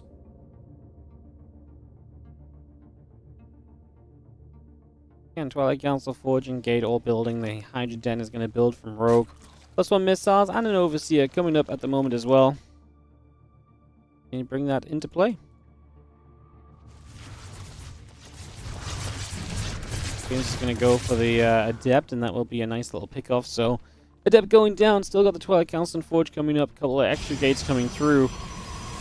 7 drones dying. Good harassment from Creator, who really does get in there and get some damage done early. So 8 workers being killed off so far. We have an Infestation Pit also coming online here from Rogue. The +1 missile upgrade also being added. And that must go augments too. As another Immortal finishes up. We still got Gate, Probe, and Assimilators coming over. And it's a group of Zerglings from Rogue heading down to the bottom side. So they're going to pull across over here. Just for the moment as well.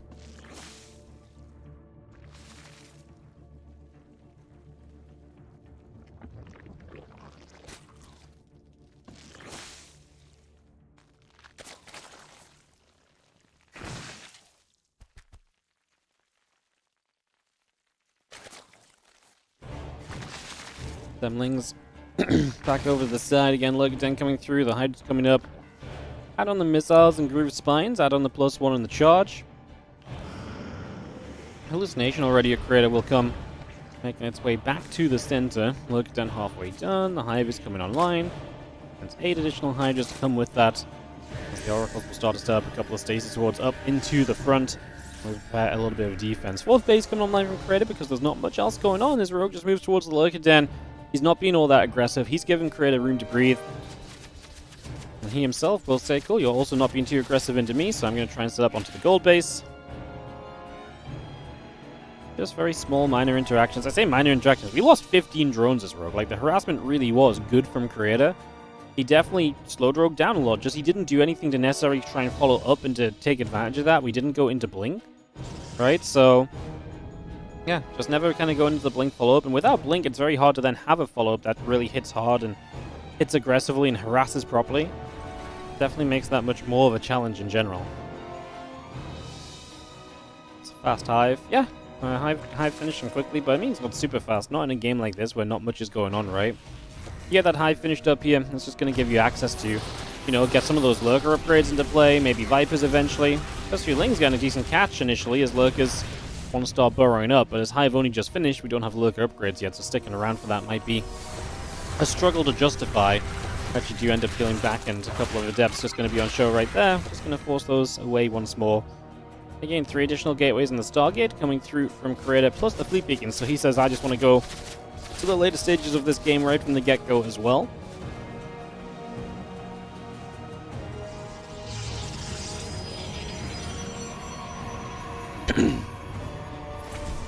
So Nexus down on the right-hand side. That's going to be our 5th base. The Lings getting a wrap around, taking out a Zealot. This Nexus will take a few more shots. The Oracle will activate. Multiple Zerglings going down already. Couple of Changelings step through, and we are going to be seeing 2 Changelings going down right off the bat. The 5th hatchery in the center on that gold base comes up as well. And the Lings will take a step toward the Nexus here. That's going to be a cancel. It's going to be a probe going down too. So we'll have ourselves the +2 in Storm building from Creator at the moment. We had the Tempests and the Mothership onto that also. A few of those Lings get caught in the Stasis Ward, and a couple High Templar just keeping a few Lings at bay as well.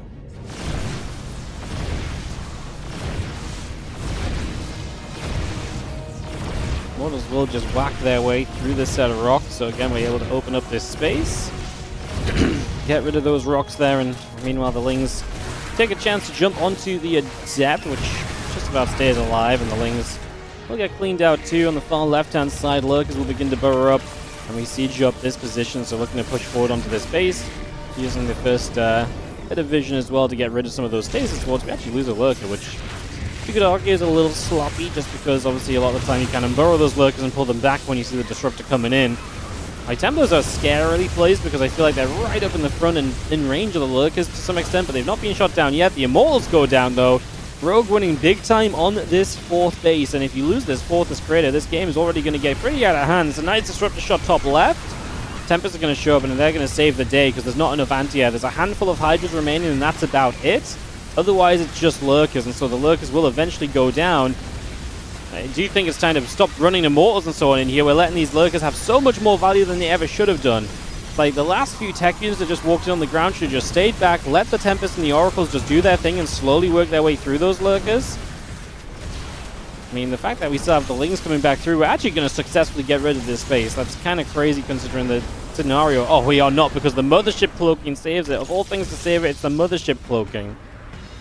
Damn. Things just a little crazy across the board as the Carrier, the Void Ray, the Blink coming through, a couple of Immortals coming up, Chrono boosting out. Assault will go pulling back over as the Corruptors continue into play. We get the +3 missile upgrade, we get the melee upgrade as well. Muscular Augments setting up too as the rest of our Corruptors develop. The Void Ray and Blink continue to come into play for now, as the Lings will just go and grab a couple more Zealots as well.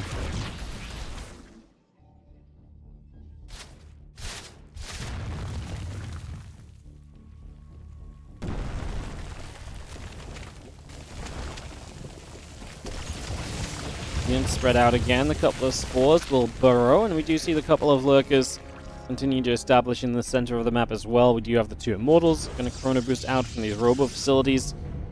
And we rally up to the top side as the few Zealots are going to peel back themselves.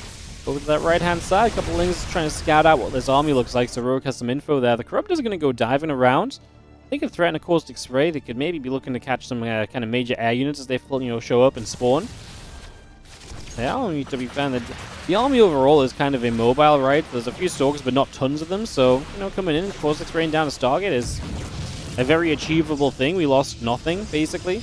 Maybe we lose 1 Corruptor here at the end. No, this was, really not so bad. We're just going to be seeing the units just going to jump onto the rocks. We continue to push into the center as the Lurkers will sit here. The couple of Mortals will continue to take hits. As far as our High Templars coming around the back. A couple of other Zealots coming back over as well. This is going to come driving through. We have a couple of Tempests already going down. A couple more Tempests going down as well. Cordray also going to get hit right here. The Stalkers blinking underneath. Carrier nearby. And you're going to be seeing the Immortals still doing their thing. Joining up together. A couple of Archons being gathered. The Lurker's going to step forward once more. The Lings running through. Another Storm coming down. We're going to have ourselves the Time War coming into play. The Hydra's on the bottom. Going to actually get rid of a lot of the Immortals here. It's an awkward fight for Creator because a lot of his army's here and can't really back away. The rest of the army's able to back away down the ramp, but then you're backing away and leaving these other units somewhat stranded, so it was a bit of a weird one. And the units that were here had to do something because of the Lurkers, and so they can't just move up and help to, surround the units that are playing these other units. It was just a better positioning from Rogue, and it's definitely working. As 8 probes go down to 1 Lurker shot because they all arrive stacked onto that mineral line. Ouch, that's a mistake as well. That does not necessarily need to happen, as we do have a ton of creep on this map. That's really covering a lot of this map right now, as Lurkers will fire from afar. A couple of shots coming about. We have ourselves the Nexus going to be under fire too. The Zealots will charge forward. Stalkers are coming. A couple of Spore Crawls will fight away as the rest of the Lurkers get burrowed here. There's a lot of Lurkers burrowing up, chasing forward. These Hydras trying to push through. The Zerglings coming across as well.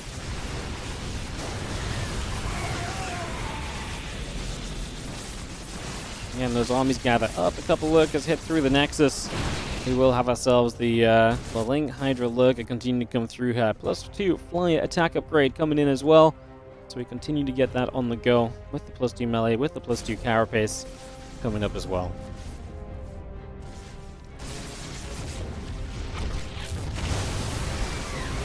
Another Storm coming down, another couple Storms coming down. The Immortals still trying to step on through here. The Lurkers are going to put some work in. The Archon and the Immortals taking a lot of damage. The Archon still stepping up. Just going to be seeing a lot of those units going down. The Overseer still overhead. Rogue wins this fight convincingly, and this is the amazing part of this Hydra lunge. At the end of the fight, being able to chase units down with that lunge is actually extremely effective, and we've seen it multiple times in the last week or two, especially Rogue being using it very well. Heads underneath the Mothership here, and as the Lurkers burrow, I don't see anything that really fights these Lurkers currently. You're going to see all the Archons and Mortals going down. GG gets called, and it is going to be Rogue to take game number 1 here on Amygdala. So Rogue taking the opening map and able to get into a leading position right now in this best of 3. So Rogue gets off to a solid start. 1-0 lead right now. We're going to head straight into Frostline in a couple of seconds, guys, to go into our next game. Just got to, again, invite people, which takes a moment, so we'll just do that. We'll have some ads roll in the background, help support the channel and the tournaments, so again, appreciate that already. Thank you, guys. Get ready to resume. Get ready to resume.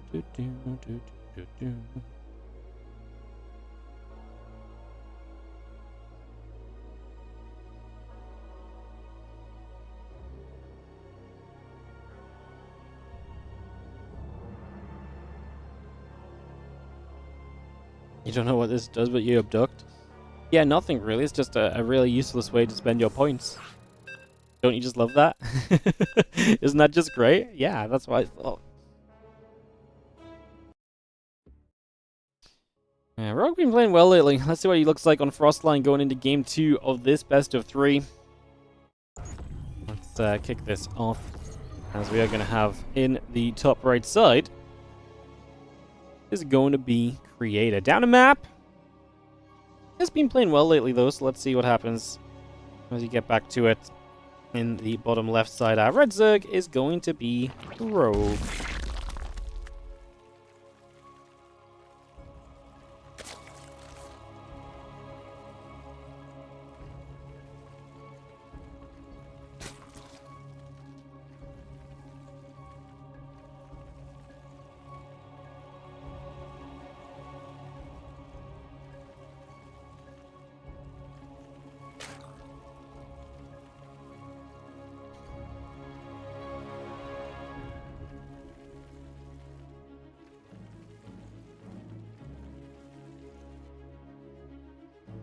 Is Rogue rich off of SE2? He's one of the $1 million earners in StarCraft 2. He is definitely very high up there. Has always been on a good team.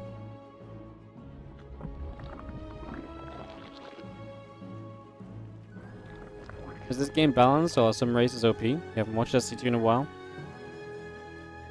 Twitch chat is not the best ask for that. Game is pretty well balanced.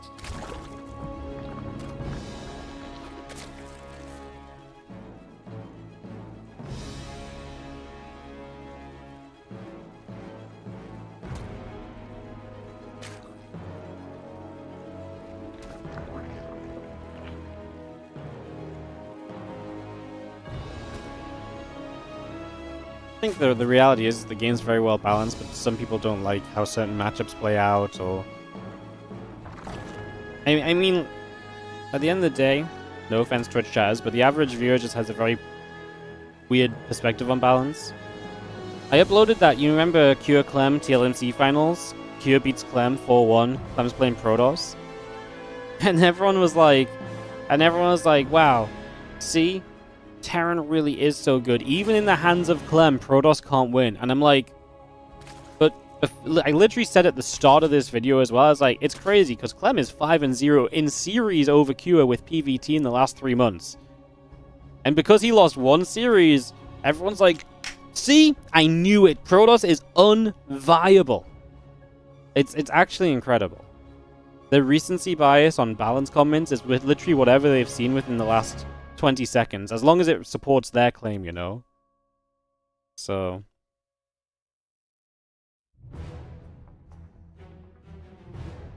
I'd say it's pretty balanced. I feel like all the matchups have like a good variation of builds right now as well. Like I wouldn't say there's one thing in particular that's like being used. Like obviously Blink is very popular across all the matchups right now, but it's not like it's the only thing. There's definitely different ways to do it, and it's not the only thing used in a single matchup ever, right? So there's still very good variation too. This Adept will go for a Zergling kill. The Adept on the left side will go for a Zergling as well. Fieldlings will step forward. The Roach Roaring is up, and the Roaches are building, so we are going to be getting aggressive here in Game 2 as Rogue. So he's going to bring the power in this second game. Look to get aggressive super early and look to push Creator back very early on.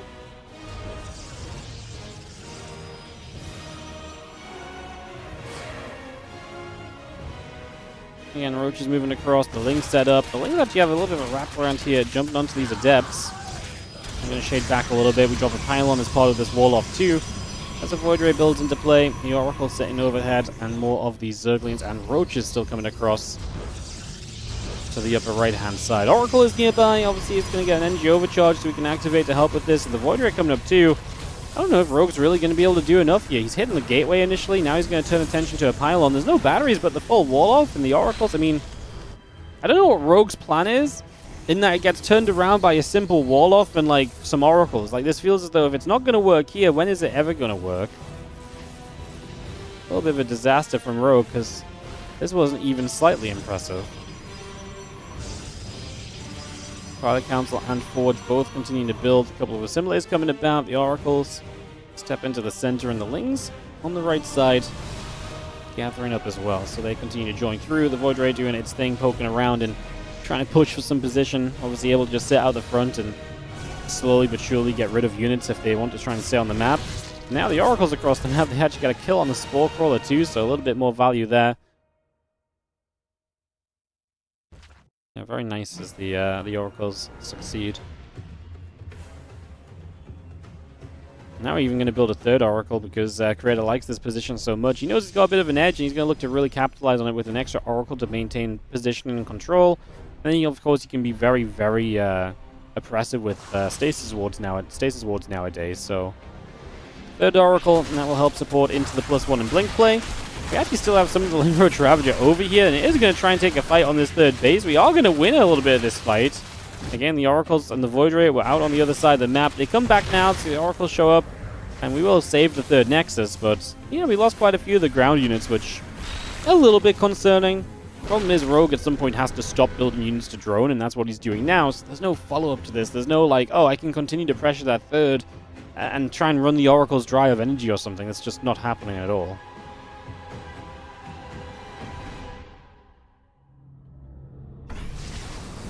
Drops down a Revelation, couple of those Crypt Tumors will get picked away at. The Zergling's still moving down to the south. Again, +1 and Blink, both building on the Twilight and Forge combined. The Oracle to the upper left side is going to check out and see the hatchery coming through. We have a handful of Zerglings on the right side also gathering together here as I just set an Oracle above the Nexus. A couple more Stalkers warping in.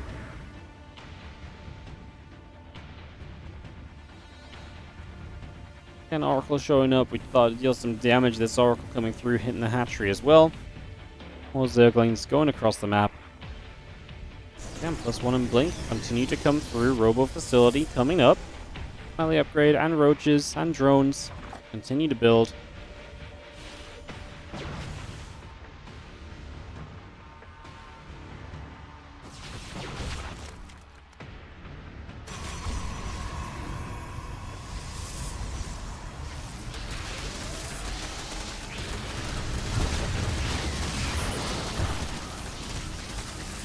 Is kind of nice. I'm trying to figure out how well it's going to go. Pretty well. The battery got drained pretty quickly. The Oracle's overhead helped, but we got a sentry. We got quite a few probes out of it, so Rogue shouldn't be too upset about it. But his top left fourth is probably not going to do too well here as the Stalkers show up, and he's completely out of position. He just doesn't have much. 3 roaches that don't even have roach speed right now. Honestly, he was committed early, and being that committed early in this game is not exactly paying off for him, because he didn't really get very much done in that early commitment. So kind of lands him in a bit of a rough spot as we will blink away. A few Broodlings pass by. We do have the hatchery coming up on the bottom side here from Rogue as well. It's just going to bring that straight back through. And again, +2 attack coming up on the Forge. A couple of pylons in production. And the Stalkers will still step forward. A couple of Lings go down. Roaches being shot at. Bursts of Biles keep coming down as well. The Stalkers get there to pick off another Zergling. Burrow, roach speed, +2 melee coming about right now. The Lings and the Roaches still added on. A couple of those Roaches going down immediately.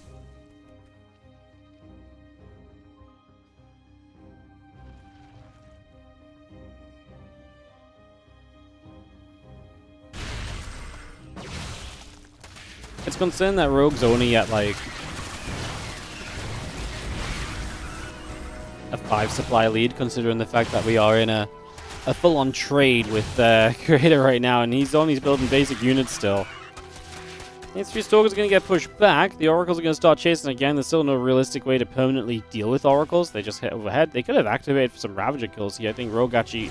Personally, I think he overcommitted. I think those Oracles should have activated, got some Ravagers. I mean, they still could. They're still here.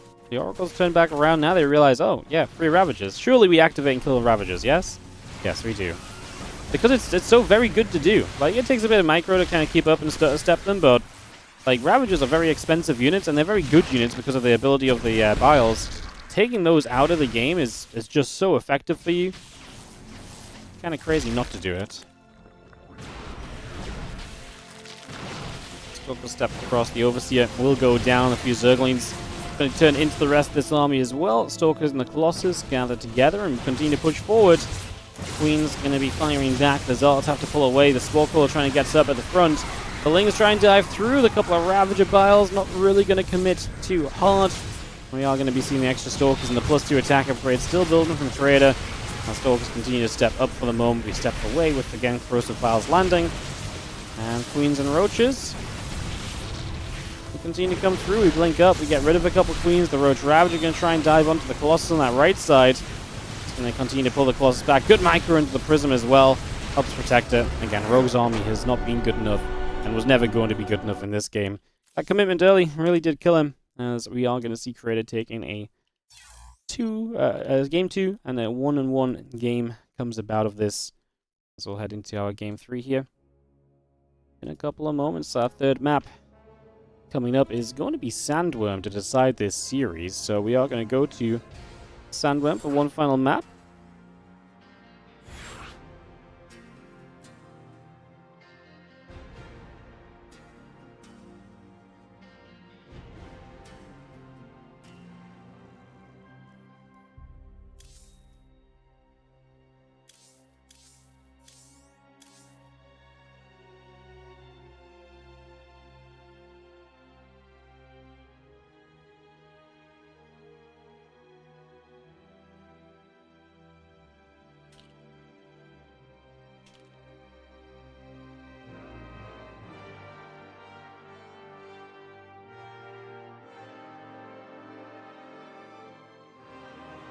We got 5 people in here, which is, I believe, that's all we need. Let's jump into game 3 and get this underway in the WardiTV Spring Championship.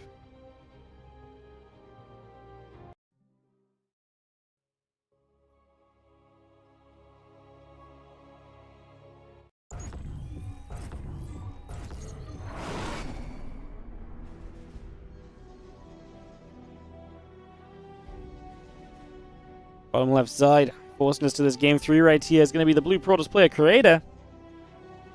Takes on our red Zerg. In the upper right hand corner, we've got Rogue.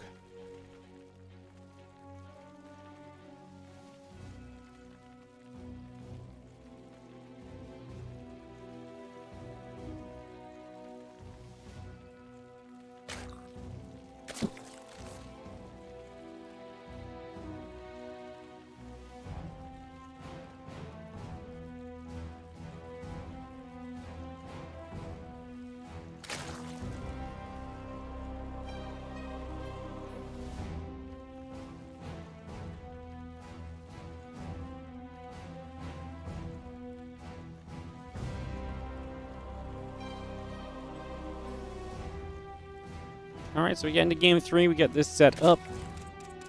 Heading into Sandworm, as we do have our probe of Creator going to go back and forth. The hatchery coming down onto the third base. And the Overlord coming about as well to see what's going on.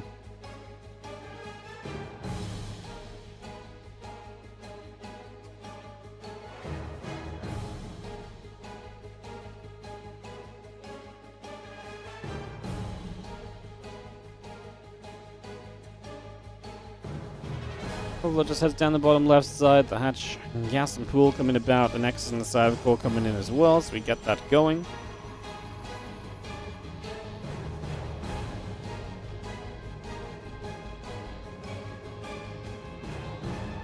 Again, our Overlord is going to be giving a bit of the scouting information down to the bottom here. It's just going to come on through. Again, Cyber Core and Nexus both coming into play as we speak for the moment and get that set up.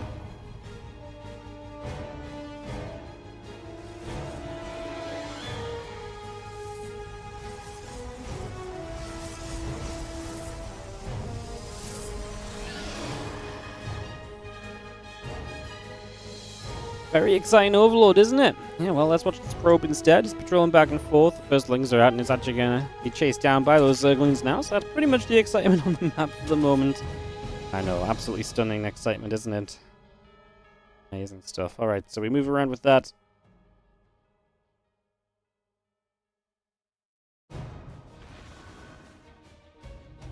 Yeah, probe pulling back down to the bottom left-hand side, so again, away we go.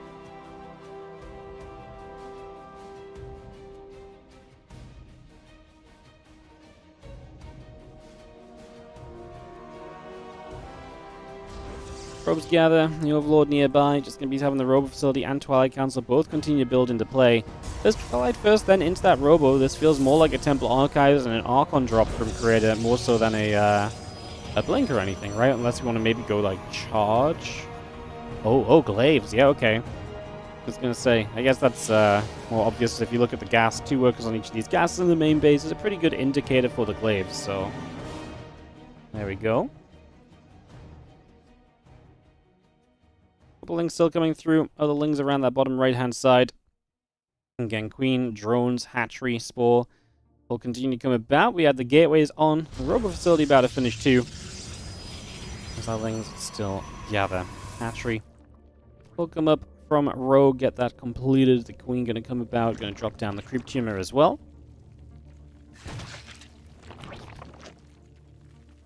Drone and some drones continue to build. Add on the Overlord, add on the Queen. There's extra drones coming about. I'm just going to be having a couple of adepts going to shade back toward the natural. Waiting on that glaives to come through here to give Creator the timing that he's looking for. Is just straight up 4-gate glaives, the good old classic version. No Stargate to go before it. The Prism is out. And we can start going across the map here for this first warp in on the other side very shortly.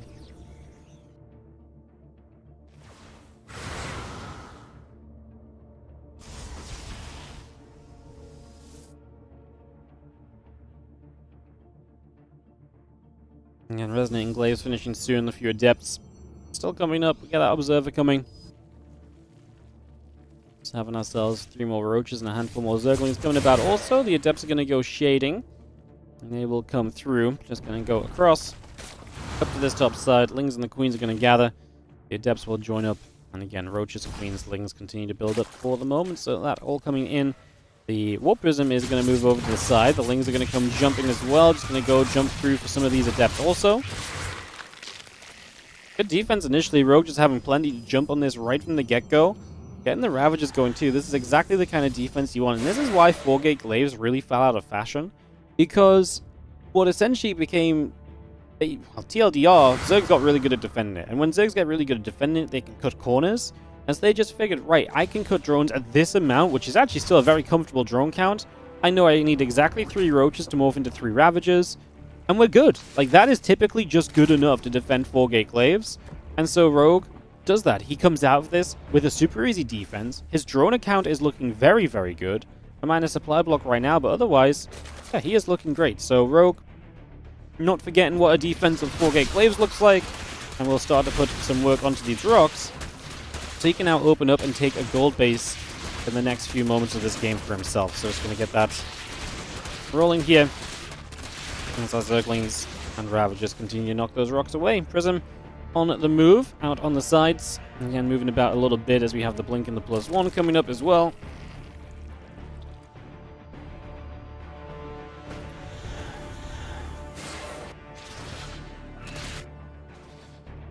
As the Depths will shade the hatchery on the gold stars. We got some time before we can finish off. Need to finish off the rocks so we can bring the units across to defend comfortably here. Both the Adepts get back into the prison. A couple drones lost. I think Rogue's fine with that. A couple workers here and there is allowable still for him. When you look at this situation at the moment, you're going to be seeing Creator continue to come over with Sentries, Adepts, and the Immortal.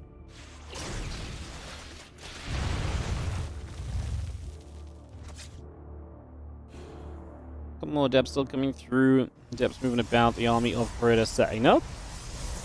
Robo Bay, Robo Facility, +1 in the blink continues to come about as well. Hallucination will start up as well. Just see ourselves again, the missiles, the groove spines, and the roach speed building. And yeah, Hydras will come on through.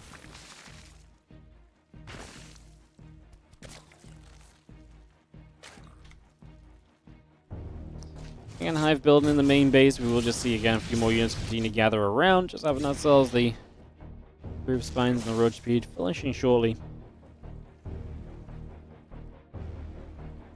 Complete. A couple gates and the cannons both coming online as well. There is an army of Creators still setting up into the center. Things will wrap around. One Adept falls, the other Adept backs away.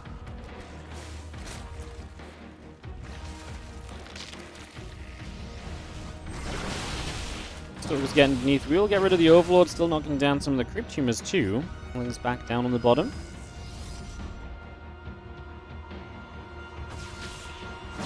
Roach, Hydra steps up. The Stalkers blink a bit back in the moment as well. Got that Hive coming through. couple Force Fields drop straight into play. The rest of the Hydras and Ravagers are still stepping up as well.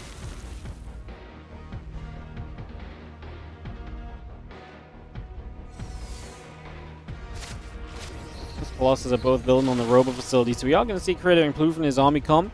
Right now, Rogue is maxing on 64 drones. A Viper or 2 coming up, and that's going to give him a large, powerful army, but it's really a mid-game army still. Like, a couple of Vipers are a nice addition, but this does need to get something done. If he doesn't achieve something with this army soon, he's going to begin getting out-teched as more Colossus come online. And of course, the Vipers help against the Colossus, but the more there are, the more difficult it is to get all the abducts that are needed, right? So that's kind of where we are at for now. As a Force Field comes down, Ravager takes some shots, the Stalkers turn around to get the Changeling.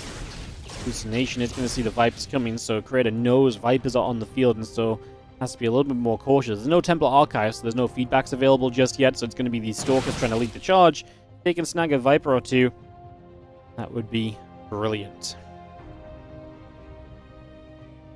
So Stalkers gather up, the Nexus in the top left-hand side, Hydra, Ravager, Roach, and Ling joining as well. Our Vipers are going to go consuming up onto this hatchery on the gold base.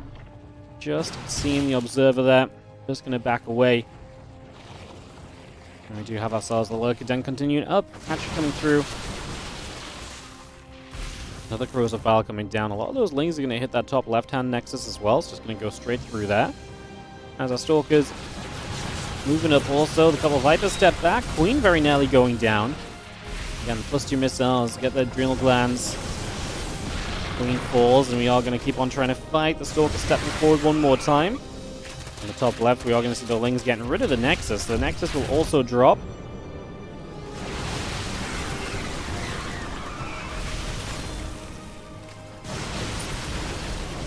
So the Viper's just going to be right there as well. Corrosive Bile's coming down once more. This army's still very much so stepping up. A couple of sentries are falling. Good spread, good abducts. 2 of the Colossus immediately going down. However, we are out of Vipers, so no more Vipers are available here for Rogue. Colossus has to go running out of there for the moment. The rest of this army still gathering as Stalkers and Mortals. The Colossus pushing through, the army setting up together. Can Rogue continue to defend this? Like I say, without the Vipers, it feels very scary. 3 Colossus still remain. I don't love it if Creator walks up here. You are walking into a surround if you walk up there, and that's one thing. A surround on creep that Rogue would probably like to fight with. I'm just going to see the Stalkers blinking forward, and immediately Rogue's like, okay, I like that. 6 more Stalkers warping. There's one Colossus there that's very low. If you can snag that as well, that would be fantastic. Rogue has to step back. Creator still wanting to press the issue right now. First Lurkers begin to morph in, and we are going to commit to this fight apparently. Corrosive Biles are missing, as Creator is working his way through this army. 1 Colossus goes down, but still 2 to support this as Creator pushes on forwards. The Roaches, Hydras, Queens all having to pull back up this right-hand side. Stalkers will chase, and for the moment it's looking good for Creator. He's still got those 2 Colossi to bring the splash damage into this.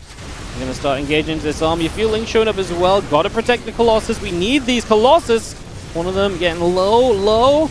Do not manage to save. A couple of Adepts showing up. They have glaives from the early games, remember, so that's nice. As Rogue continues to chase in, but we are going to lose a second Colossus if we're not careful, but Creator's been able to pull it back, and it looks as though Creator will have what he needs to win out Game 3 and this series. He has gotten Rogue to say GG, and Creator will take the 2-1 victory in this best of 3, as Rogue will take a loss, and Creator will remain undefeated right now, moving up to 3-0. So Creator goes to 3-0, Rogue goes to 2-1, ZOUN is sitting at 1-1, and Geralt at 0-2. So I think what we should do is let's do ZOUN Geralt, and then we might be able to already eliminate Geralt from competition.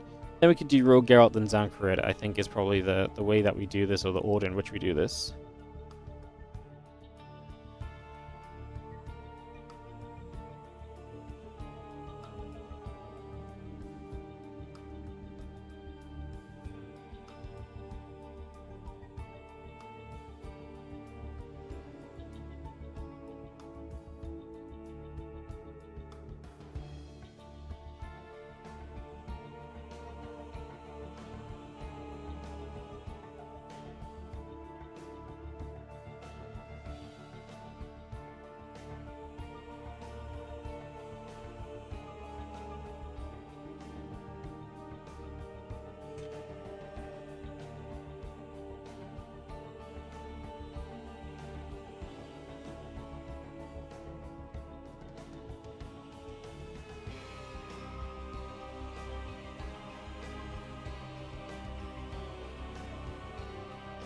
Alright guys, let's yeah, let's do it like that. So let's go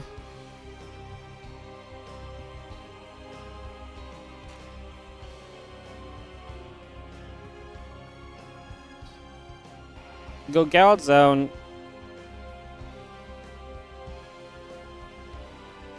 Yeah, let's do it like that. Perfect. So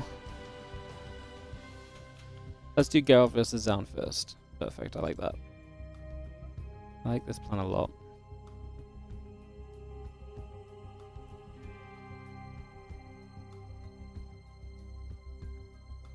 So we're gonna go Geralt ZOUN initially here, guys. Just give me a second to get this hosted.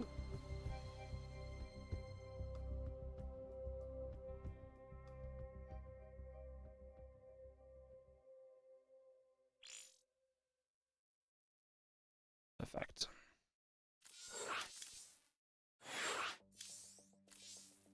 Alright guys, moment or two, we'll get this underway, and we'll kick off into our next matchup. So it's going to be ZOUN versus Geralt coming in a second, and ZOUN looking to improve from 1-1. Geralt looking to get his first match win of the day on the board here.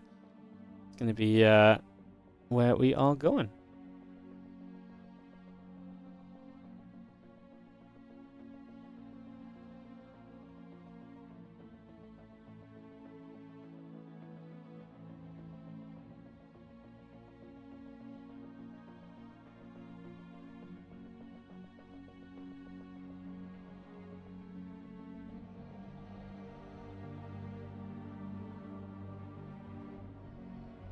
Alright, I think we've got everyone apart from one. Try this again, and we should be able to go.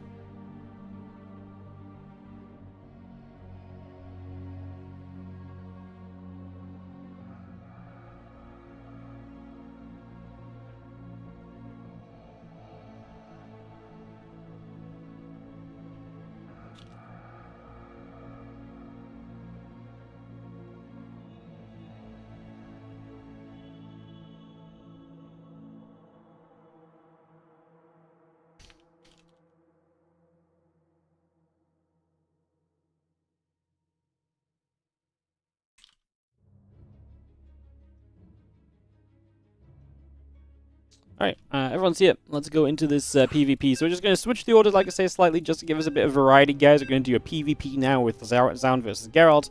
Then we're going to go Geralt versus Rogue, and then we're going to go Credit versus ZOUN. That's the plan.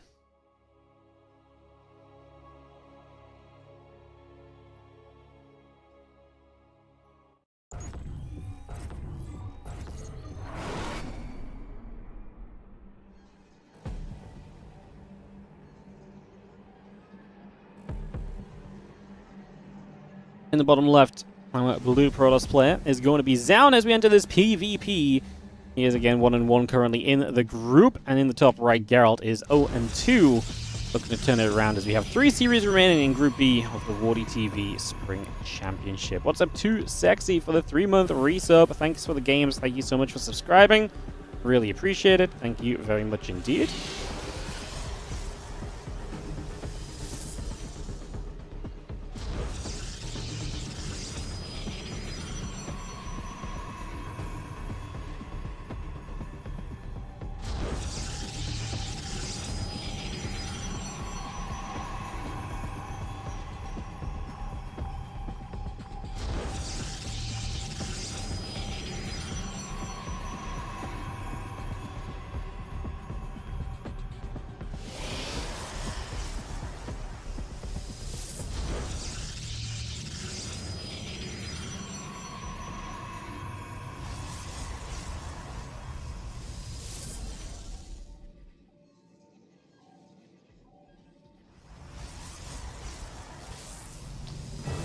Probe, gonna go nibbling at the other probe. Just gonna go and try and fight through. Just gonna have our gates and the cyber cores coming up. Nothing too crazy just yet. Give me 1 second, guys. Just have to respond to something quickly to get this stuff sorted out.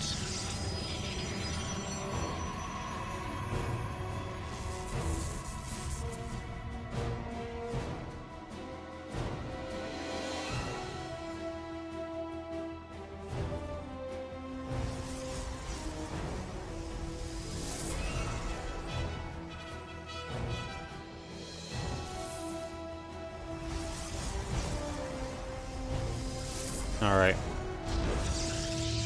So going through, sending the Stalker coming about. Just going to be seeing the setup coming through here early. Battery coming over.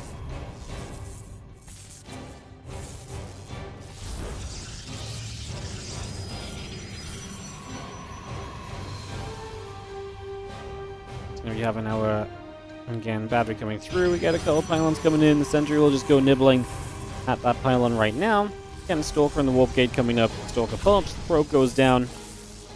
And if you're seeing the pylon getting picked away at as well. So pylon goes down here. Again, just going to be having the Stalker working through the rocks in the low ground. Nexus sets up on the natural as well.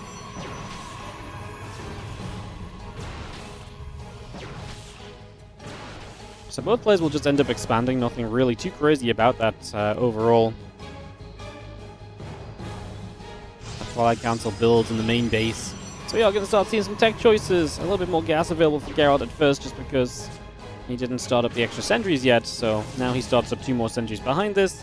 His opponent goes Twilight Council a little bit later. So it's very similar ideas, just with a bit of a different way of getting there. 2 adepts, obviously, from ZOUN are going to be initially a little bit less gas intensive. So yeah, just some different bits and pieces right now as we have the adepts coming over towards the natural. Stalker, sentry, gathering at the front. And a pylon coming up at the top as the adepts get up there. They're going to move on through.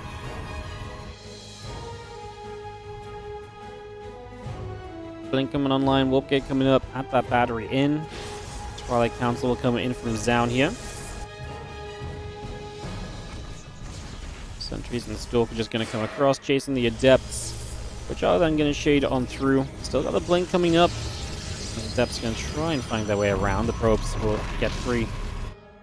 Yeah, good job from Geralt, making sure that these adepts do not get too much opportunity just yet. That part, of course, pretty important in these early stages.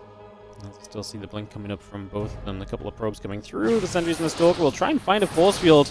Both those force fields are going to be a little bit of a whiff, unfortunately, so not exactly the best of moments as...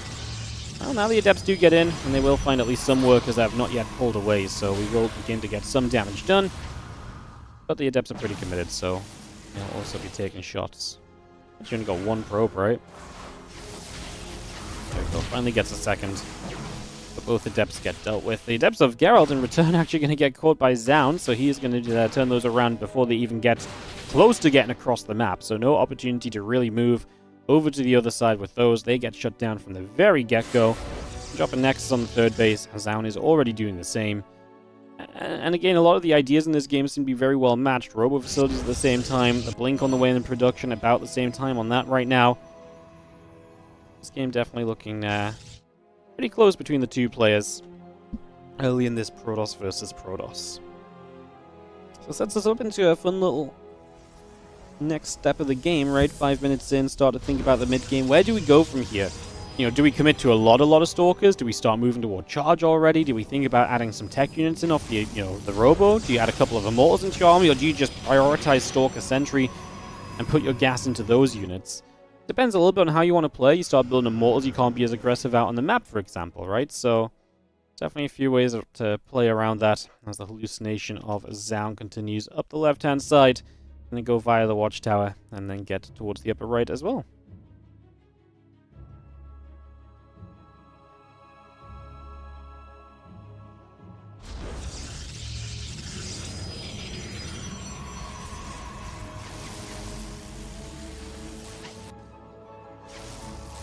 Sentry's coming through, hallucination taking damage once more, +1 in charge coming up. We get the probes and the gateways coming about.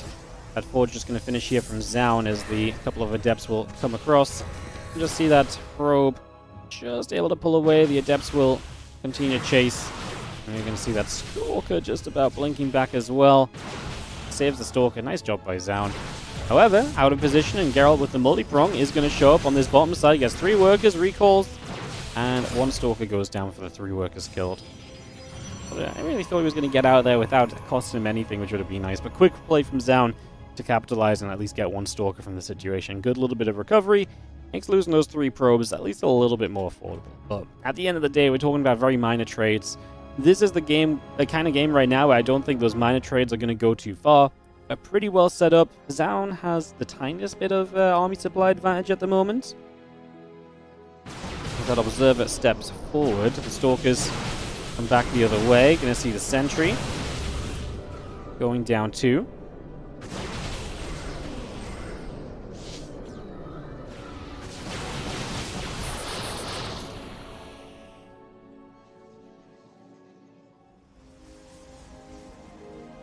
And +1 charge coming up on both sides. We got extra gates coming in. Had a Templar Archives on also. The Stalkers. Overs down, retreat down the bottom left side. The rest of the Stalkers of Geralt up around the top. Probe gonna join back up with everything as well.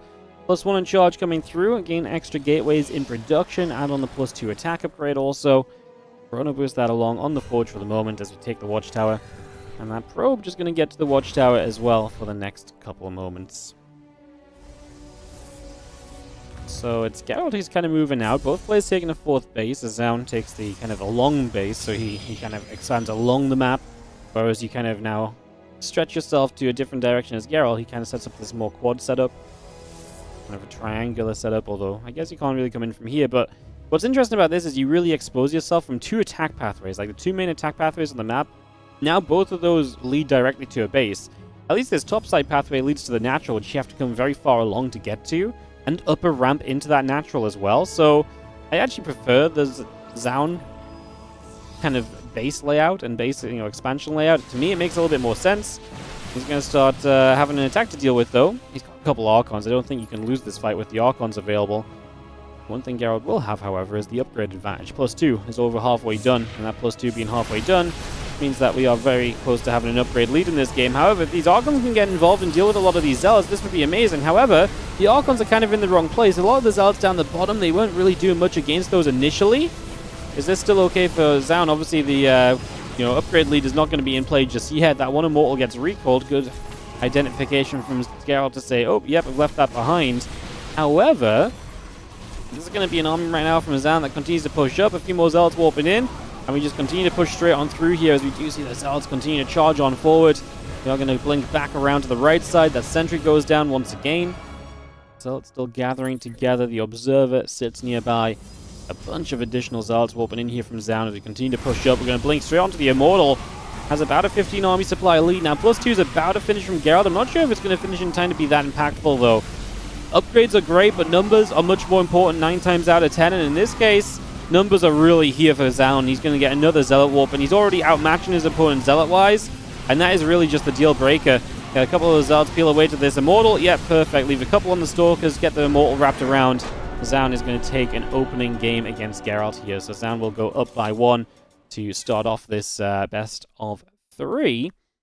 We'll head ourselves into Sandworm for game 2 between these guys, so get that hosted up and get straight into this in just a jiffy, guys. Get this ready to go. Drop our invites down.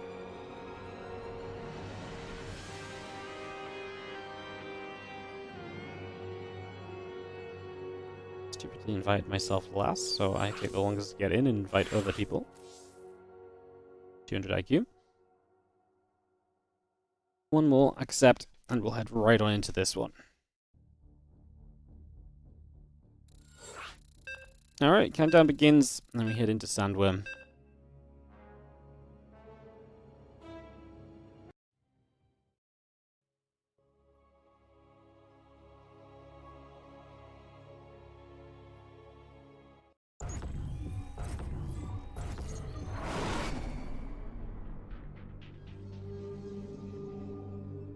Let's do this. Alright.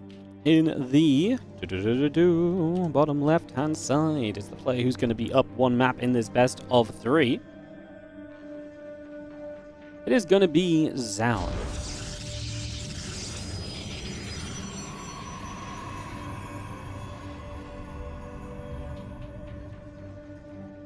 In the top right, we're going to have ourselves the red Protoss player Geralt.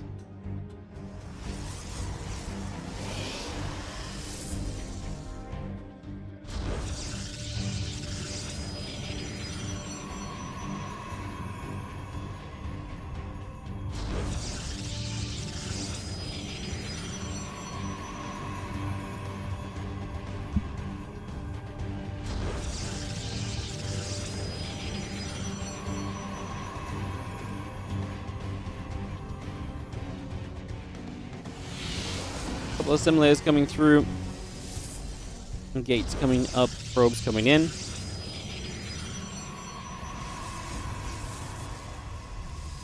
Simulators are going to finish, and we have ourselves just the probe chasing the other probe around on the bottom side. Geralt is going to go and pop through the natural, head in toward the main base.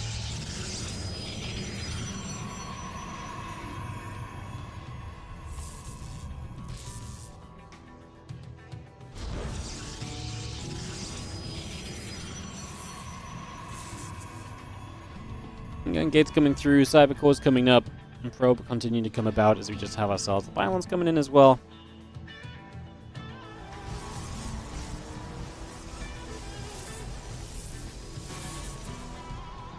Probey chasing Probey. And again, those cybercores will finish up. The probes coming through. A couple of stalkers on the way from ZOUN as we get the warp gate into production as well. For the moment.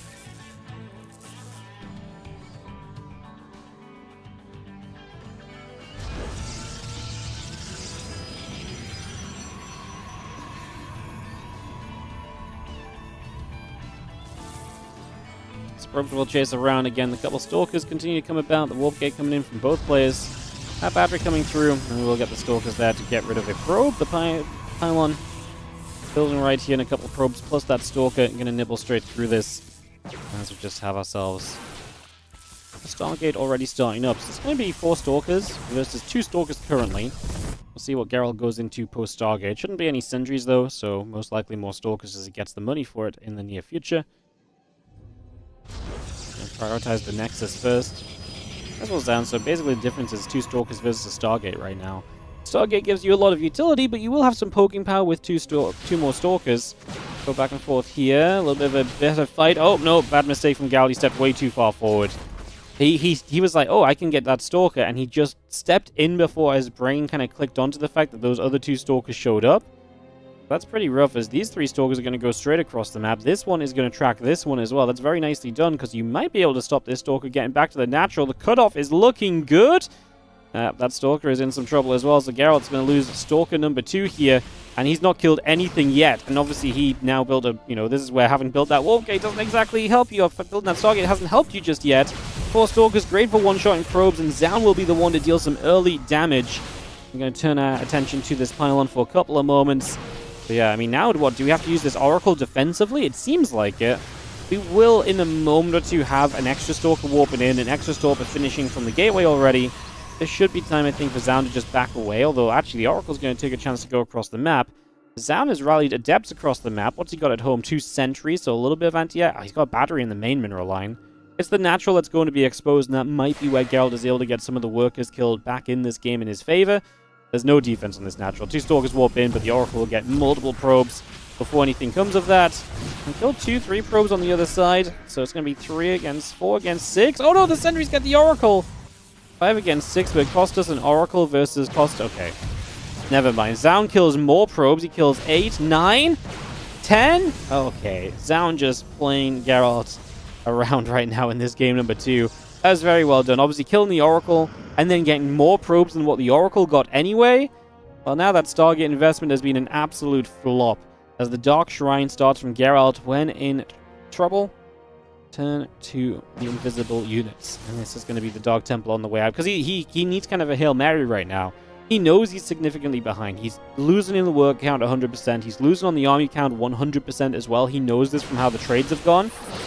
Something like DTs is one of the only kind of get-back or comeback mechanisms you can hit at this stage of the game. Disruptors are a good comeback mechanism, but not for like the first 5 minutes of the game. That's more like if you're 10 to 15 in the game, Disruptors can bring you back. Right now, it's kind of DTs or nothing, and I can't imagine that that's not on the mind of ZOUN, and hence the Robo facility and preparation of just like, how do I lose this game from here? I really control this game in a lot of ways. What kills me? Robo really sorts out most of the problems. DTs, you get an Observer. If you get attacked heavily, you can get an Immortal defensively, right? Whatever Geralt kind of does, the Robo really gives you a good answer to pretty much every option right there. I mean, the Adept is something the Robo doesn't help out a massive amount against. So the Glaives. But I think just the fact that he's gone DTs and Glaives, being able to shut down the DTs comfortably is already a big thing. I guess we're going to just turn this into an Archon Adept attack. In which case, the Prism is going to just give extra micro potential, or even some commitment on the other side and force defensive units to have to warp in. And Adepts aren't exactly the best defensive units a lot of the time anyways. I don't think Geralt should have ever walked into this natural. He scouted with the hallucination. He saw the Robo. I think it's very silly to then walk in with the DTs without info. I think giving up a DT there. Now it's just one more DT to make an Archon, right? That's essentially a half Archon kill.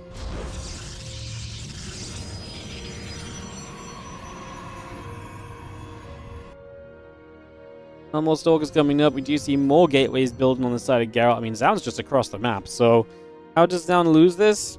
Does he lose this by being overly aggressive? I mean, the fact he's just denied DTs, like I say, if this was just a glaive commitment, then ZOUN probably wouldn't be here. It's the fact that he's turned DTs around already comfortably, that he knows he can come across and there's not going to be much here, and hence he's going to get a bunch more additional units.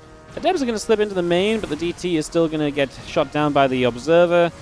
So yeah, just the Adepts in the main are going to be a problem, but you've got no units defensively at all, and ZOUN is going to grab a 2-0 to make a bit of a statement here in this best of 3 and 2. Knock Geralt down, unfortunately, to a 0-3 scoreline. So I guess that does kind of lead us nicely into the question of, can Geralt take a series at all today, playing against Rogue, and that is what we'll go into now. We'll go back to the PvZ. So we'll get this Geralt versus Rogue series on the way instead, and we'll set that up, and we will go into this best of 3. So the standings right now are Rogue, so Creator is through the group at 3-0, Rogue is 2-1, ZOUN is 2-1. So basically Creator, Rogue, and ZOUN will advance. Geralt is basically fighting for a chance to get 4th place, which is a prize money difference. So if you lose out right now, if you get last place in your group, you get $25, but if you get 3rd place in your group, you get $50.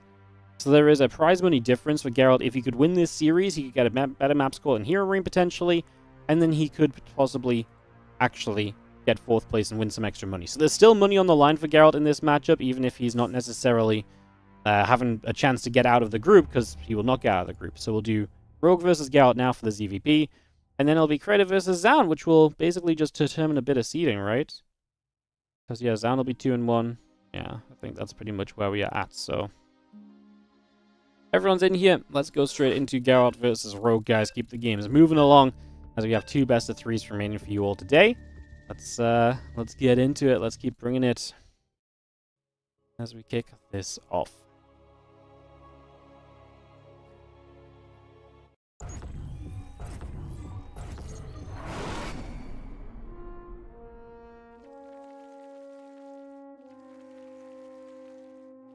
Okay, person game. And we can kick off into the CVP. So back to some Rogue action, guys. As we have in the bottom right-hand corner, the blue Zerg player. This is Rogue.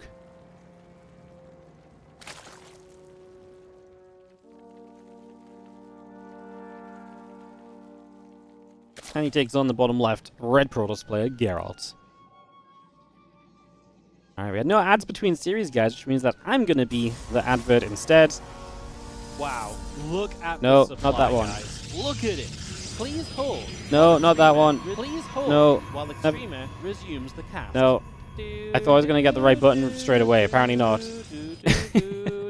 No, wrong button. Have you heard of Twitch there Prime? We go. You can support the stream right now with Twitch Prime. Don't forget to also follow the stream, subscribe to me on YouTube, give me money on Patreon, donate directly, and cheer in the chat. And don't forget to gift all those subs so we can hit that level 5 hype train. Pew, pew, pew, pew, pew. The sellout button has been pressed.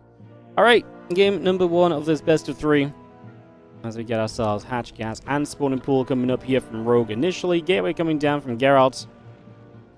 The sellout button, yes. The sellout button for when I need a moment, and I also need a sellout. It's a beautiful thing. Past Wardy, whenever it was I recorded this, was a very smart version of myself.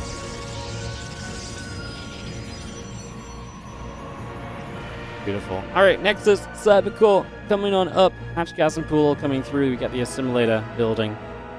Rogue's been pretty darn good today. Obviously, did lose out to Creator in the end, so Rogue lost to Creator. Beat ZOUN. They've been good games, though. Like, they've been very interesting ZVPs, so I do wonder what his match here against Geralt will look like. Geralt, to me, always, I feel like, is happier in a longer game. That's the kind of game that Rogue has not necessarily shied away from, but he's definitely been on the more aggressive side of things as well. Like, he's made it difficult for Protoss players to get into longer games today. So I wonder if that's something that continues into this one as well, as we get ourselves up and rolling. Rogue's going to come down, nibble at the gold minerals, start to open up this bottom side of the map.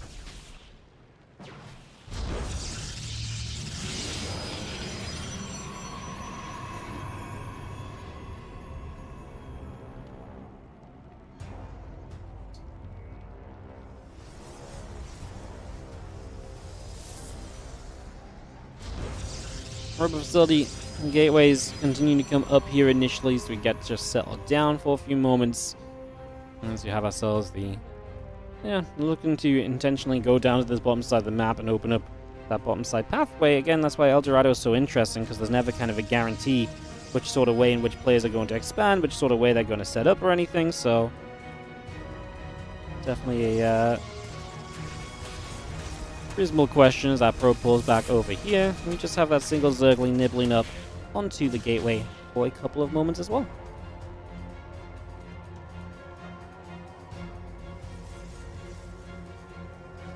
Dark Shrine is going to be the choice, so it's going to be kind of one of the builds that Geralt does frequently that not a lot of other people are doing super frequently at all, which is the Archon drop. I thought we were going to see this earlier when Creator set up, but he actually went into the Resonating Glaives build. This is actually going to be the Dark Templar Archon drop setup is Rogue.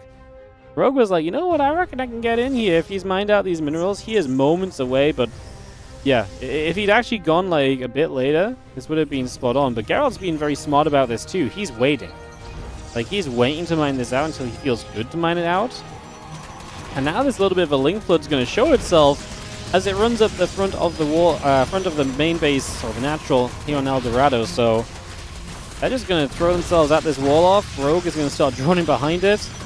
And yeah, Creator's going to be very happy he did not finish mining out that bottom side, because that could have been disastrous right from the start if he'd not been careful. However, he's still going to potentially lose the gateways. I mean, losing the gateways is not exactly ideal, because then you're going to be down on production potential. I mean, Prism can't go across the map right now. So yeah, it's going to get a little bit awkward, as the Lings will back off. I mean, 2 gateways is fairly serious, right? You're down to only a single gateway now. 3 new ones have to build. It's an investment. Is it an investment that matches up to all of these Zerglings? Probably not. But at least Rogue got something out of this. I feel like there's definitely a world where Rogue doesn't get anything out of a scenario like this one, right? So, feels reasonable as a couple extra gates come through. And Geralt is going to nexus up on this gold base. Interesting to put it here rather than here, no? Because this patch is super far away, and these patches are almost too close, I feel like. Or am I crazy? I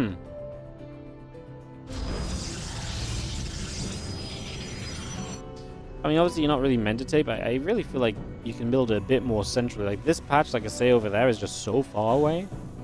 Alright, well, we'll see how it works out. Anyways, the Archons are available, and we are going to be able to move them around. Why is he merging the Templar before using that energy? There's nothing to use high Templar energy on in this matchup. This is not a build where you upgrade Storm early. The entire intention of the, it's also not High Templars, it's Dark Templars, so they don't have energy. So that's also probably why. But yeah, this is not a build where you get like Storm or something. Sometimes you can go for like an Archon drop off of a Stargate, and then you go Templar Archives, and you, even still, the idea is to get the Archons out, because you want the Archons in the Prism. And if you put the Archons into the Prism, they can do this. They can harass around, they can be good harassing units.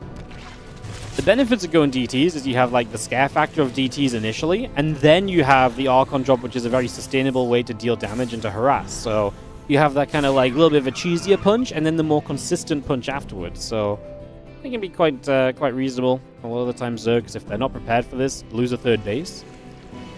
Funnily enough, losing a third base doesn't kill a Zerg against this build, because it's actually very committed, and once you're doing this, the Zerg can be somewhat greedy as well, because outside of the Archon drop, nothing else really hits you very hard very soon after. So you can cut a couple corners as the Zerg and get into a good spot, which is why not a lot of people do this either. So, NTT is used defensively just at the front there.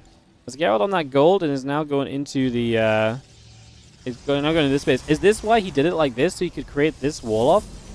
That's interesting. I wonder if this wall doesn't work as well if you go kind of over here. It's a bit too open, maybe? Surely you could still make a wall off somehow, though. Oh, very interesting little setup, though. Definitely protects those probes up for a while. As you do see, the prism is getting very low. You do not want to lose that wall prism. Definitely let it regen some shields before we get aggressive again. It's Rogue. 58 workers and is just making Roach Ravager Ling. Looks like he's committed to the idea of, I'm going to attack and nothing's going to stop me. And I don't really blame him. I think he's... I think there's a decent chance you can do something here. I mean, like I say, the Archon drop was okay, but not hugely successful. We just lost the Prism with one Archon as well. That's... I mean, you just shouldn't be flying your Prism in low HP if you're not going to be immediately ready to pull it back the moment the Queens are seen. So that's a mistake from Geralt.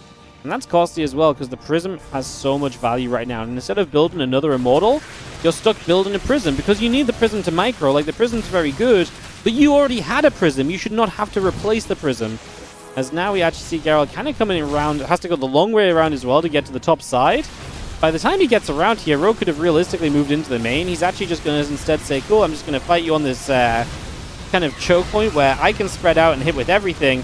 There's an Immortal in the back that's not fired a shot yet, and now reinforcements from Rogue will show up from over here as well. The Immortals have no mobility because he lost the Warp Prism, and if you don't have that Prism, this is part of the issue. Again, no juggling, no value to continue to find.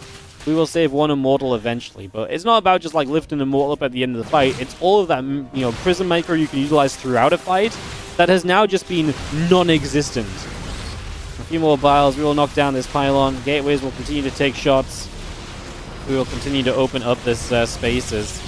It looks as though Rogue is going to be good here on El Dorado to take an opening game. G, says Geralt. As everything kind of just started to go very wrong for Geralt very quickly in that game, I think is fair to say. Everything just started to go very wrong very quickly. Okay, guys, give me a moment. Host up game 2. Going to be going to Amygdala for our second map.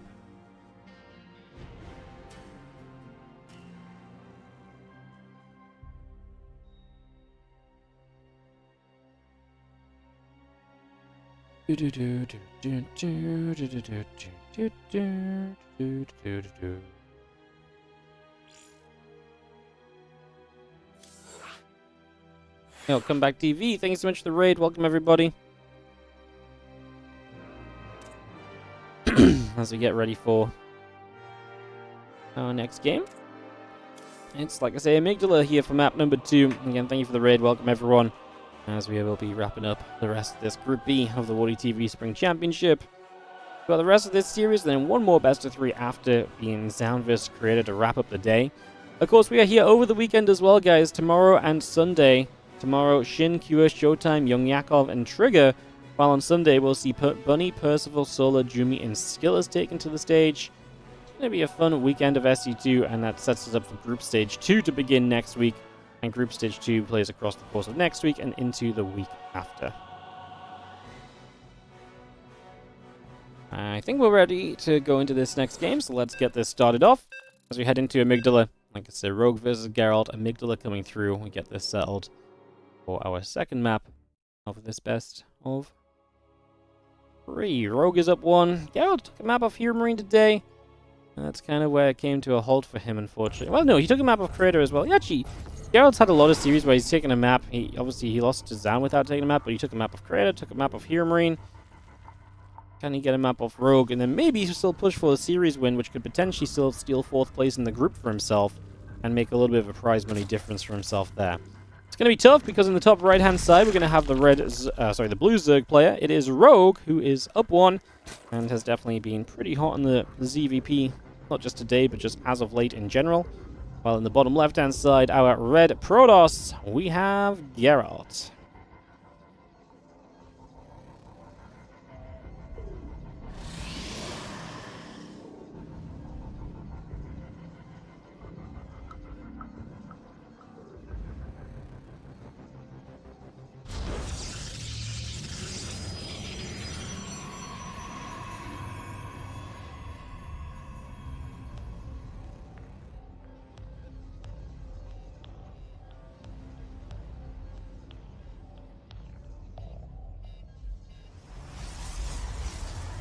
Game 2. As we get this underway and settle ourselves into Amygdala. I've seen Amygdala being picked a lot lately. I'm really happy Amygdala turned out to be a fun map. Because I think, yeah,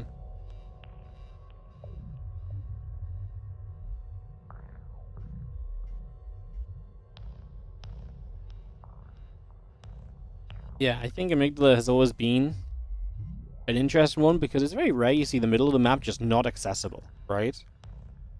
Obviously, you gain accessibility to the middle of the map as the game plays out, but it still changes a lot of the early game and a lot of the early mid-game. I really like Amygdala. It was one of my favorites from the TLMC that it came from. Super glad it made the ladder. Like I say, it was definitely an interesting map without feeling necessarily broken or so. As Geralt just steps forward a little bit over here, and then is going to pull back. As we do have our... That's going to be it. That's going to be all the scouting. Rogue gets to put his hatchery on location. Gas and pool now morphed in. It's a little bit of greed out of Geralt early on, as he has the double gas rolling, and the Stargate will drop down. Again, you can get that Stargate a few seconds earlier, because if you go no scout, you'll go gas first. As our Nexus will finish up in a few moments. Stargate producing, like I say then, and we'll see what Geralt wants to do off of his Stargate. In the last game, we didn't go Stargate at all, right? So this is already looking to be a little bit different and a little bit of a mix-up from what we saw previously.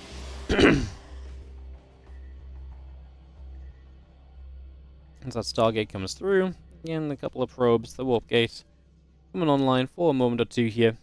Get that rolling.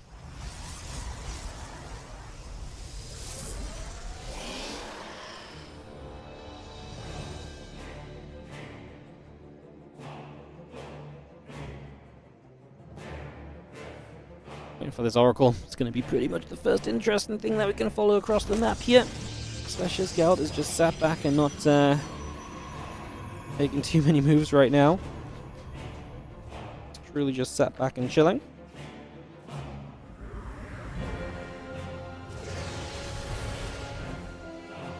Oracle pops out. And we'll go off on a journey. Let's follow it then. Let's see if he can get up to much in these early stages.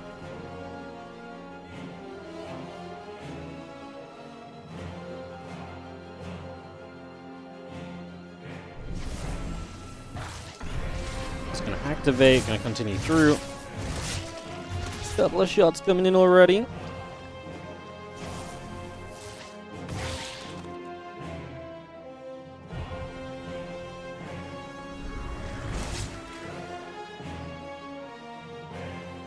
We've seen the Oracle still moving around as well. As we just move back over to the side. So again, getting across for a little bit.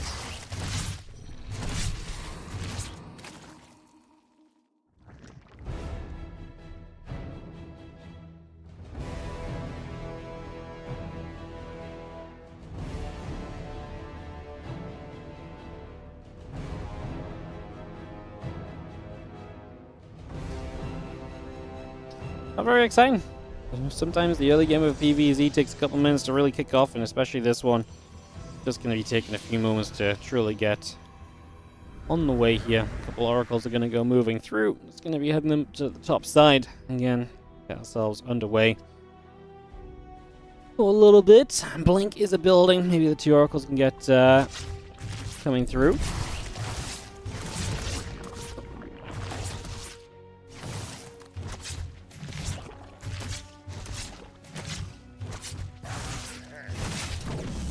Actually get full workers, but the Spore gets the final shot to finish off that Oracle, and so an Oracle down isn't exactly ideal. Again, a bunch of extra drones coming up as well.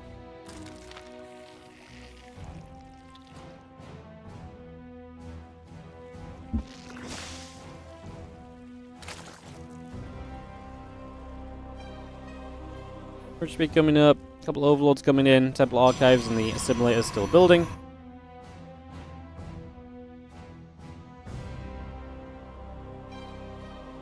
The Overseer will continue down to the bottom left. And a few Stalkers are going to be here to actually intercept this Overseer. Overseers ain't cheap, so kill on this is actually quite nice. Get rid of the Changeling. And we remove further Scout, and his Rogue is still not really aware of what's going on in this game, right? Just a little bit blind.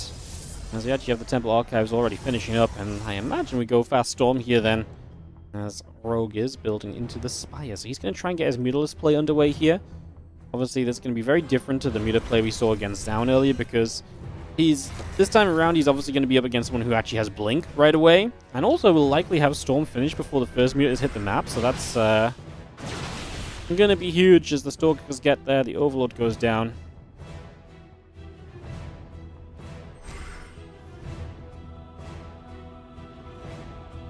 Again, Roach Speed coming about. The Storm and the +1 attack coming through as well. The melee upgrade continuing to build, about halfway done at the moment.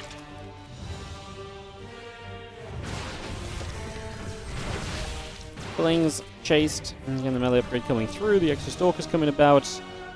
+1 attack upgrade coming online with the battery and the cannon. As our Spire will just come into the natural. Slings and Roaches will take down a set of rocks here, so we're going to open that up.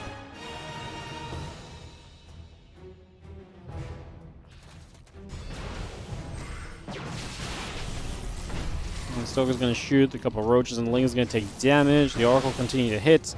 As you do see, the Roach is going to get chased down. One Roach already dropping. Again, the extra mutas all building up. We've got ourselves the Corruptor coming through. Second Stargate and a Fleet Beacon already. Like, I do not see the way in which these mutas succeed in doing that much damage right now. That's my problem for Rogue. Like, I look at this, I'm like, okay, I just don't really believe that these mutas are going to be good enough as the Stalkers and the High Templar coming across. The Feelings getting hit by the Storm there. The Roaches go the other direction.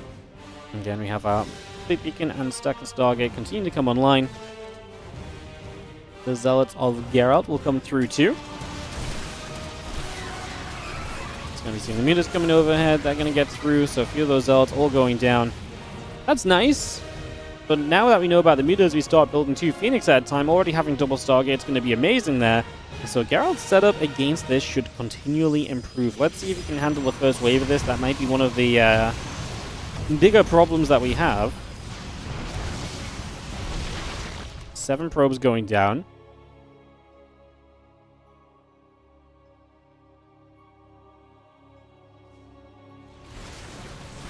Still flying across, a little Storm onto the Roaches as well. A couple more Storms coming up. The mutas are coming through. The Lings are going to try dive in as well. Still got the Phoenix overhead. As I do see the few Phoenix of Geralt just pressing forward for the moment.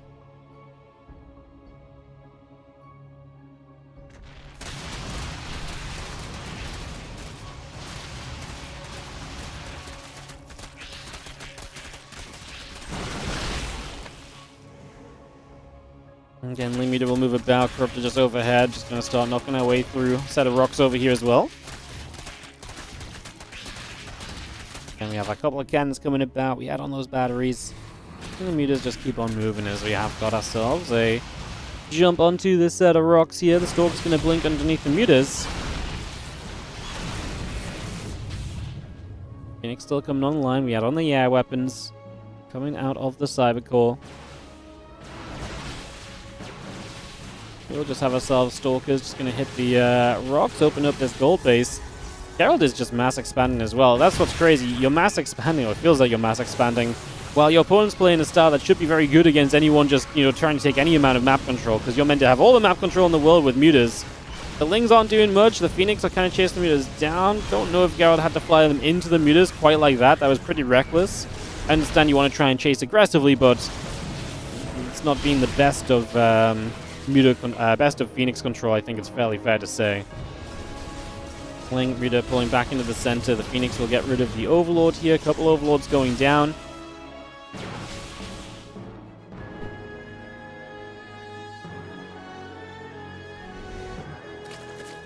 Hydrogen coming up. The Lings and the Mutas coming about as well. To the top left-hand side, we're going to see the Stalkers going to blink on over. The Hatchery will take some damage, so we're going to be seeing the Hatch taking a few shots. Storm's coming down. The drone's taking damage as well. On the bottom left-hand side, Ling Muta will continue to go in. Let's just have ourselves another couple of Storms building through. The Storms are very nice. The Lings keep on going down. We do have the Stalker Archon Zealot Force on the top left coming back over. And those Phoenix are going to go continue to chase the mutas as well. Corruptor's going to take some damage. 9 more Hydras in production.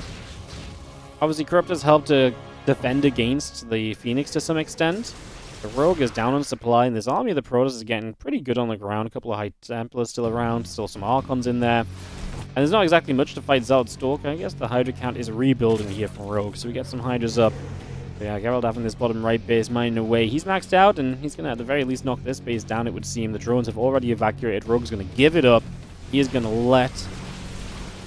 he's going to let Geralt just have this one.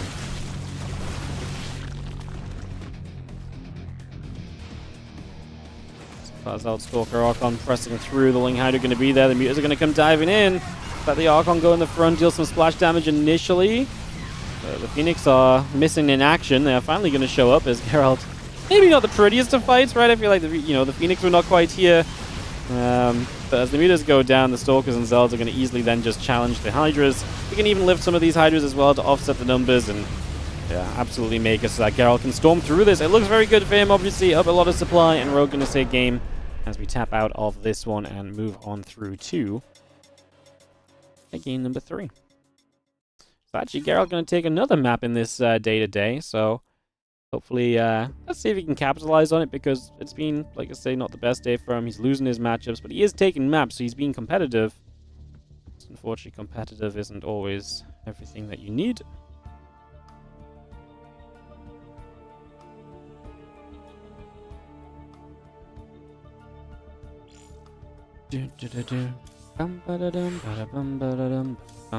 How's everyone doing again? Thanks for joining me. Watching the WardiTV Spring Championship. We're going to get right into Game 3 of this, guys. And just head straight in to see whether Geralt can capitalize or if Rogue will continue to look good.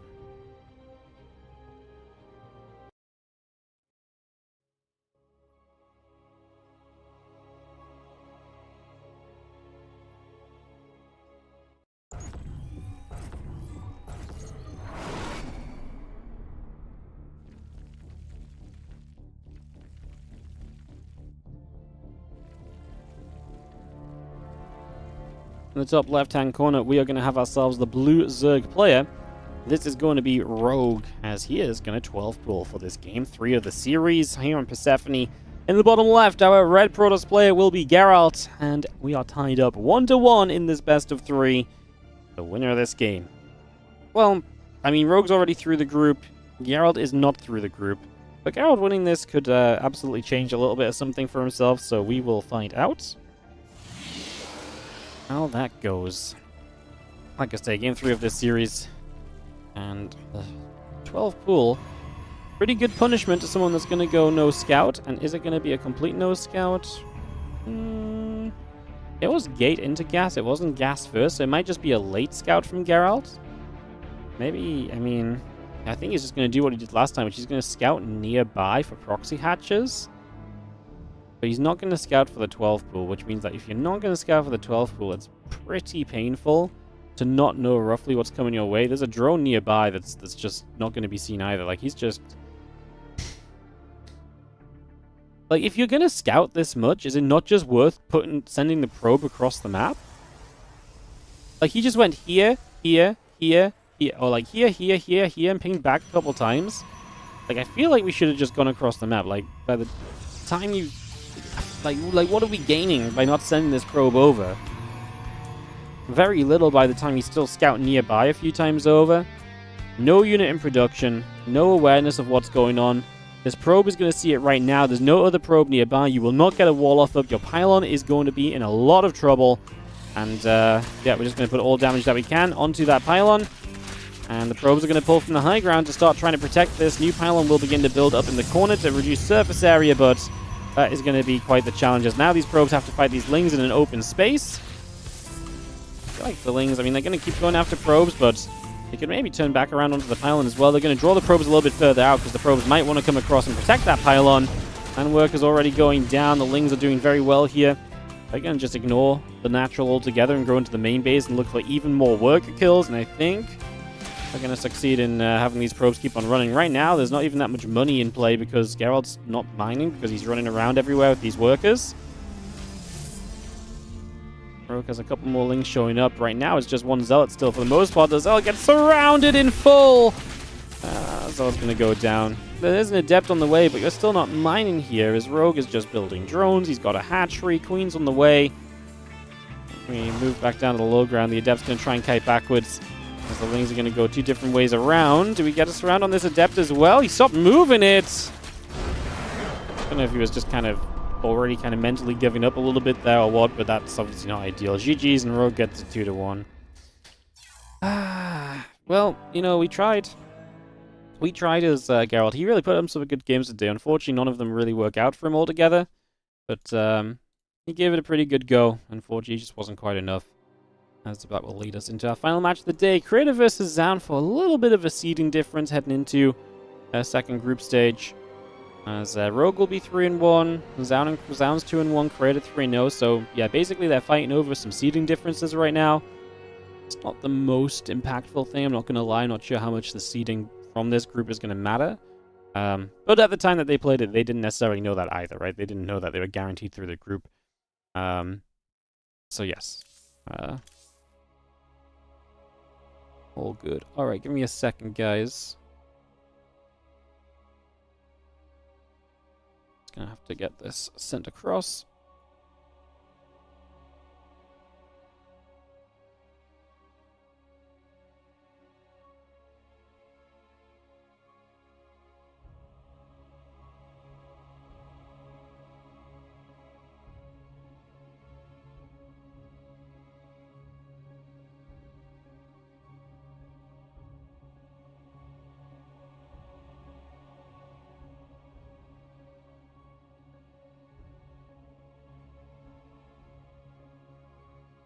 Alright.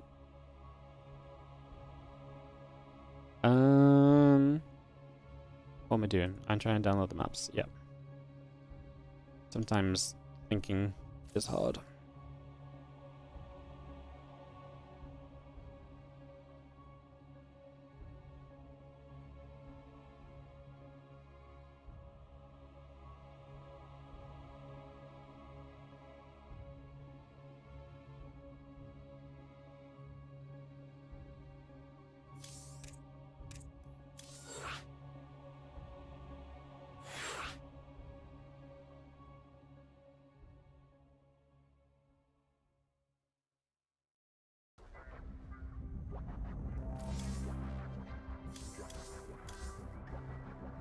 Alright. Be back into this in a sec, guys.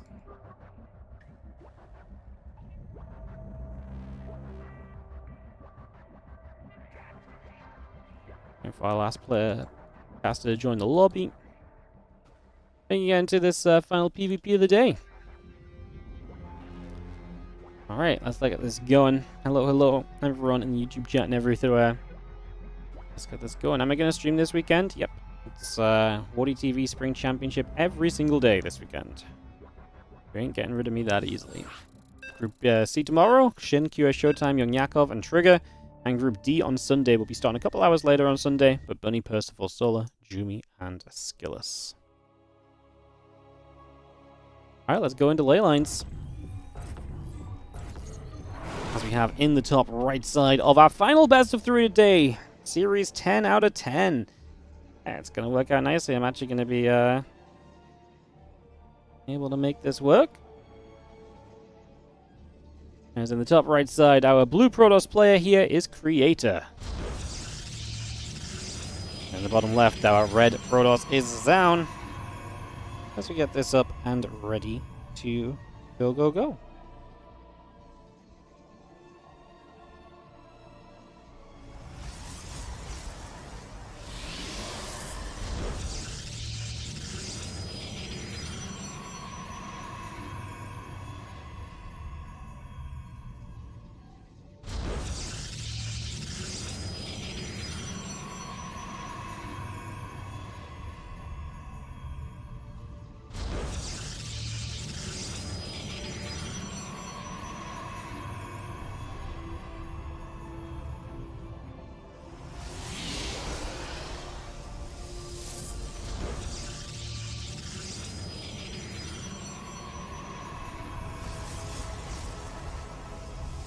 Kind of boosted along. Couple workers going to go jumping in toward the assimilators.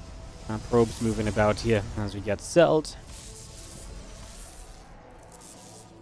And second gateways from both players as well, so we just get that up and rolling here for the next few moments, get that underway. And look to see what will happen. Wardy Easter Special where he wears a pink bunny outfit.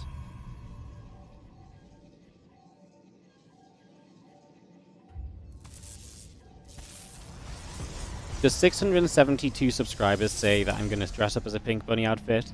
Not in the slightest. That's some like 1,000 plus subscriber nonsense. Ay, ay, ay. Jesus. You guys think I dress up as a pink bunny for nothing? Please pay me for my dignity. Gold probes coming around, Stalker Sentry coming over. As we have ourselves a little bit of setup, Stalker and the Adept coming up. We get underway. We have ourselves the couple of pings going out as the pylon will take some damage for a few moments here. Some work being done.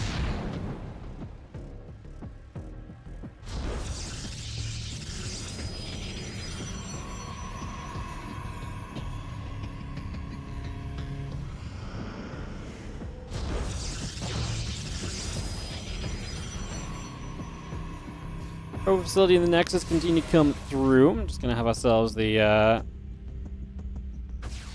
couple of shots coming through as well. Hallucination getting chased away off over to the upper right hand side. Now I'm going to move around with that hallucination also. Nexus building from both players. The Adepts coming about. And we are going to see the Stalker and the Sentry continue to ping away at that Adept. So getting some work done, getting some damage dealt. For these early moments, Robo Facility, Twilight Council, both coming online. We have the Adepts in the center from ZOUN gathering up together as well.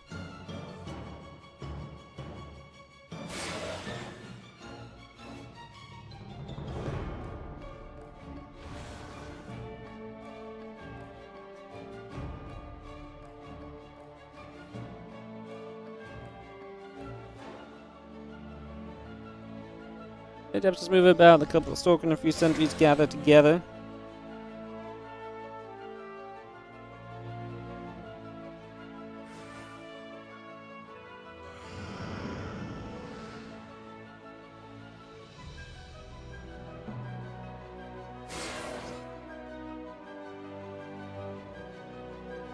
Again, the Blink coming up, the Gateway, and a couple of probes coming online as well. We have that Immortal and the +1 upgrade, so great again, all of that on the go. The couple of Adepts are going to come around. And again, the movement here early is some Stalker Sentry from ZOUN going to be heading up and across into the center of the map here. The Adepts already taking some damage. A couple of Force Fields going to get placed.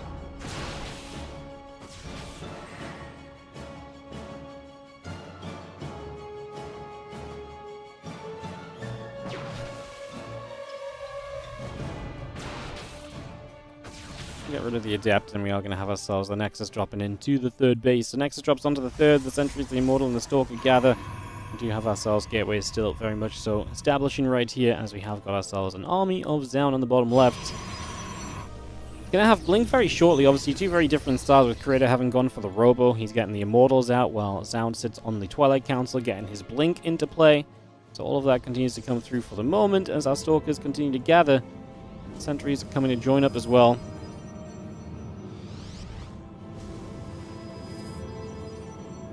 Again, the Twilight Council will finish from Creator. We have ourselves the Solid Stalker, the Resonating Glaives coming through.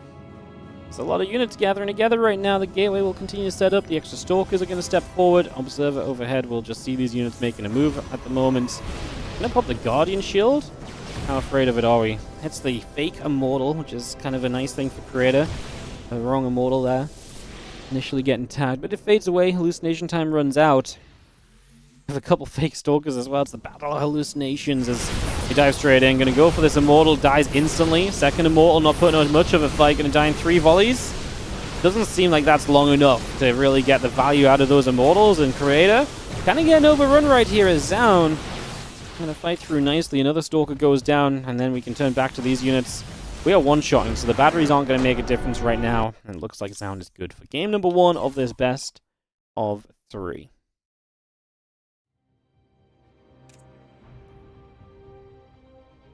Alright, we're going to go to our second map, which will be Persephone then. We'll get that set up and see if the second game can be a bit more enticing than the first, as we'll get this rolling in the next few moments.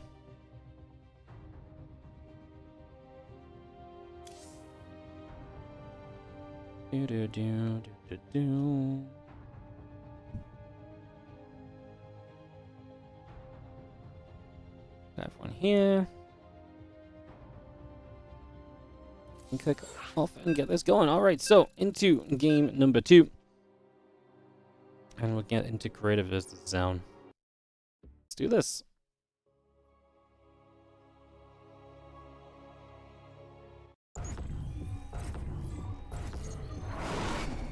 Down a map and down in the bottom left.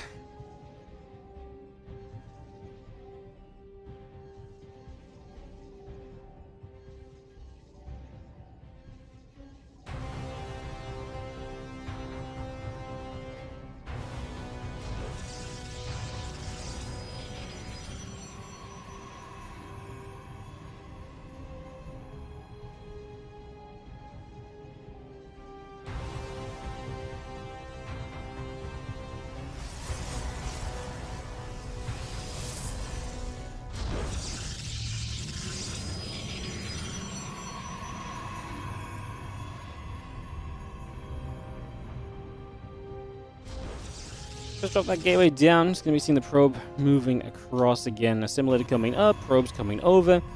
And we have ourselves a setup here for a few moments as we just have ourselves getting established. Probe continues down to the bottom side. I'm going to bring that over as well. So probe getting down to the bottom.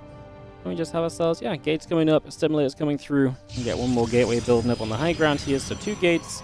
Creator currently just sitting on that single gateway. Might just be looking for a single gate expand or something along those lines.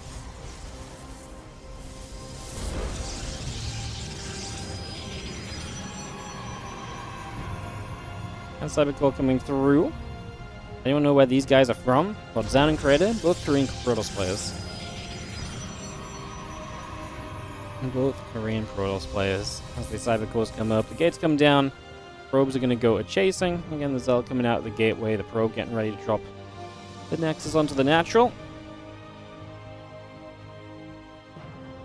Definitely what Creator wants to go for. He's only on a single gate. He's going to let the Zealot finish, because obviously he wants to come out and push that probe back. He could go Stargate before he goes into the expansion as well, right? And that's exactly what he's going to do. So it's a little bit of the safer way to play instead of just straight up expanding. The probe sees this, though, so ZOUN knows exactly what he's playing against, and now he can choose how he wants to approach this.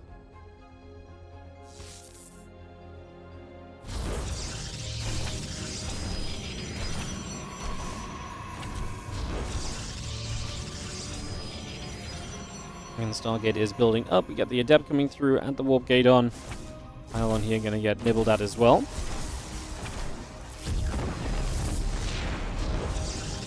Nexus just going to drop onto the natural. We have ourselves the Sentry and the Stalker both building. The Stargate is about to complete. And the Adept is going to move over to the side as we go back over here. For a couple of moments, so bringing that back across. Stalker coming over. And you have our Adept coming in as well.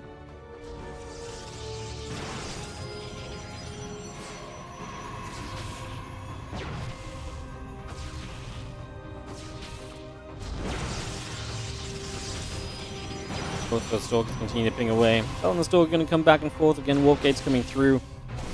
And with the Stalkers showing up. So 3 Stalkers together. Going to hit that Zealot. And now going to get back onto the battery.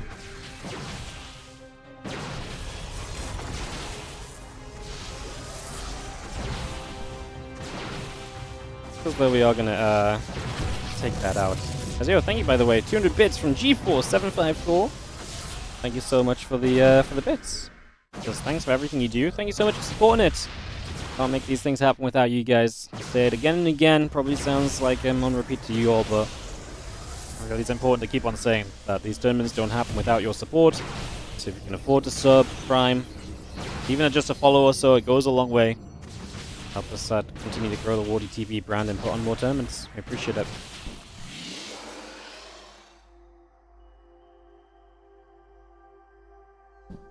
Well, a lot of initial poking as these Stalkers pull back. The Void Ray will activate, and Go after a couple of those stalkers there again. Hallucination going to come through.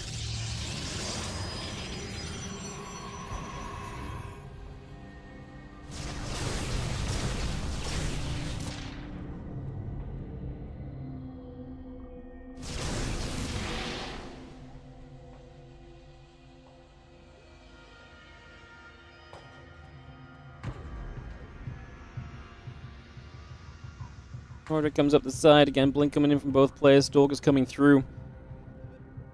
To continue to move across, just going to be having ourselves the robo facility on the way in as well. So just bringing this straight on up.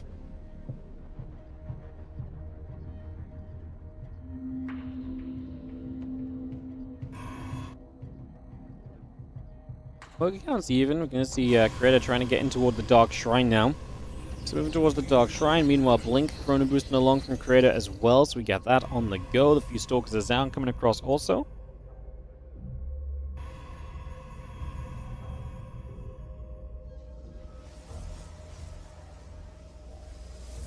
And those gates coming through. The Blink coming about. The Prism on the way from the Robo facility as well. Just continuing to get those units gathering up in the natural.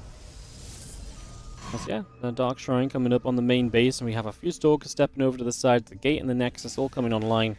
Had a couple probes on. Those few Stalkers already getting caught in the stasis. Robo facility just going to come up. And again, the Stalker's going to get there, get rid of the hallucination as well. We have the Oracle hallucinating around also. And we still see the army of ZOUN heading down to the bottom. As Dark Shrine will finish in just a few moments, and again the hallucination getting cleaned up and pushed away to the sides. ZOUN will continue southwards. A little bit of a push, Blink already being done. A few sentries mixed in as well. Slight army supply lead for ZOUN. I mean, I guess we'll see where this warping puts him at, but I don't feel like he should have so much that fighting into his opponent right now should be super achievable. He's going to walk into the stasis ward as well, which obviously does not also feel great. That's a good force field on those Stalkers, but they have Blink. However, we get separated here. Now the Void Ray, no battery to support it, so it goes down quickly. A lot of units going down quickly. As remember, this is already looking good for ZOUN. He's actually got units caught in stasis. When they get freed, the true strength of his army advantage is really going to be shown here. Stalkers warping in the back as well. They're going to join this fight. The Prism's safe enough. It's not going to get blinked on. The battery out of energy. Is that just going to be it? I think it might be. As the Stalkers continue to come through, GG is called, and ZOUN is going to take the 2-0. And finish off this group with a win. I do not know where that sets us off in the group in total. I think that puts ZOUN first place of the group, and then Rogue second, Creator third maybe. Wow, this group was very close. 3-1 tiebreaker across the top three. Again, it's just a little seeding difference, so it's not the biggest of deals. But always fun to see where players finish up. Alright guys, we're back tomorrow with more WardiTV Spring Championship. I'm going to jet off because I've got something to go get to. So we got through all the games at least, didn't have to leave early. But I got to jump off and get to my thing. So I will see you guys later. Thank you so much for watching. I hope you enjoyed the games today. Again, if you did enjoy, you can follow, subscribe, like, donate, cheer, Twitch Prime, YouTube membership, dance in the chat. Okay, I'm really out of options. Check out the Patreon page. Oh, I don't have a 10th option. Just keep on being awesome and come back again to watch again tomorrow. How about that? Alright, thank you so much, guys. I appreciate you all. I'll run a quick set of ads on the outro, and then when we're done on Twitch, I'll host someone up and send some StarCraft love elsewhere. I'll send you guys over there real soon. Thank you so much for watching. I'll see you guys tomorrow for more StarCraft 2, more Spring Championship action with Group C. And if you're not here tomorrow, Group D will be on Sunday. Bye.